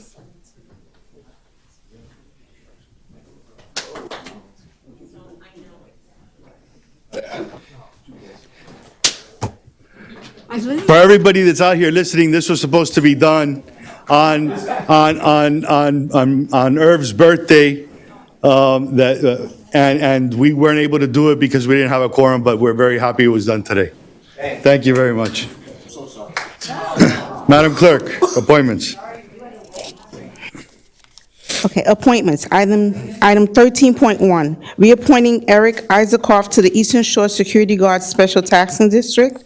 Item 13.2, reappointing Fabio Nick to the Eastern Shores Security Guard Taxing District. You're right. Okay, the next two, I'm just going to say their names because it's the reappointment of the same boards. I have James Stamatis and then Mark Einbinder. Eisenberg. Einbinder. Thank you. Reappointing William Avila to the Eastern Shore Special Taxing District. Item 13.6 is reappointing Daniel Bacalars to the Eastern Shore's First Edition Security Guard Special Taxing District. Item 13.7, reappointing David Templer to the Eastern Shore's First Edition Special Security Guard Taxing District. Item 13.8, reappointing Leo Sharabani to the Eastern Shore's First Edition Security Guard Special Taxing District as an alternate. Item 13.9, reappointing Allison Roby to the Public Utilities Commission. Item 13.10, appointing Jane Paglino to the Beautification Committee. 13.11, appointing Hubert Dubé to the Code Enforcement Board. 13.12, appointing Dayanara Torres to the Code Enforcement Board. 13.13, appointing Rose Corlon to the Multicultural Committee. Item 13.14 is appointing Renly Mesidor to the Multicultural Committee. Item 13.15 is appointing Julian Kreisberg to the Planning and Zoning Board. Item 13.16 is appointing Gregory Thomas to the Planning and Zoning Board. 13.17 is appointing Anthony Mazzone to the Public Utilities Commission. 13.18 is appointing Wina Sujaponukul to the Public Utilities Commission. 13.19 is appointing Renly Mesidor to the Redevelopment Advisory Board. 13.20, appointing Weena Sujaponukul to the Redevelopment Advisory Board. 13.21 is appointing Irene Pellinger to the Beautification Committee. 13.22, appointing Irene Pellinger to the Library Board. Mayor and Commissioners, Approve. Second. all in favor? Aye. Any opposed? We have none opposed. Thank you. 5-0. Mr. Mayor. Go ahead, Commissioner. Madam Clerk, would you be kind enough to make sure before next Thursday that you get out to us if we need to appoint anybody to any board? Do we have all of our, each commissioner have their vacancies covered? Yes, please. Please. All right. Okay, we're going to move now to the manager's reports, and then we have another item for discussion that's coming up. Go ahead, Mr. Manager. The floor is yours. First item, I think, do you want to take up the employment agreement first? Yes, let's do that like we did for the attorney. That's 14. I drafted the employment agreement, and I forwarded it to our attorney, and then he put it in a format that was reviewed for legal sufficiency, and it's pretty basic. I don't know if you want me to go over the details. I sent them, each one of you, a hard copy as well as on the internet. So basically, as you know, I started on March the 21st, 2023. My contract calls for an effective date on March 23rd with a sum of $100,000 for a 6-month period. And the one-time payment of $15,000 for under 3.2, and then basically the use of a cellular telephone and a laptop, which is the property of the city, which will be returned to the city, and also a monthly stipend of $800. And it's for a 6-month period at the commission's will. So 6-month period at the commission's will. You're asking, the agreement is for $100,000. It says, in reference to termination, 45 days is what you're asking, and this is what I'm reading here? No, termination? No, actually, it's 5 days. Okay, I'm sorry, 5 days. No, that was another line, I'm sorry, yeah. I mean, item 4.3 is 5 days, okay. All right. Not termination, if he resigns, That's Written If he notice. resigns, he has to give us 5 days' notice. He's an at-will employee, so if there's termination, there's no days. Right. If I just want to make sure I read it. And you're asking for a one-time payment of $15,000? Yes. All right. Mr. Mayor, I have no problem with approving his contract. The only thing I'd ask is that we do the 15,000 divided by the 6 months. So 2,000 each month, roughly. That's if you guys approve that. I don't know what the negotiation was with him to begin with. I have a comment after Commissioner Chernoff. Did you finish your comment so we can? Yeah, I'm fine. So Commissioner made a comment, Vice Mayor made a comment. Commissioner, go ahead. Thurman? Thank you. Interim City Manager, when I spoke to you, I know that you had at that time said that you wanted a $5,000 sign-on. Was I correct? It was going up. Every day I worked an extra day. But yeah, You realize how serious it was, right? Well, okay, well, you asked for 5,000 then, when I spoke to you. So that's not in the contract, I get it. I just wanted to make sure that I heard you clear the first time. I'm hearing what Commissioner Chernoff is saying as far as 2,000 a month. I would prefer to honor instead of the 2,000 a month, I'd prefer to honor the 5,000 that you had requested at first. And then I believe there was a conversation about, should you be terminated, and I hate to say termination in regards to your interim position, but should we part ways, that there would be a certain amount. So what are we looking for? What is that? Is that 3 month that you had referenced? no, actually, the way the contract is written, you're only paying for the time I work, so there's, No, I know, but so you're no longer asking for that. I just want to make sure, because we had a conversation. no, yes, no. You're no longer asking I'm for no that. longer asking. Oh, okay, The perfect. 15,000 was really, my life has been put on hold for 6 months through no fault of you all.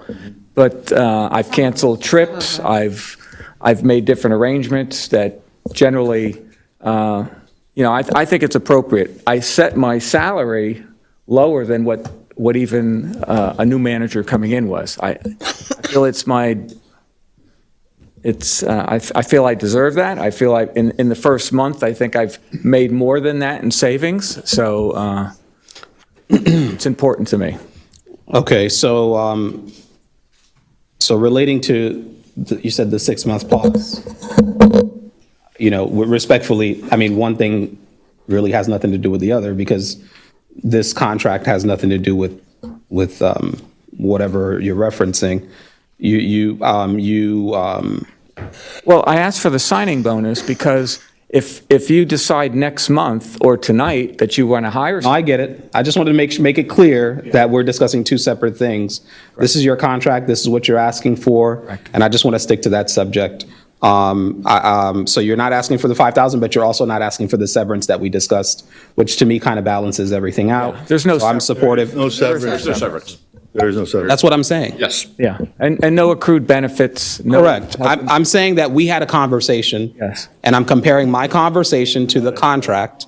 He's no longer asking for what he told me in our conversation, and he's asking for the 15,000 upfront, which I believe is which I believe is a good trade-off when it comes to the severance. So I'm saying that I agree with this contract as is. Thank you so much. Okay, Thank you. you're good? So let me just say to the public that $15,000 isn't $15,000. He's not charging us for the first 10 days. So if you take and prorate it, it's about $8,000, and therefore, we're giving him maybe a signing bonus of $7,000, is the way I looked at it. And I will tell you, I've been in touch with him a few times in the month that he's been here, and that is when he takes 10 minutes to eat lunch, or that's at 8:30 or 9 o'clock at night when he goes home. So I feel that there's not enough to make it justifiable where you had to start and where you have to get us. This is, I'm not really a scholar on government and how government works, but in this city, believe me, we have somebody here that has taken the reins and has asked for no health care, no anything. And I think that in my seat, I'm very appreciative. And this, if you're happy with this contract, I am also, and it is, the $800 a month is a stipends. Thank you. I just want to make that. No, I'm okay with it as is, based on what you're Mr. saying. Attorney? Yeah, I just want to, Mr. Antonio is correct. He originally put together a draft that he then forwarded to me, and with his approval, I took that and I essentially merged it into some other city manager contracts I've worked on in the past. It actually was relatively easy because such things as severance and all those, what you would normally find in an employment contract, he was foregoing. What I do want to highlight is that there are some provisions in here that essentially survive, and I think it's certainly of importance to this commission and some of the residences. There's some language in here that I put in standard contracts, is that if and when Mr. Antonio leaves the employment of the city, he is still obligated, and it's a provision that survives the contract, to coordinate and to assist the city with any subsequent issues or investigations that may require his involvement, and that he would be doing that essentially at his own cost. The city would not pay him a reimbursement for those things, but there is that provision. I just wanted to make you all aware of it. If, God God forbid that becomes necessary, there is a provision that obligates him to cooperate with us in those types of things. Thank you, Mr. Attorney. Could I just ask the attorney one question? Did you take out the sentence that if he dies, his contract is null and void? I read that and I said, well, if he dies, it would be very hard to get him to be our manager. Yeah, I left that in. He actually, put that in. I'm like, okay. In an abundance of saving time, I think everybody has spoken. Can I have a motion to call the Move, question? Mr. Mayor. Second, all in favor, Madam Clerk, call the roll. There was a motion by Commissioner Smith. Seconded by Vice Mayor Chernoff, and you can go ahead and take the roll. Commissioner Florimon? Yes. Commissioner Smith? Definitely yes. Commissioner Smuggler? Yes. Vice Mayor Chernoff? Yes.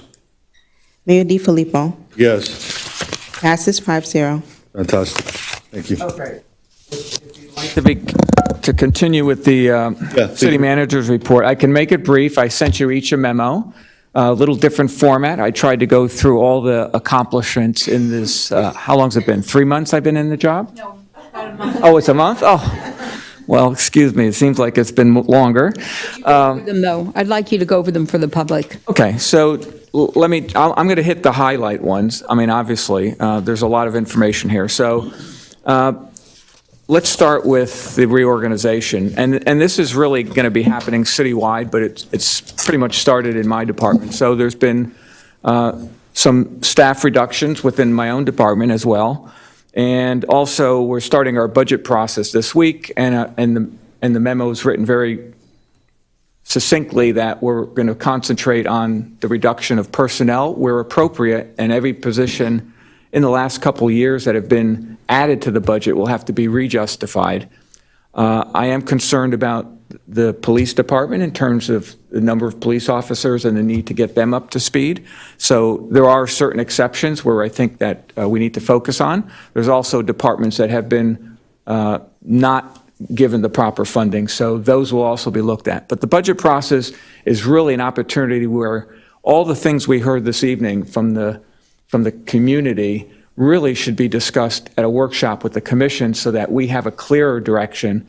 And I was shocked, really, with the process in which this city has conducted its budget, when they have an hour meeting with the department to go over their budget. So it's going to be a day-long event with certain departments. It's going to be 2 or 3 days with certain departments, and maybe meet 2 or 3 days with the commission. If we carry through that process, we get much better input from you. You get to see the departments face-to-face when it comes time to present their budget. And a lot more directives and a lot more focus, because the money dictates what happens in the next year. So if the money's not there or the directive's not clear, then obviously, we get citizen complaints, we get things not being done. So it's a very important aspect of this transition is to get some systems in place. I mean, quite frankly, I was a little surprised when I came in and I found out there's not been a performance evaluation system from the bottom to the top. No employee, to my knowledge, has been formally reviewed in any kind of evaluation process. And in an organization this size, it's just unheard of. So we've immediately implemented, when I came in, a 90-day, what I call a review period for my direct reports. I think today or yesterday, they received the performance evaluation form. It's a self-evaluation, and within the next 60 days or thereabouts, I will be speaking with each director and going through their self-evaluation, set the expectations, set the goals, find out what their goals are. I want to ensure that there's succession planning in departments, because right now, some departments have no succession plan. One person leaves, it's a mess. So that's important. As we know, we had such a catastrophe in a sense. We had a department director leave, and so we had to hire a firm to come in for a short period of time. That's in community development. In that department, we have funds that'll last us 20 weeks, about 10 weeks. So we're going to have to move very quickly on that, or come back to the commission to continue to fund that position, that department, and keep it running. There are a lot of vacancies. The morale is down. We're trying to We got to turn the corner. I know John gave a good analogy about the ball of yarn. My analogy is the tanker, the super tanker full of oil with a lot of holes, and the oil is money. And we're plugging each one of those holes as we find them. We are going into rabbit holes in some cases, and where that leads us will be full transparency, and will provide this commission with hopefully a very good, stable situation for the next person coming in. So I hope to accomplish all of that in this short tenure, as well as meet the expectations of the commission. So some of the things we've done in terms of policy, we've reduced the P cards, which is a major topic of discussion, from over 88 cards to down to 30. And that's being reduced further because we just got notification from the issuing bank that we can issue generic cards. So there is no need to have multiple cards in a department. There are some departments that will need the cards for the specific workers, and that's okay. Likewise, I think the majority of the commission have opted not to get a P card. My recommendation was to provide some generic P cards for the city commission that would be held by the manager, to be used for the travel and all those type of things. When the card's needed, it's given out. I don't have a directive yet for the entire commission, so there are 2 or maybe 3 commissioners that still have a P card. Mr. Manager, if I may interject 1 second. I know I gave you my P card and we cut it in half, and it's gone. We had a nice glass of water and cheers. But where I'm going at is that, while I respect what you're proposing to have 2 or 3 cards, I don't know if that's going to be efficient in the sense that, and I'm going to give you an example. If we all travel to Tallahassee or we go somewhere, Commissioner Smith may Uber, or I, when we move around. So, if we have only 2 cards there and there's 7 of us, how are all of us going to use those cards? So, Check into the hotel, sometimes they ask you for a right. card. So I think you could keep the cards and have 7 cards. When any one of us, you give us the card and we give it back to you and we come back. But I'm just saying, I don't know if 2 or 3 cards is going to solve it, but might make the problem bigger, because then you're going to go running everywhere because 2 commissioners went this way, 2 went that way, and I don't have enough cards. That would work for us. But you keep them in your possession. Yeah, until they're necessary for use, so. If I could tell you that all the years I was here, I never had a P card. When I came now, I didn't want a P card. I told them they cannot give me a P card. If you go somewhere and you Uber, if you get your receipt, when you come back, you would be reimbursed. Rather than have cards loose or give a card that somebody could lose or somebody could overextend and overspend, I think we're better off to have this. And if we're interrupting the manager now, if he's giving direction that no commissioner, I would make that motion that none of the commissioners have a P card.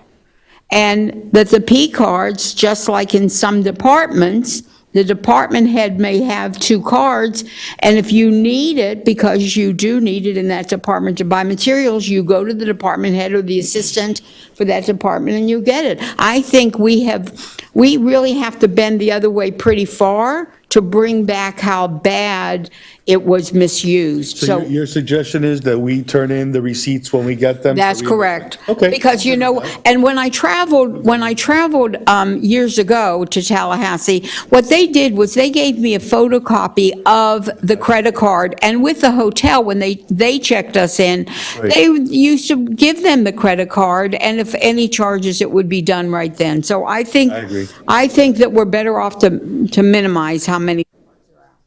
I agree with Phyllis, and again, I was the one who brought up the P cards originally, that it was something that we needed to address, and a long time ago when I was commissioner, actually councilman back then, our aides, which were Andres, Helen, Rosalie, They're the one who created our travel, gave us a per diem. We had a check from finance for 3 days that we were going to be gone, X amount of dollars per.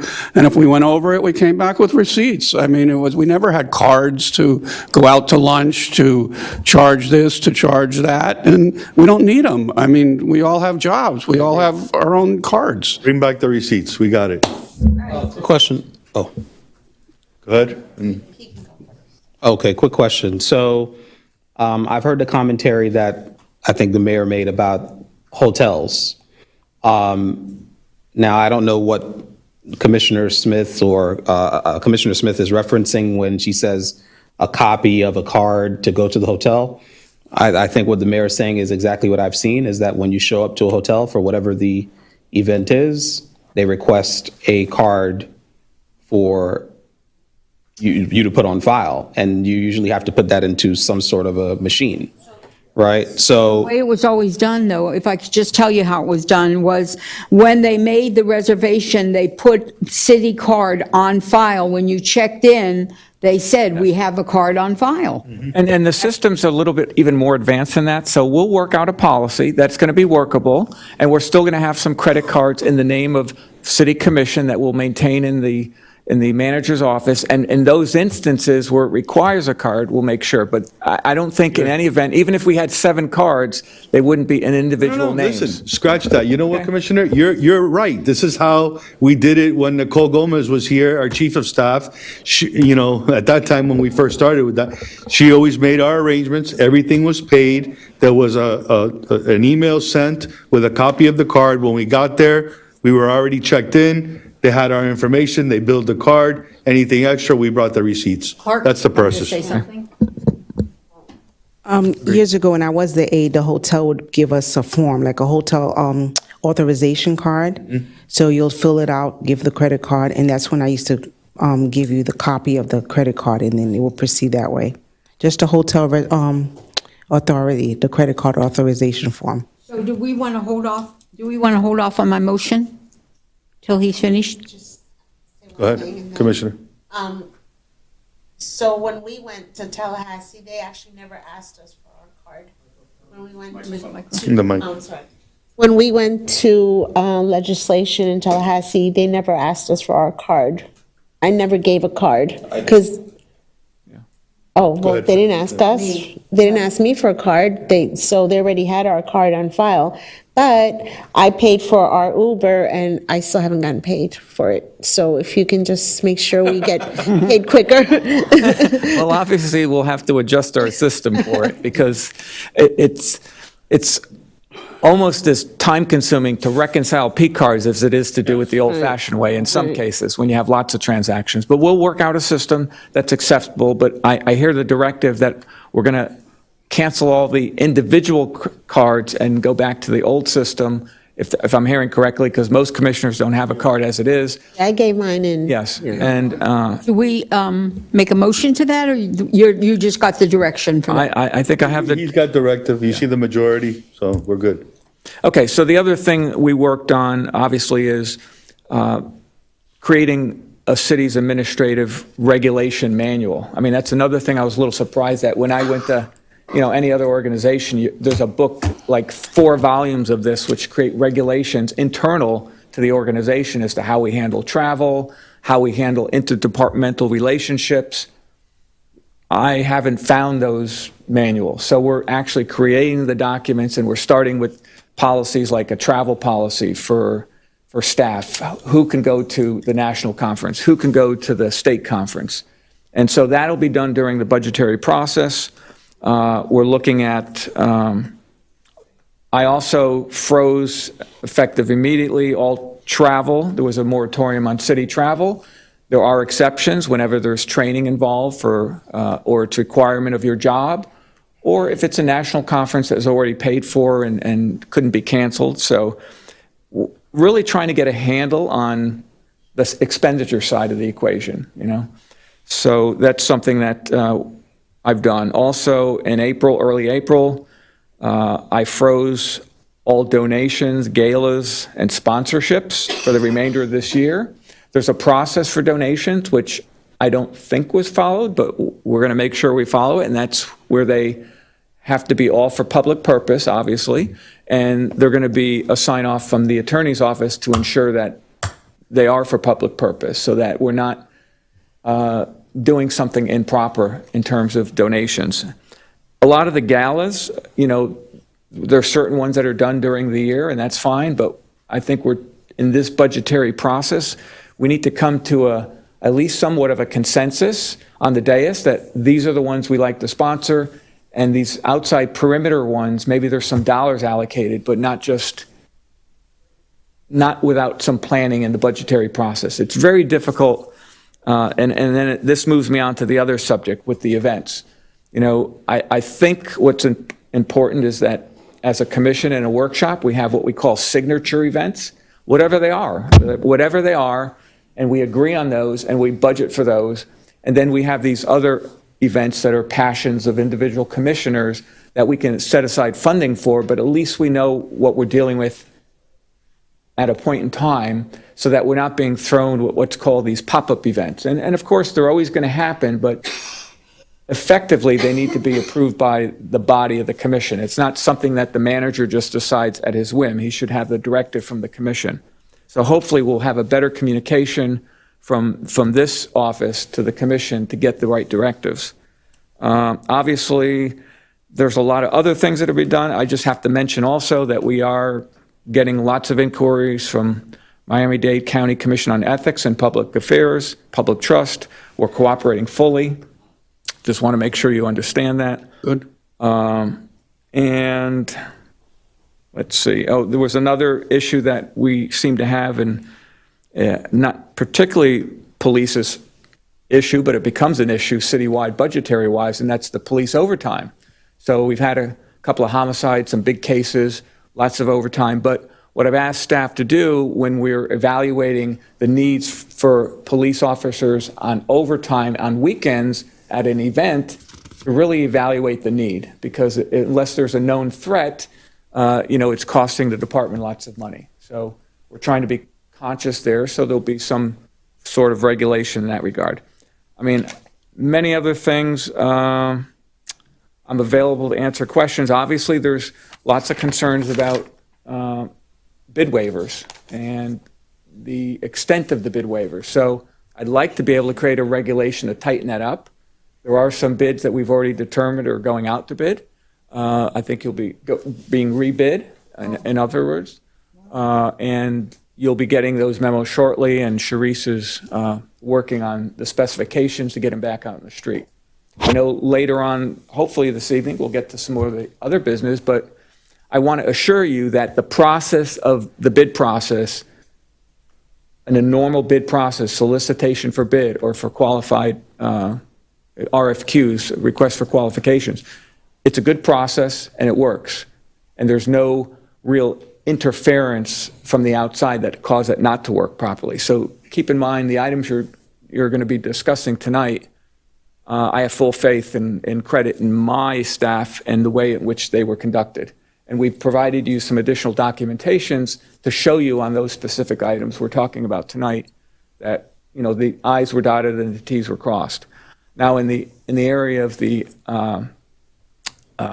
waiver of bids, I have some concerns, I think as many commissioners do, and we're going to review that process, and rest assured, I'm not going to make any waiver of bids without notifying commission, even if it's within my authority. So those are just a tidbit of the things I've had to deal with in the first, you said it's been only 20-something days, but if you have any questions, I'm here to answer your questions. Just a comment, you've done an unbelievable job in the time that you've been here, and thank you. Thank you. Thank you very much, Mr. Manager. Does that conclude your report? Yes. Okay, so, Could I just ask, is there anything from your department that you feel the commission should take up and vote on? Well, I think some of the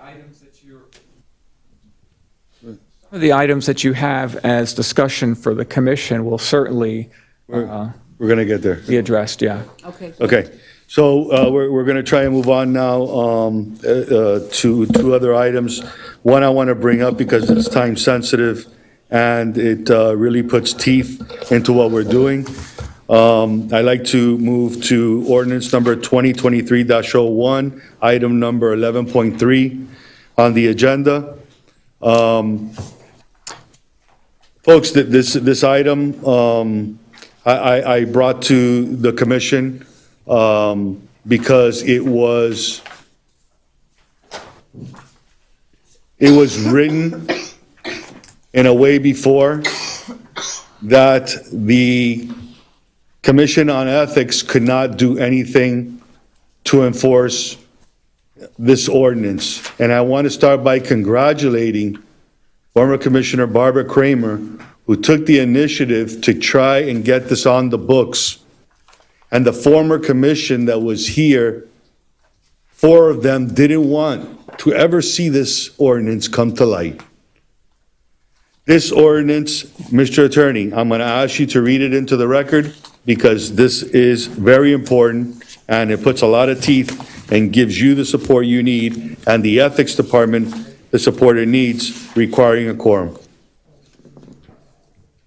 Thank you, Mr. Mayor, members of the commission. This is ordinance number 2023-01 on first reading, entitled An Ordinance of the Mayor and City Commission of the City of North Miami Beach, Florida, amending Chapter 2, Structure of City Government, Article 1, the City Commission, Section 2-1.1, meeting of the City Commission, subsection A, quorum required ethical duty to remain at City Commission meetings, by deleting the requirements concerning the duty to remain at City Commission meetings and moving the requirements to Article 10, Code of Ethics, in a newly created Section 2-79.14, entitled Ethical Duty to Remain at City Commission Meetings, authorizing the city clerk to transmit the ordinance to the Miami-Dade County Commission on Ethics and Public Trust for enforcement purposes, providing for conflicts, severability, and codification, and providing for an effective date. Also known as the Kramer Ordinance. Do we have any? Move to approve. Second. Any questions or comments? I have a question. Go ahead. Where do we have the ability to put teeth into it? Mr. Attorney. It's the enforcement ability is being transferred to the Miami-Dade Commission on Ethics, which has the authority to, enforce it, find violations of it, to initiate hearings and determinations before their body. And ultimately, I don't know if they're still here, ultimately assess fines and penalties that they can, that we would then assist them. Let me explain to you where I'd like to go and where I'm trying to get to. I would like to see that if you decide not to come here and break a quorum, that we stop paying them. That's a separate ordinance. And we got to start with this. We can do that, and I believe that's part of the discussion that several members of the public have raised. If that's the direction, we can then begin the process of drafting such an ordinance. But I know that this one, as I understand it, has been waiting for a number of months, and getting it approved would be that first step. Doesn't mean that we can't then, at your direction, draft an additional ordinance providing for that suspension of pay for failure to attend. I'd like you to look into that, please. Okay, because this has already been noted. If you I move to approve. Then we got to re-advertise it. So you move to approve, I seconded. I just ask, once we approve it, how fast does it go into effect? Tomorrow? Need a second reading? No, it needs a second reading, so it'll be noticed publicly and advertised, and then at the next regular council meeting, commission meeting, it'll be on for second reading and adoption, and then as soon as you adopt it, then we would transmit it to the Commission on Ethics, and it would be enforceable at that point in time. Thank you. It's been so many months, I didn't realize it wasn't the fourth reading, so Okay. thank you. Okay, I don't see other mics on. Madam Clerk, you want to call the roll? Commissioner Smith, Definitely yes. Commissioner Smuckler? Commissioner Yes. Florimon? Yes. Vice Mayor Chernoff? Yes. Mayor DiFilippo? Yes, Motion carries 5-0. fantastic. Mr. Mayor, can I ask a question? Congratulations, Commissioner Kramer. Hey, So many Barbara. years you fought, now you got it done. Can she vote? Mr. Manager, I have a question. When it comes to advertising our agenda, our ordinances, so on and so forth, I heard somewhere that there's a cost of like $14,000 to do it. It depends on the quasi judicial, it depends on how many items, but All right, but quasi judicial, doesn't that get paid by the applicant? the first two, I paid for the first two. Oh, because we went for, You know you went 6, so. Right. All the others were on the dime of the. of the city. But can you get for us, I guess, what the real cost is of advertising any one of our ordinances and the qualifications? Because I'm not clear anymore about what the cost is, and maybe we need to do it electronically, a lot cheaper than, and usurp it. Maybe That the actually- systems are old. That actually falls under the clerk as. And that Well, changed. wherever it falls. January this year changed. She can do it electronically. It's an option. Okay. Okay, so I'll get back with you tomorrow. May I answer? Oh, you understand what I'm asking for? I do understand. Okay, All right.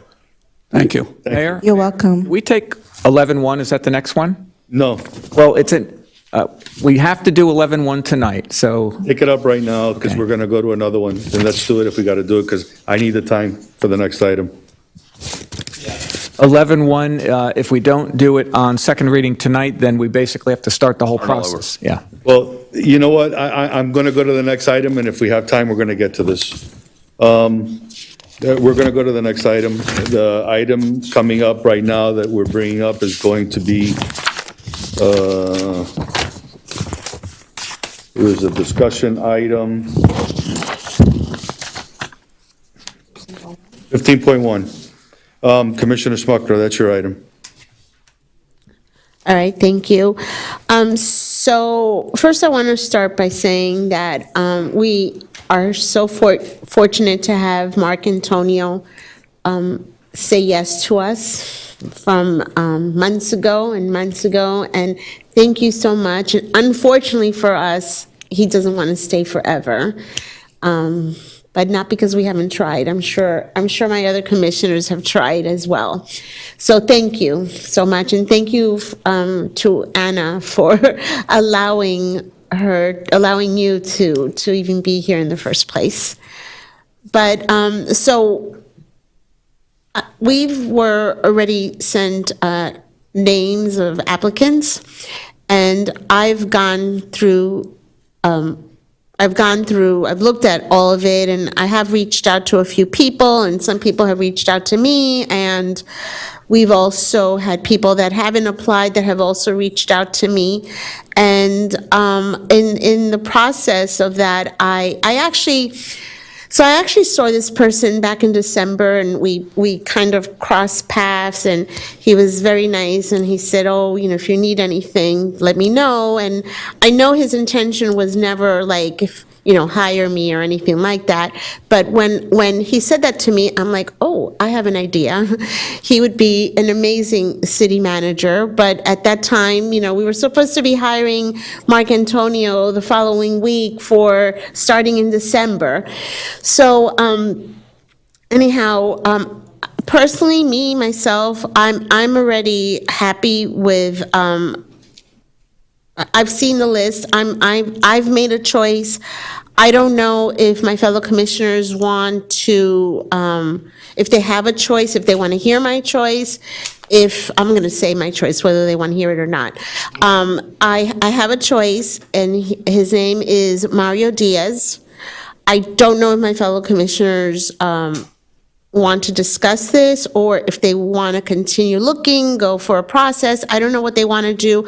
I just know that I'm ready to vote for him, but I also want to say that Mario is not available to start for almost another 2 months from we'd still have to give him a contract, and he still has to give notice.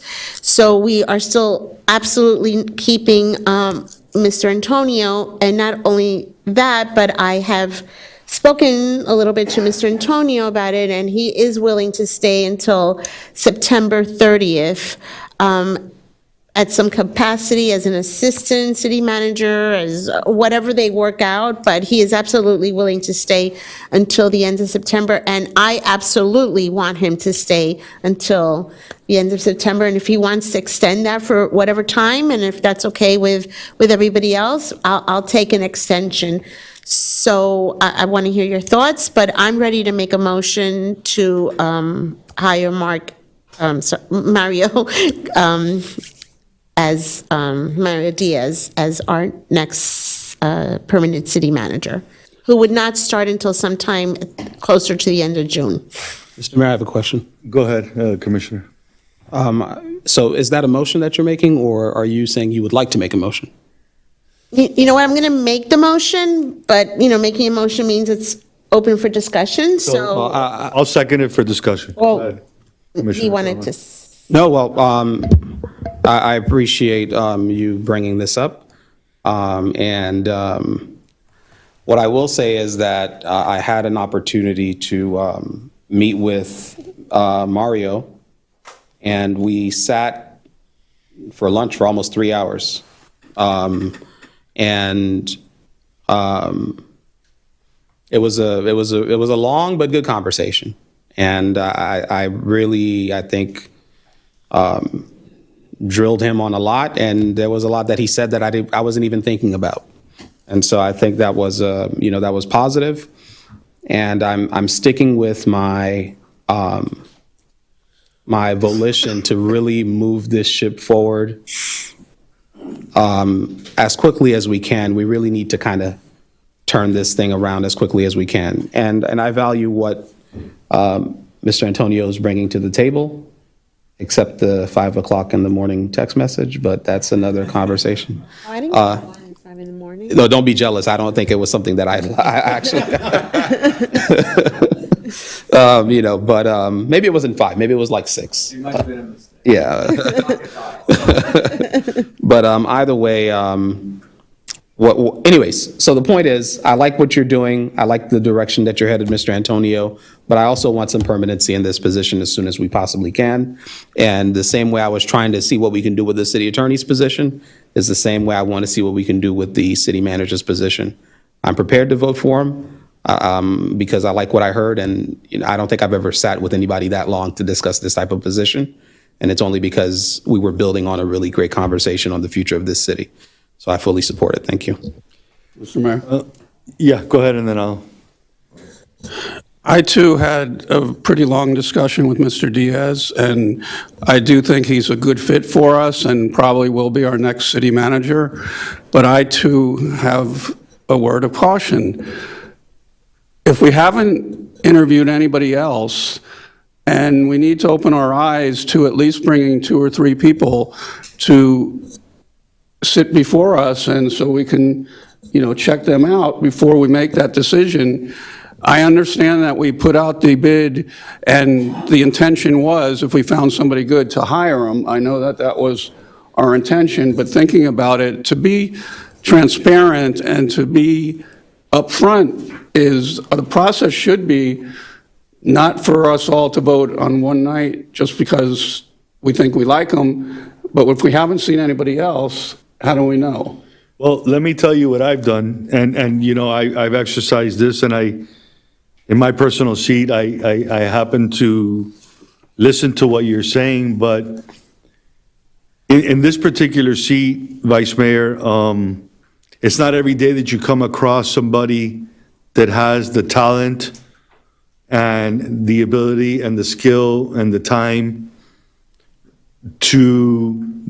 and the characteristics to do this job and to have the skill set. I reached out, I did speak with J.C. Figueroa. When this first started with the city manager months and months ago, I spoke with Chris Hyde from Sunny Isles Beach. And I also spoke with Mario Diaz. I spoke with 3 managers with extensive experience in Miami-Dade County being city manager. And I looked at the list also that we received. I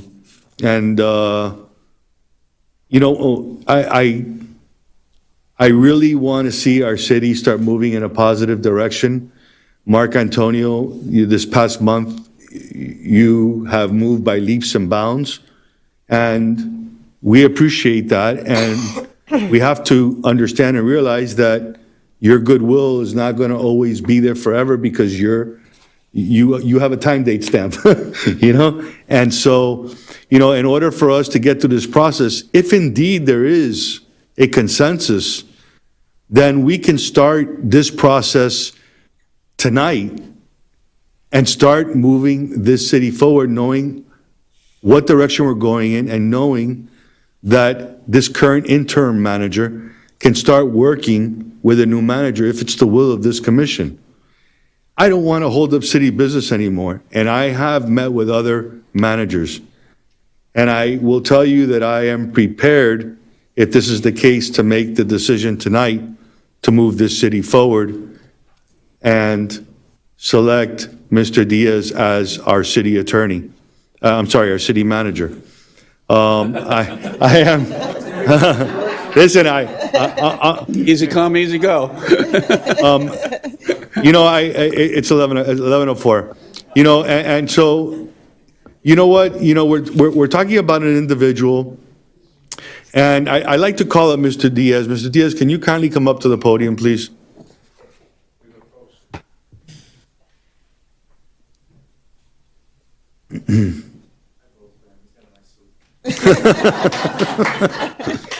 So, ladies and gentlemen, and those watching from home, I know it's kind of late, but, this is Mario Diaz. He's one of the applicants in the process for city manager. And I couldn't be more proud of Mario stepping in and stepping up to the plate and throwing his hat in the ring. Mr. Diaz, can you kindly explain a little bit to us about who you are, your expertise, so that the public can understand why you have earned the trust of hopefully the majority of this commission, and to help us move forward after today? Talk about being put on the spot, huh, Mayor? Well, it's your time to shine. Born and raised here in Miami-Dade County, specifically Hialeah, so I'm a Hialeah kid. From a family who never understood the meaning of not working hard, not doing everything you can for others. And that's the key point of my upbringing is what can you do for somebody else? And in my career, coming out of college, I did community outreach or communications for a small consulting firm in Fort Lauderdale for septic to sewer conversion. So I understand that whole process from design to implementation to even the financing aspect of it and trying to do that. From there, I went and I worked as a public information officer for the Miami-Dade Expressway Authority, which I worked my way up to the department director, as well as the intergovernmental affairs director there. Part of decision-making, working with county commissioners, state legislators, as well as working with the board of directors that MDX has. Tried my hand in education a little bit, worked for Monsignor Edward Pace for a couple years, but the itch was always there. I still have a personal relationship with Dr. Ralph Rosado, who's the current village manager over at North Bay Village. When he took the job, he called me and said, Mario, I need to turn this place around and I need your help. And so I said, where do you want me? And we started to work. Within 18 months, we completely changed the reputation, the processes, the procedures. We went from a village that was somewhat just walking in circles or lost in the dark to winning awards for their planning and various other aspects that they've been able to do. During that time, the village of Biscayne Park and former Mayor O'Halpin, who's here, they needed a city manager, and Dr. Rosado said, Mario, I think you need to apply there. You're almost running this city as it is now, but I want you to have the title. I want you to kind of grow, and your career path is skyrocketing. I don't want to hinder you. And so with his encouragement, I did. The commission blessed me with an opportunity to be their village manager, as we are now. We've turned that place completely around. CITT was planning to take over $500,000 of funds back from the village. When I stepped in, I spoke with the executive director. We are now a model for how we leverage CITT funds. Not only did we meet all the reporting and take care of a 10-year audit, they have not taken back any money, but we then leverage that money into a $1 million project. We then leverage CITT money and DOT grant money to pay for freebie.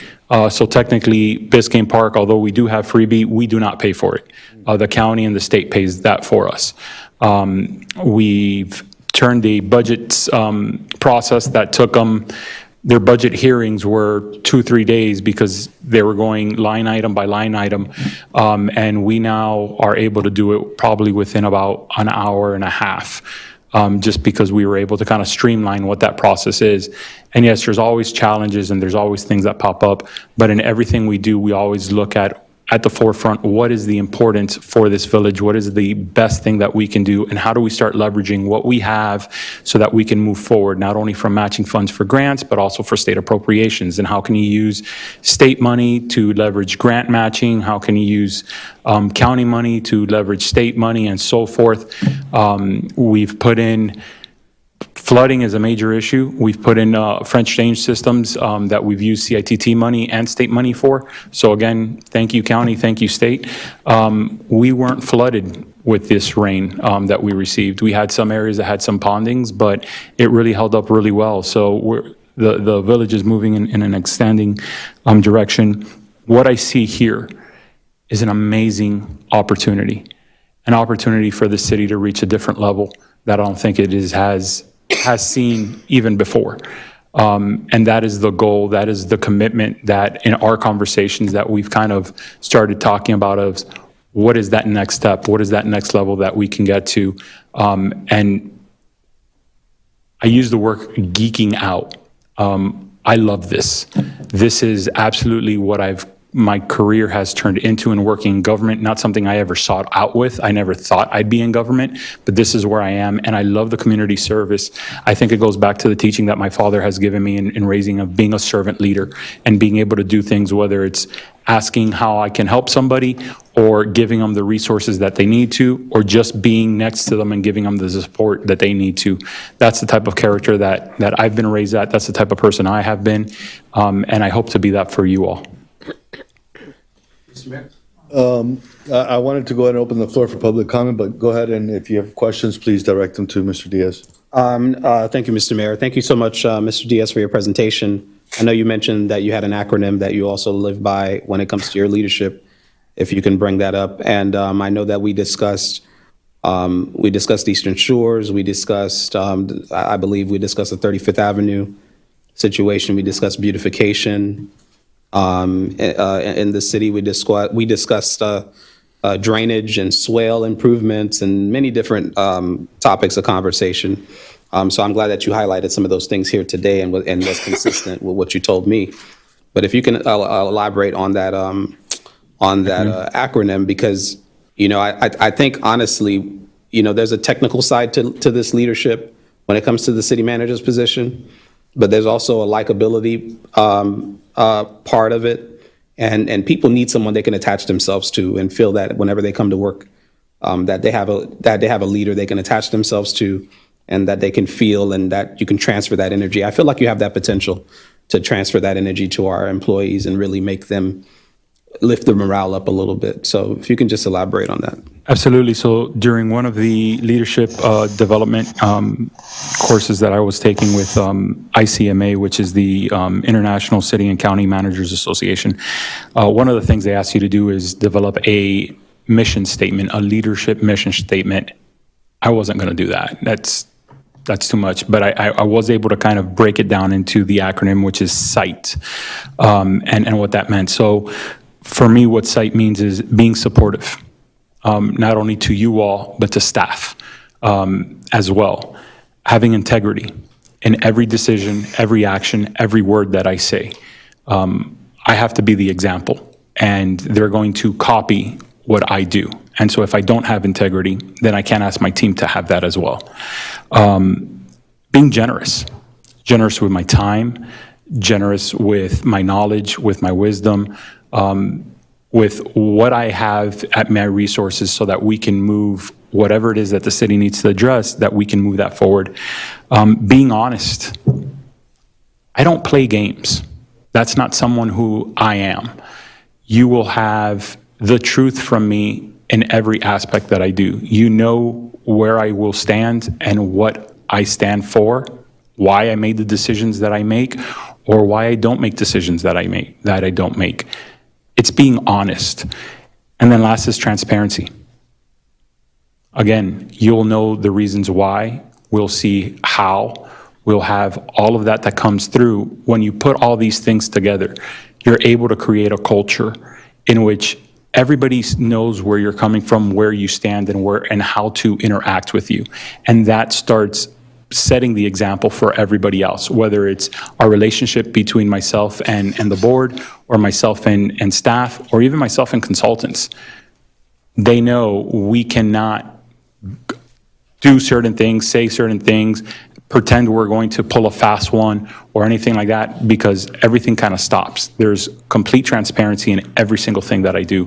I've always maintained that.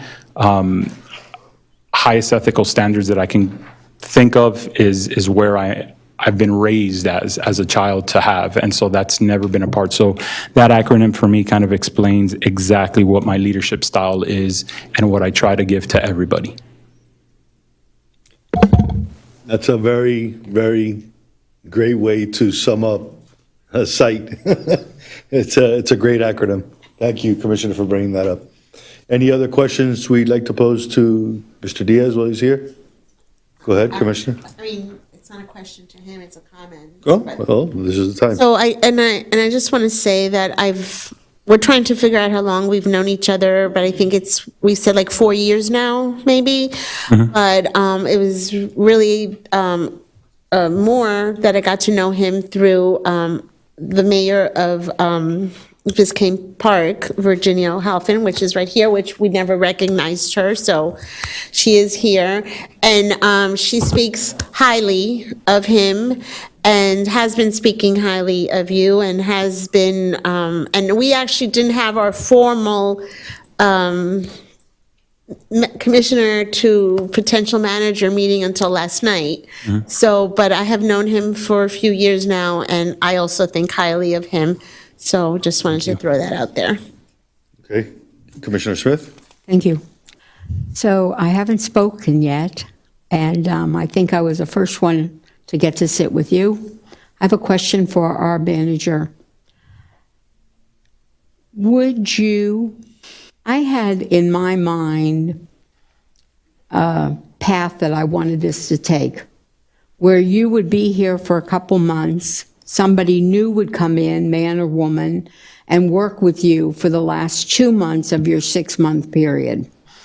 So if we hired somebody that would start in 2 weeks, will you still, under a different title, stay with us if needed till that end of that period? Said yes. Yeah, I'm committed for 6 months, so. Well, by the time 6 months come, you may need to be committed, so. So I don't want to take that the wrong way. I love this woman. But And certainly, it would not be at the rate that we're talking about. So we could reduce the rate. Listen. Right. Look, this is like a nice glide scope for me, for sure. I will tell you, did you hear what our interim manager just said? You're arguing over $5,000 or 15. He just said, if it's not the same rate and you have to reduce my rate, that's fine. Do you understand what we have here is a jewel? There's not enough money. But Mr. Diaz is a very interesting that you're standing here tonight. We had 50 applications. I, for one, I spoke to a few people, but there's no way, because each application is 6 pages, front and back, or 4 pages, front and back. How anybody could go through those 50 applications already, I have no idea. We just got 2 new ones on our desk that we haven't looked at. But I am prepared 100% for a lot of reasons that I want to share that you have not. Because what would make somebody that pays so attention to this position of the responsibility of my city, 45,000 residents, people that have their businesses here and people that come here to visit, what would make me be a yes? When you come from a Biscayne Park has no CRA, they have no water plant. If you really look at the population, they don't even have a commercial area. But why would I be a firm yes? In my interaction with you, I saw such a strong family man that has 3 children that you didn't share, that I'm sharing. Because when you have that strong, definite love that came through with every word you said about them, there's nothing you could do to ever embarrass your family. And that's what North Miami Beach needs now. We need somebody to come in with those values. You also, let's not minimize the experience you do have. And the most important thing is the experience you don't have. Let's elaborate on the contacts you have. So I know in my position, I'm not an engineer.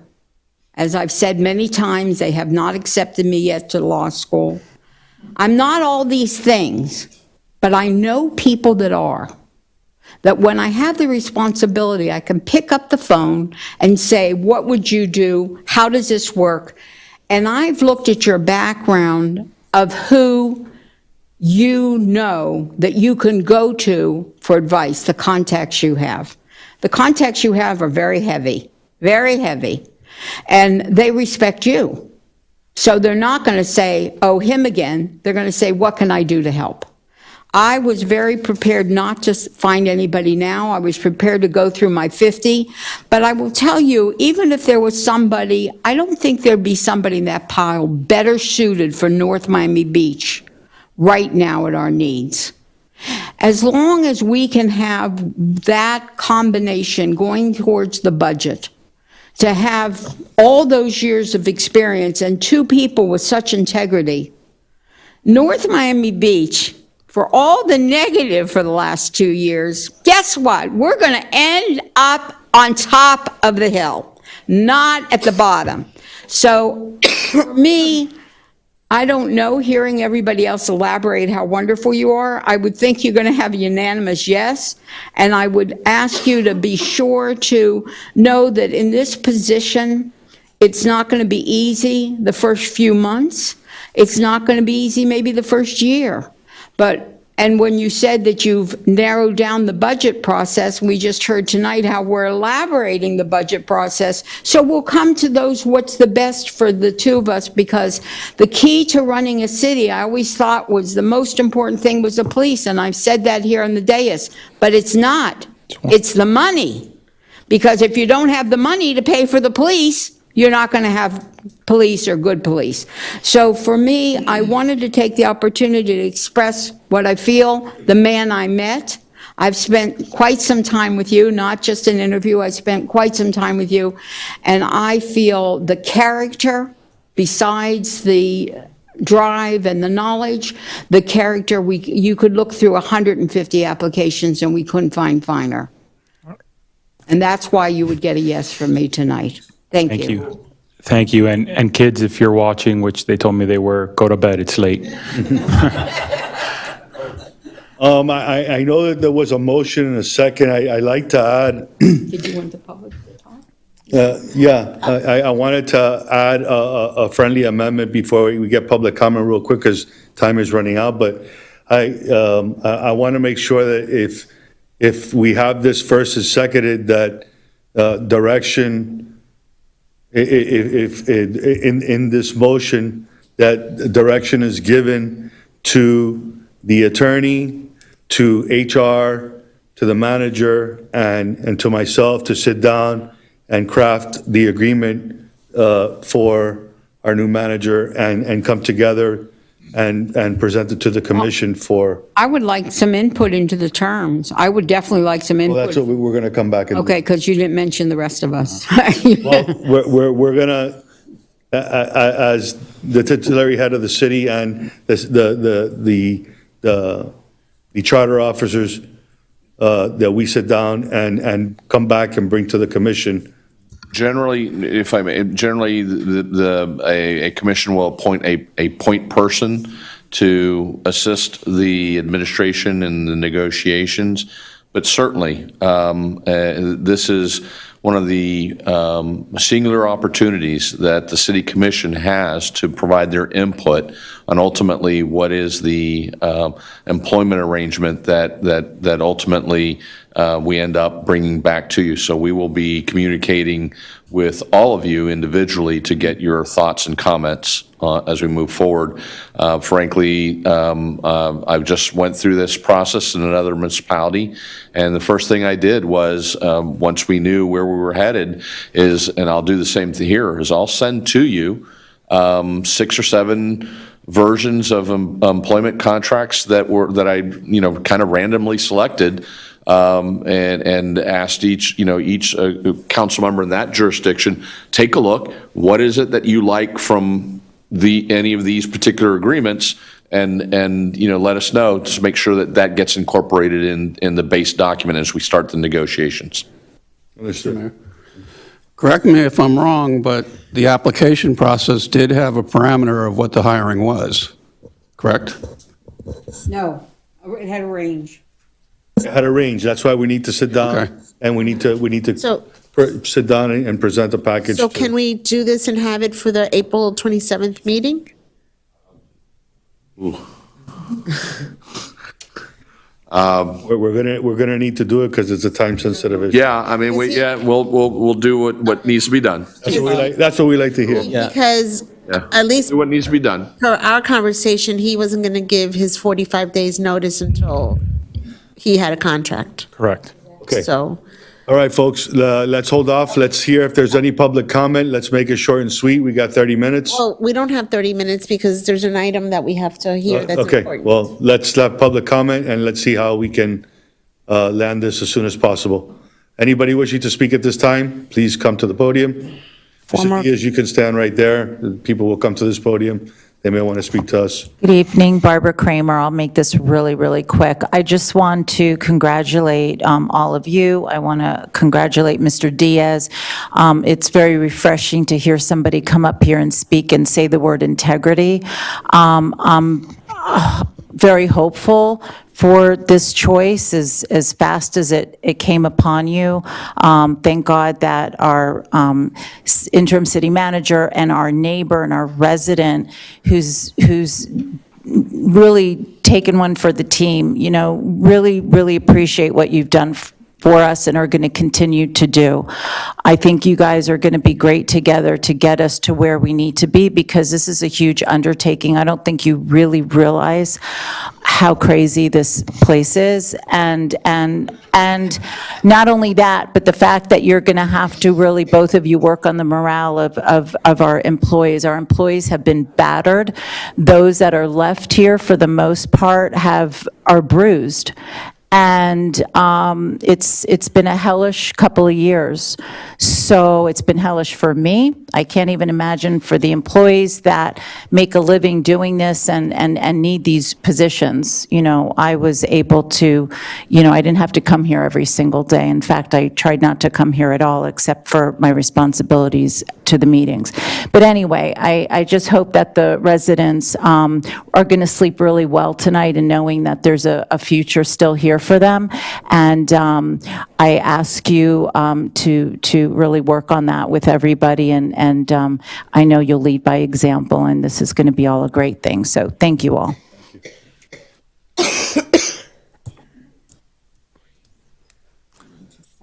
I'll leave the jokes for later. I met him outside, had a good conversation with him. How many family members do you have in the police? Your name, please? Oh, Yona Lunger. Sorry. I forgot that you guys don't know me yet. How many family members do you have in the police department that you have? I mean, safety is our main thing, and we had a little conversation. My, Just by the last name, we know already. yeah, well, so that I will, especially for their safety, I'll just say there's at least 4 or 5 in the Yes. total family. My brother, who's retired, also watching. Hey, bro. He's 28 years in. Another family member used to work for North Miami Beach. He's over in Broward now. Yes. As well. And there's more. And the reason I'm asking that is because I'm trying to get them to join our police department. So, with all due respect, I can't hold dual, but I do know them, and they're amazing, and I say vote for him, and I like your suit. Yes, and just by talking a few minutes, and you know that I have businesses on my own and have hired people, I would hire him as a CEO of my company right now, and I would say vote now before he leaves that door. That's my opinion. But I will tell you that I'm impressed with what he had to offer, not just now. I've known the past 6 city managers. I believe you're going to be number 7, correct? I believe so. Yes. So I've seen the roller coaster up and down, and I personally, and you guys know how much I'm in love with the city, being involved in everything, and I give you my vote on that and a vote of confidence on that you're picking right. But I say please stay together with him for the next couple of years until we confidence. Yeah, I'm trying. I hide my hair. I'm jealous at it, but your suit is nice. Thank you. And I think for that suit alone, you should get hired. Thank you. Thank you. Thank you very much. Thank You you. met 6 managers, and now maybe the last. Now I can sit there for the vote, Barbara. Anybody else wishing to speak at this time? Okay, seeing none, public comment is closed. Make a motion to hire the gentleman, subject to contract. We have a motion. Yeah, have a motion. We have a motion and a second. But subject to the negotiations Subject to the as I made the amendment with the attorney. Mario Diaz, I should say his name. Okay, Madam Clerk, can you call the roll? Commissioner Smith? Absolutely. Commissioner Smuckler? Yes. Commissioner Florimon? Consistent with what I've said prior, I know some people may have wanted a certain type of a process, but the process is what the commission decides. And so I'm more than a yes. Congratulations in advance. Vice Mayor Chernoff? Yes. Mayor Anthony DiFilippo? Absolutely, congratulations. Congratulations. Congratulations, Mary. Mayor, if I may.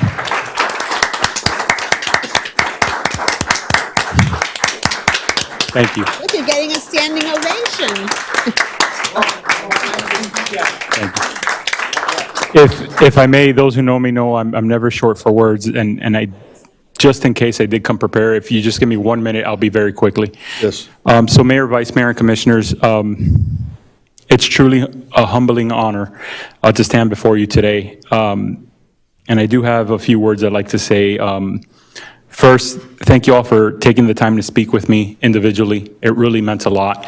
They were not casual conversations. They were in-depth with everything of where we see this city moving forward to. So I do appreciate that. It was our conversations, as a matter of fact, that not only gave me a lot to think about, but increased my enthusiasm for this opportunity. And so I do appreciate that. And I'm genuinely excited about what lies before us. And to have everyone's support almost leaves me speechless. And as my former mayor, O'Halpin, will know, the key word in that sentence was almost. I'd like to take a brief moment of privilege to thank God, my wife, and my family. They have always been by my side and made countless sacrifices, allowing me to stand before you here tonight. Thank you, commissioners, vice mayor, and mayor, for the trust and faith that you are putting in my hands. I promise to cherish this opportunity and to work diligently to accomplish this board's vision and goals for this community. And to the staff, before my first day in office, I do have 3 words for you all. We will soar. We're going to take this city to new heights. We will be a beacon in this county, and we will be a model, not only locally, but nationally. That is my goal as your leader. That is my goal as a professional. And that is my expectation of you all. I know that this goal is pretty lofty, but we are going to shoot for the moon. If we don't get there, at least we're among the stars, right? There you go.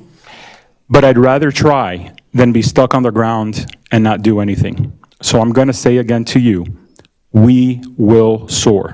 Please prepare, please reflect, for I'm going to require from each and every one of you what you may have not given yet. I want you to hear, I want to hear every idea and possibility that will make that happen. Doing things simply because it's the way that it was done before is not sufficient. Lastly, and probably most importantly, to the amazing residents of North Miami Beach. And I apologize, I'm giving you my back. He's one of them, too. Stand over here, yeah. I have seen and I have heard you. There is much work to ensure that every resident, every stakeholder, every community sees the attention and dedication from this staff. This is a long and winding road, but it's a road that we are going to have to travel together. I don't promise to be perfect, nor my team, but I can make you this promise. We will listen, we will continue to learn, and when we need to, we will correct. Public safety is my utmost priority, and that includes the health and the quality of life. This means police, fire, finance, our utilities, and our solid waste. Those are the foundation of a vibrant, healthy community. And as I said to staff, I will say to you all, we will soar. That's not just a statement. That's not just a promise. That is a fact that will happen. There's no room for failure in this. Mayor, commissioners, from my family and myself, I thank you for this opportunity, and I look forward to standing with you all and moving this city to the next level. Thank you. Welcome.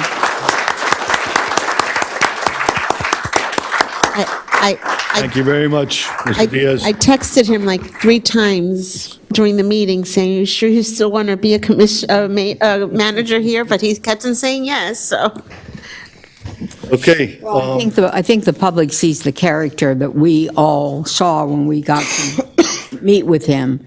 That character is going to take North Miami Beach where it should be, where it should have always been, and where it's going to be in the future. So for that, we're all going to be really way ahead of the game, and thank you for considering it, but working together, that's the key until we straighten a lot of this out. Thank you so much. One more thing. Mario, what's the award you got from the ICMA?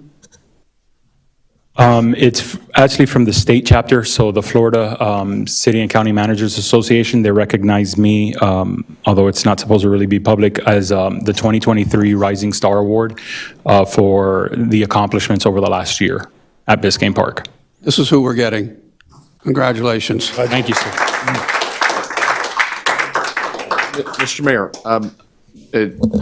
a couple of 2 things, if I might suggest. One, low-hanging fruit, let's dispose of the consent agenda. That's what I was gonna do right now. And then number 2, take up the ordinance about the second reading. We really need to do that tonight. Yeah, we have time. I want to go ahead and move to approve our consent agenda. Second.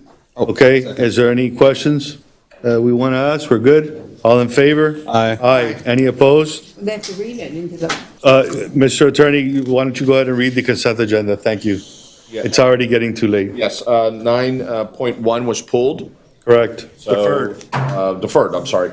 So 9.2, resolution number 2023-32, a resolution of the mayor and city commission of the city of North Miami Beach, Florida, approving and authorizing an increase in annual expenditure with AAA automated door repair to furnish automated door and gate maintenance services, authorizing city manager designee to expend an additional annual expenditure of $30,000 and providing an effective date. Item agenda 9.3, resolution number 2023-33, a resolution of the mayor and city commission of the city of North Miami Beach, Florida, approving and authorizing an increase in annual expenditure with Condo Electric Corp. For electric motor and pump repair services, authorizing the city manager designee to expend an additional annual expenditure of $105,000 and providing an effective date. Item 9.4, I'm sorry? It's pulled. Pulled, I'm sorry. Item 9 point, that's it. Move to approve. Second. All in favor? Aye. Any opposed? Okay, consent agenda passes unanimously, 5-0. Mr. Mayor, move to introduce ordinance number 2022-09, second and final reading. Second. Before we read this ordinance, before we get into this ordinance, I want to mention something because I'm a little disturbed, and quite frankly, I'm just going to shoot off the cuff and tell you that I'm not prepared to vote for this tonight. And I hope that my fellow commissioners will follow suit. And let me tell you why. At our last commission meeting, and we had a quorum, this came before us, and we gave direction to the previous manager and his staff to put together a study that was to be for 6 properties in this city. Well, we had a presentation. It was in the Yes Center downstairs. And Calvin and Giordano were the firm that I believe the previous administration hired to do this study or analysis. The study and analysis, in my opinion, and in many who sat in the audience that night, residents, attorneys, was flawed. It was flawed, it wasn't proper, and it should have never taken place. So, not that I'm against this, but I really would like to see a proper study done correctly, including the properties and the high-rises in the city of North Miami Beach, and not just 4 properties instead of the 6 that this commission gave direction on. So this commission gave direction to look at 6 properties, and staff decided they only wanted to do 4. They left out the 2 biggest high-rises in North Miami Beach.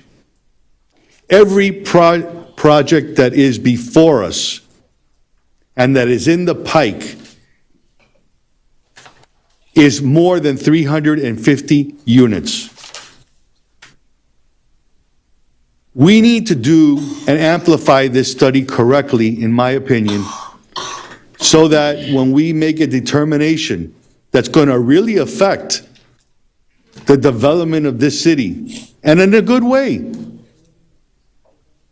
when we make this decision, we got to make sure we have our facts straight, and the facts are not. So, until I get a presentation that is worthy of an approval and that has the proper information so that at least I in my chair can make a proper decision, and I hope that maybe at the next meeting, if that's the case, then I have my reservations with what's been presented to us. I know that I spoke to the manager, and I don't think he was impressed at what he saw from our conversation. And I would hope that my fellow commissioners will agree and hopefully get the right information before making this decision. I know that this is a second and final reading, but you know what? I'm tired of seeing mistakes get made and decisions get made, and they're not done in the right fashion, the timely fashion, or given us enough information to make an educated decision. That's 2 cents coming from my seat, based on the presentation that was given, that has to do with this ordinance that's before us today. Commissioner Smith? City Manager, what? I think we're talking about a different ordinance. We're on 11.1, which is the property rights element, not the zoning in progress. That, the. Didn't want to interrupt the mayor, I'm sorry. So the item, item that we need to take up tonight, or otherwise we run into some significant penalties in the process, is 11.1, which is the property rights ordinance. The zoning in progress is that I believe you were talking about, is a resolution that's later on in the agenda. Okay, I'm sorry, I thought it had to do with rights elements, and I thought it was that one. Okay. It's 11.1 or it's 12.1? 11.1. 11.1. And if, with the permission of the commission, I'll read the title of the ordinance into the record. Okay, go ahead. But we have a motion and a second on the record right now. For the right motion, he just read the wrong thing. He just talked about. I was, the I know his- opinion I gave was his based was- on another motion, on another ordinance. So we already. We motioned to introduce it. We motioned To the record, though. Yeah. Yes. The Go ahead and ordinance title's not been read into the record. Read it into the record, Mr. Attorney, please. This is ordinance number 2022-09 on second and final reading. It's an ordinance of the mayor and the city commission of the city of North Miami Beach, Florida, amending the city of North Miami Beach comprehensive plan to add a property rights element as required by and in conformity with section 163-31776I Florida statutes 2021, providing for inclusion in the city of North Miami Beach comprehensive plan, providing for conflicts, providing for severability, and providing for an effective date. Okay. Motion to approve. Second. Mr. Ean, can you come up and explain to us what this is about so we can have a proper conversation? Thank you, Mr. Mayor. Edward Ning, the Interim Community Development Director. This is the second reading for the property rights element, and it had to deal with the need for the city to adopt a new element in order to comply with state statutes requiring a property rights element for any plan amendment initiated after July 1st, 2021.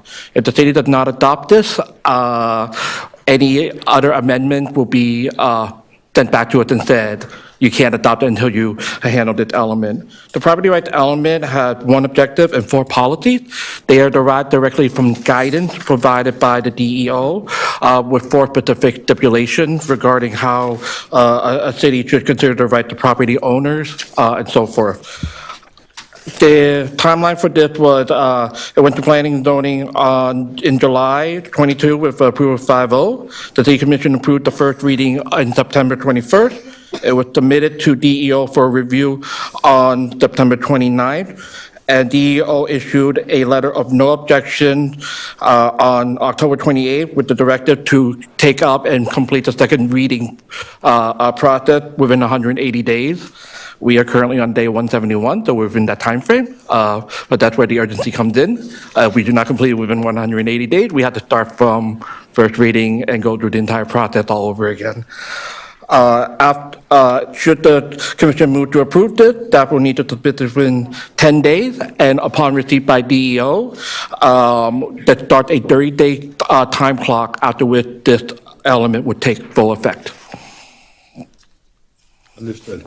All right, let's go ahead and open the floor for public comment, and then we'll have discussion among us. Is there anybody out there that wishes to speak on this item?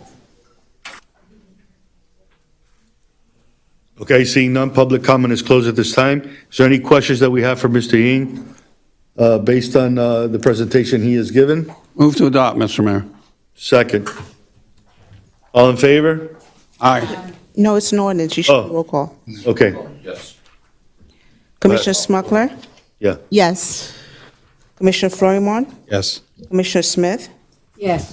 Vice Mayor Chernoff? Yes. Mayor DiFilippo? Yes. Passes 5-0. Okay,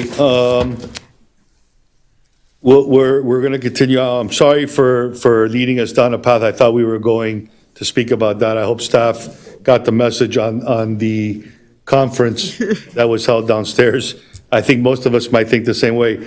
For the record, Madam City Clerk, on item 11.5, Resolution 2022-170, where it says Lien Amnesty Program, we still have the name of Arthur H. Story there. If we could please change that for our future meetings, so that that doesn't come up anymore. You're correct. It was moved over. I'll make the changes. Thank you very much. Would you want Mayor? to take up 11.12? It's bespoke. Now that relates to the surety and the completion of the second floor. Yes, we want to do that. Oh, make a motion to approve. Which item is that? 11, We have to get 12. more funds for the bathrooms completion. Item, what is it? 11.12. I'll second. Okay, it's been motioned and seconded, 11.12. 12.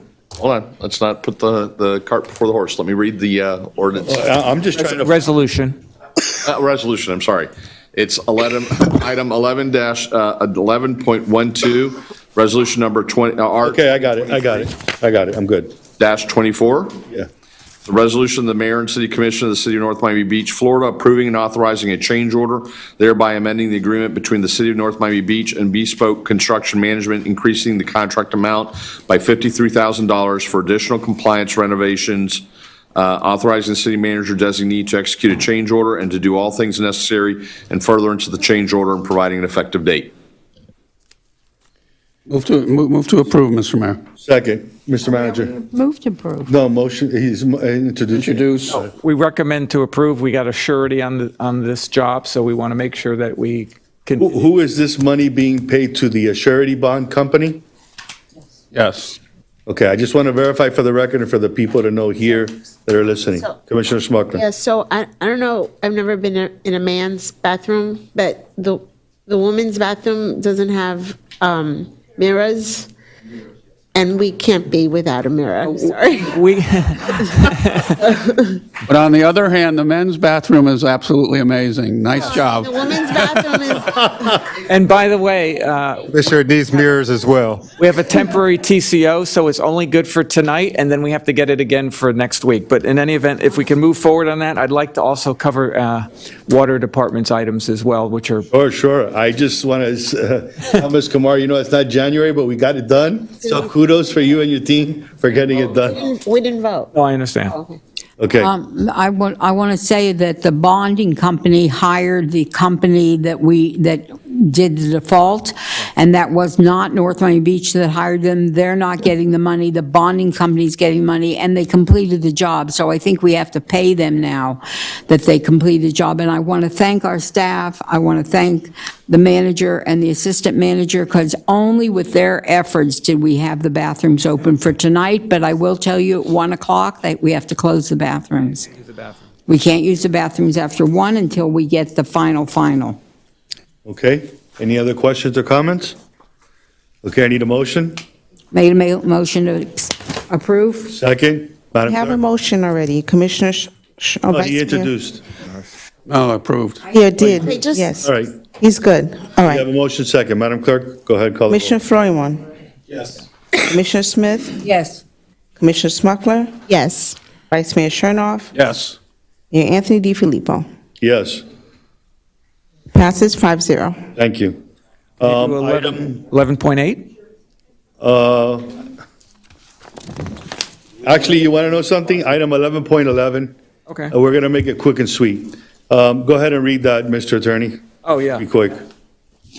Thank you, Mr. We got to start getting this stuff off This the. is item 11.11, resolution number R 2023-20, a resolution of the mayor and city commission of the city of North Miami Beach, Florida, directing city manager designee to repeal the police department sergeant-at-arms detail policy and terminate the program and providing for an effective date. Move to approve, Mr. Mayor. Second. And can we make that retroactive 4 months ago, please? Anybody wishing to speak on this item? Public comment? The only, The Sergeant at Arms. I have a question. Okay. Question? Go ahead. Question real quick. What was the need? Why did we have it? And how can we take a police officer that we need on the streets to protect us to even do this? Thank you for bringing it forward. Question, why are we repealing something we never voted on in the first place? Well, because the previous, Permission to do it. yeah. We never voted to do it. Listen, So well, let's just repeal it, but we never As you can voted see, on it. it still has the previous manager's name on it. Let's vote You on know it. what? We're scratching that out. You're out of here. And we're going to go ahead and vote. So public comment? Anybody? Seeing none, public comment is The closed. motion to accept. Second, all in favor? Madam Clerk, call the roll. This is The voice vote. Aye. voice vote? Yes. All in favor? Aye. Any opposed? Unanimous, 5-0. Fantastic. We finally got past that. I wanted to say something. Go ahead, Commissioner.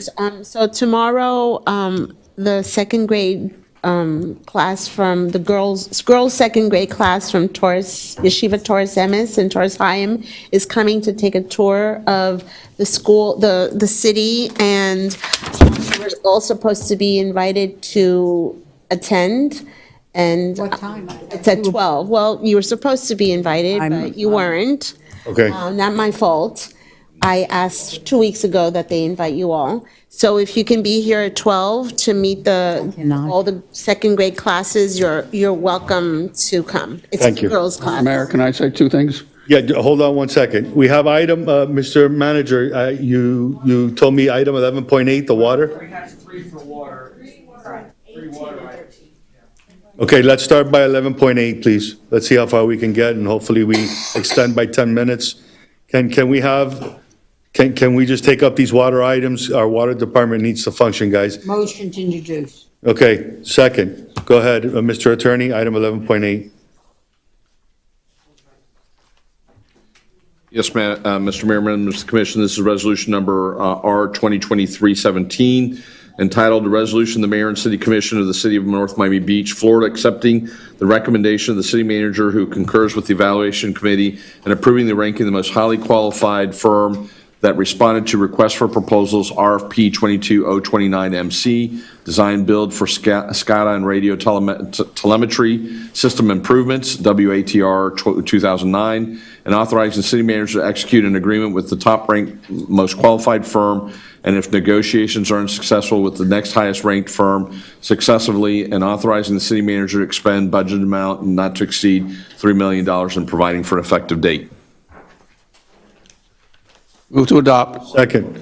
Okay, we have a motion and a second. It's up for discussion. Is there anybody in public comment wishing to speak on this item at this time? Did you want to have a little explanation? $3 million? Yeah, we're going to get there. Okay, seeing none, public comment is closed. Mr. Manager, can you please give us an explanation? Before we do that, I just want to know if we can have maybe, A motion for 10 extra, I 10 make a motion to continue till 12:15. 12:15. Okay, What are we continuing to cover? we have 2 more water items. Water item. Okay, 12:15, all in favor? Aye. Aye. Okay. We're going to go to 12:15, Madam Clerk. Andrea, go ahead. Good evening, Mayor, Commissioners, members of the public, members of the staff, manager. This is the SCADA project. We are redoing the entire system for the water treatment plant, similar to our grinder and pump stations. This item is necessary because this is the communication item that we have that tells us how everything is working, and it communicates to the operators as to how everything is functioning operation and maintenance, so I would recommend that we go ahead and vote. The company that has been the highest qualified is Revere. They've worked with us before. They know the plant really well, the system really well, and we're confident that we're going to be able to do a good project with the qualified company. Okay, go ahead, Commissioner Smith. Where's the money coming from?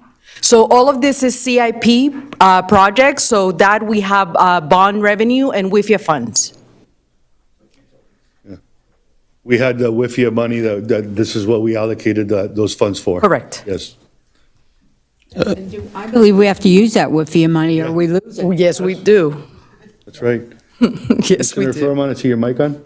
Yes, thank you, Mr. Mayor. I just wanted to make clear on the record that this is all part of our CIP, our continuous CIP, Correct, the approved 5-year CIP. that we have already voted on. Correct. However, there are certain items that, depending on the amounts, you have to still come back to get it ratified or to get it voted on again. Correct. So these aren't new monies.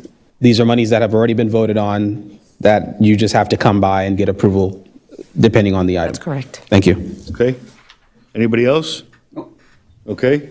Seeing none, Madam Clerk? Voice vote? Yes. Okay, everybody in favor, say aye. Aye. Any opposed? Okay, passes unanimously. Mr. Attorney? Mr. Manager? 11.11, 1111. We did that. Oh, I'm sorry, 1110, excuse me. 11:10. Getting late, 12 o'clock. Okay, 11:10. Mr. Attorney, can you read that into the record? Yes, sir. Move to introduce. Second. Resolution number R 2023-19, a resolution, the mayor and city commission of the city of North Miami Beach, Florida, approving the award of invitation to bid ITB 22051MC, Corona del Mar Phase 2, lateral connections, SEWR 2006, authorizing the city manager designee to negotiate and execute an agreement with Plumber Mike's Inc. and expend a budgeted amount up to but not to exceed $927,731, providing the city manager and city attorney with the authority to do all things necessary to effectuate this resolution and providing for an effective date. Move to approve. Second. Okay, anybody from the audience, anybody wishing to speak, public comment is open at this time. Okay, seeing none, public comment is closed. Is there any questions that we want to direct to Ms. Suarez or our manager who's here? Again, please tell everybody where the money's coming from. So this is actually has 3 funding sources. It's CRA funds, it's FDEP funds, and it also has ARPA funds. So all of this is we are doing the connections for the property owners to make sure that they're being connected to the system that we're originally installing. And we're paying for it and there's no rebate from the owner, just we're paying for it outright. Correct.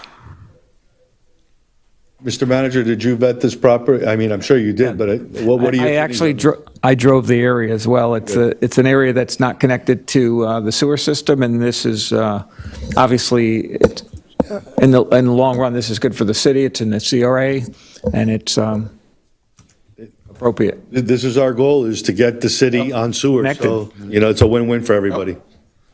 All right, any other comments, questions? Motion to approve. Okay, we have a motion and a second. It's a voice vote. All in favor? Aye. Any opposed? Okay, unanimous, 5-0. What's the next one? 11.13. 11.13. Resolution for Alita River water main crossing. Mr. Attorney. Move to introduce. Second. Sorry, is that 11? Point 13. I'm sorry, okay. See why we don't go past 12? Resolution number R 2023-26, a resolution of the mayor and city commission of the city of North Miami Beach, Florida, accepting the recommendation of the city manager who concurs with the evaluation committee and approving the ranking of the most highly qualified firms that responded to requests for proposals RFP 22059MC, Alita River Crossing Water Main Replacement, WATR 2007A, and authorizing the city manager to execute an agreement with the top-ranked, most qualified firm, and if negotiations are unsuccessful with the next highest-ranked firm, successfully, and authorizing the city manager to expend a budget budget amount not to exceed $1 million and providing for effective date. Move to approve. Second. Anybody in the audience wishing to speak on this item at this time? Public comment is open. We have one. Question. Your name, sir? My name is Antonio. I'm 1632 Northeast 182nd Street. I have a quick question. Quick Mike. questions. They talking about connecting the sewer to the customers, but the contractor already started prepare for asphalt. It's not better to do the connection before asphalting and then damage the asphalt? Or you gonna do it after? So that's for Corona del Mar. Yeah, that's the right? prior So that's the previous item. Mm-hmm. So what they're doing is, they're taking the service line up to the property line. Right. And then they're going to connect up to that point. To the property to where they left it in the sidewalk? No, so you're taking it to the property line. So we're probably gonna take it up to the property line. So after that, the asphalt is gonna be on the road. That's where we put the main header line. Okay, but I want to make sure the equipment they don't damage the asphalt, and then we got to pay back and repave the asphalt. Correct. That's my, Staff, manager, director, if you could just make sure the process Absolutely, done right, so we don't have to go ahead and spend twice the money to get one thing done. absolutely. We appreciate that. I want to just ask her one question while she's here. How much did you estimate that it would cost to connect the properties, each property to the sewer? About $13,000. Thank you. Okay. Any other questions? Okay. This is a voice vote. Madam Clerk? You don't need a voice vote. All in favor? It's midnight. Wait. It's midnight. 12 o'clock, guys. Okay. I'm a yes. Yes. Sorry. Yes? How many yeses I have? I have 5? Yep. Okay, unanimous. Thank you. Thank you very much. Second. No, I have an announcement to make, please. Let's go ahead and do our announcements if we can, and we'll finish up. Go ahead, Commissioner. And I also would like to direct the manager to come back on the 27th and just give us a brief, if we could add that, just to tell me how much. Could you just tell me how much a forensic for each department will cost, so I can have an idea? Because we want that to work with you, with the other city manager, et cetera. So one of the announcements is 35th Avenue is torn up, putting new pipes, and that job that was going to take a few months or 6 months is now in year 2. So there's a big meeting on Thursday night at Eden Isles. Anybody that feels they're affected, 6 o'clock Thursday night. They're putting it together. Am I correct? Is Mr. Scott here that? Yes, it'll be the same night as our commission meeting. Oh, Commission workshop, sorry, if we have one, yes. Yes, Commission workshop. David Scott, Director of Public Works. Yes, Commissioner, that meeting is scheduled for the 20th at 6 PM. It will be held at the Eden Isles condominium. Flyers have gone out. The community is being notified, and we'll put as much notification out there as we can. It's posted on our social media, and I know the community leaders have been pushing it out there as well. And I wanted to thank you and the commission for all of your support, because when I called and said I need some of these community leaders, you all responded and got me those phone numbers, and they have been very, very involved and helpful at getting the message out. So they were our partners in putting this plan together in such short notice. thank you. And City Manager, I don't believe that we can have a workshop on quasi-judicial anyway. So if there's an item or two in reference to that. No, I meant the 27th. I was getting my dates confused. The 20th Okay. is fine, that's the workshop. If we have the workshop for the 27th, there's some items that are rolling over, right? We have to close the meeting in a certain way. Yeah, no, I I'll assume? make the motion. Okay. And the other thing that I would like to bring up is thinking about preparing a resolution that if you do not come to commission meetings, because our salary is very small, but there's a lot of benefits, and I don't know what the incentive, I know for the next year, we are under a court order to be here, but maybe we have to implement something to have it, I don't know. I'll let the attorney check into that for us, so. Thank you very much, Commissioner. Anybody else wishing? Real quickly. Commissioner Smucker, go ahead. Arbor Day, Friday, April 28th, come get trees. Everybody, 10:30 in the morning at Dolphin Park, which is Northeast 170th Street and Northeast 3rd Avenue in Ulita. Okay, we're going to be giving away 4 different trees. And the other thing that I needed to announce was Captain Diaz is sitting in the back. He was my partner in crime. We went from our police station to Boynton Beach on our bicycles on Monday. We stayed dry until Boca, but we got soaked from Boca to Boynton and then had to come home. So thank you, guys. And the event was the Tour de Force, which is for remembrance of officers who have fallen. So I want a special thank you to the North Miami Beach Police Department and all other agencies that participated. They did an unbelievable job protecting us. Thank you. I do. So I just want to clarify, we're having this Thursday a commission workshop? If you want, I mean. No. We're going to be at Eden Niles. Okay. Okay, so the following week, we're going to have a commission meeting, and we're going to be, everything that we didn't do today, we're going to be doing at that meeting as well. I don't know if it's possible, but I thought the quasi judicial would be first. That's what I've told those people that have waited a long time. Yes. My wife would be, okay. Okay, also, you think for, in the future, we can move like all the presentations that were done by staff to the 5 o'clock hour? Yeah, worked perfect. Right. Worked beautiful. No, we didn't do it at the 5. Yeah, we did it at 4 o'clock with CRA and 5 o'clock with. No, I'm talking the For the staff city, presentation. for the staff, yeah. I don't see why not. It just sucks up a lot of time from the actual meeting itself, and we're trying to stay here till 12 o'clock, as you can see, so thank you very much. Good. You're welcome. Also, at the library, there's also an Earth Day celebration this Saturday at 1 o'clock. There's going to be the Eco Challenge Theater and Earth Day celebration, and that theater show is going to be amazing. Also, the Commissioner Status of Women is having their annual Mother's Day breakfast. It's called Mothers and Mimosas, not mimosas, because we don't serve liquor. You have to sign up is required, but it's for mothers, it's for residents of North Miami Beach. And also, like I said, Yeshiva Torres Chaim Torres Emes is coming tomorrow, the 2nd grade girls class, all of the girls classes, there's like 3 or 4. They'll be here tomorrow at 12, and they're going to be meeting staff and taking a tour of our city hall. And for the Heart Health Walk and for Farm Share, I want to thank Public Affairs, Parks and Rec. You're always amazing. Thank you, Andy, because we neglect Andy. We never like say, Andy, your department is the best. So thank you. And to the police department, thank you for everything, Nicholas. You're amazing. And thank you to the police department for keeping me, my family, my residents, my businesses safe. Thank you so much for always just being there and looking out for us. That's it. Have a good night. Commissioner Florman, you got anything?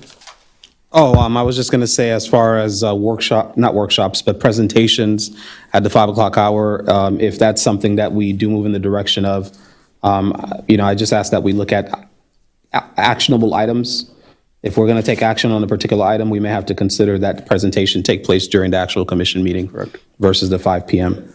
Aside from that, while this meeting was a bit, up and down, that's been the theme over the past couple of years. But I'm glad that we got some things off the agenda. We took care of some business. Welcome to our new city manager. I know it's probably going to be about 2 months before you actually get started. But I'm looking forward to meeting with you again to discuss the future of this city. Thank you so much for all of our staff and our police department that's here. And I think Earth Day is on 28th. The 22nd or?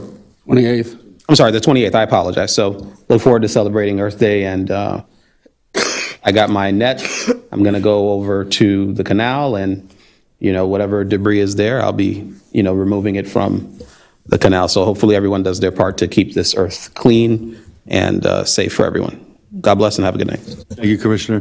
Thank you to each and every one that came out tonight. I want to thank Mark for your hard work this past month. It hasn't been easy. It won't be easy, but you took on the challenge, and for that, we're forever grateful. Thank you to the city attorney's office for taking care of the legal issues that have come up and what we have before us, and putting our city in the right direction and giving us the right guidance and advice to move the city forward. Madam Clerk, thank you for everything you do. To every department head that's here today, hold your head up high, because you want to know something? The city has a great site with a new manager. I like that. I'm going to start using that word. I like the acronyms. Have faith. Good things are coming to this great city. It's a matter of time. And just be patient. We appreciate what you've done up to now and what you're going to continue to do under the great guidance and leadership of these great managers that we have that are going to help us get the city back in shape.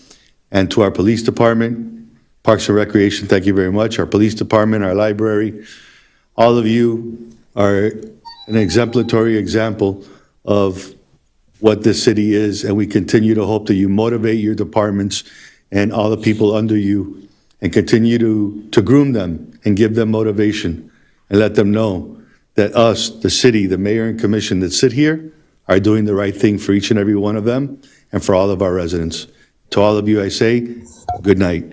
Mr. Mayor, I make a motion to continue the business of this council on the 27th and finish our agenda. Seconded. So we are going to continue on April 27th. April 27th at 5 o'clock? Okay? Or is it? 6 o'clock, yes. 6 o'clock? Advertised for 6 o'clock. So it's, all the remaining items will be tabled, and we'll continue the meeting until that time. Listen, we had a great night. We got a lot of stuff accomplished, folks. We cleared up a lot of work. We cleared up a lot, at 6. A lot of work tonight, where we should have a very short agenda moving forward. And we had a motion. I seconded it. All in favor for the meeting to? Adjourn, for the meeting to. No, for the. Adjourn to continue till the Continue. 27th.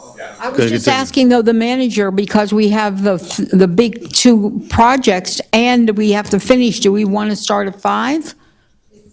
He can't, it's not advertised. It's advertised. Already, so. Quasi judicial, I don't know if there's other items that could be heard before the.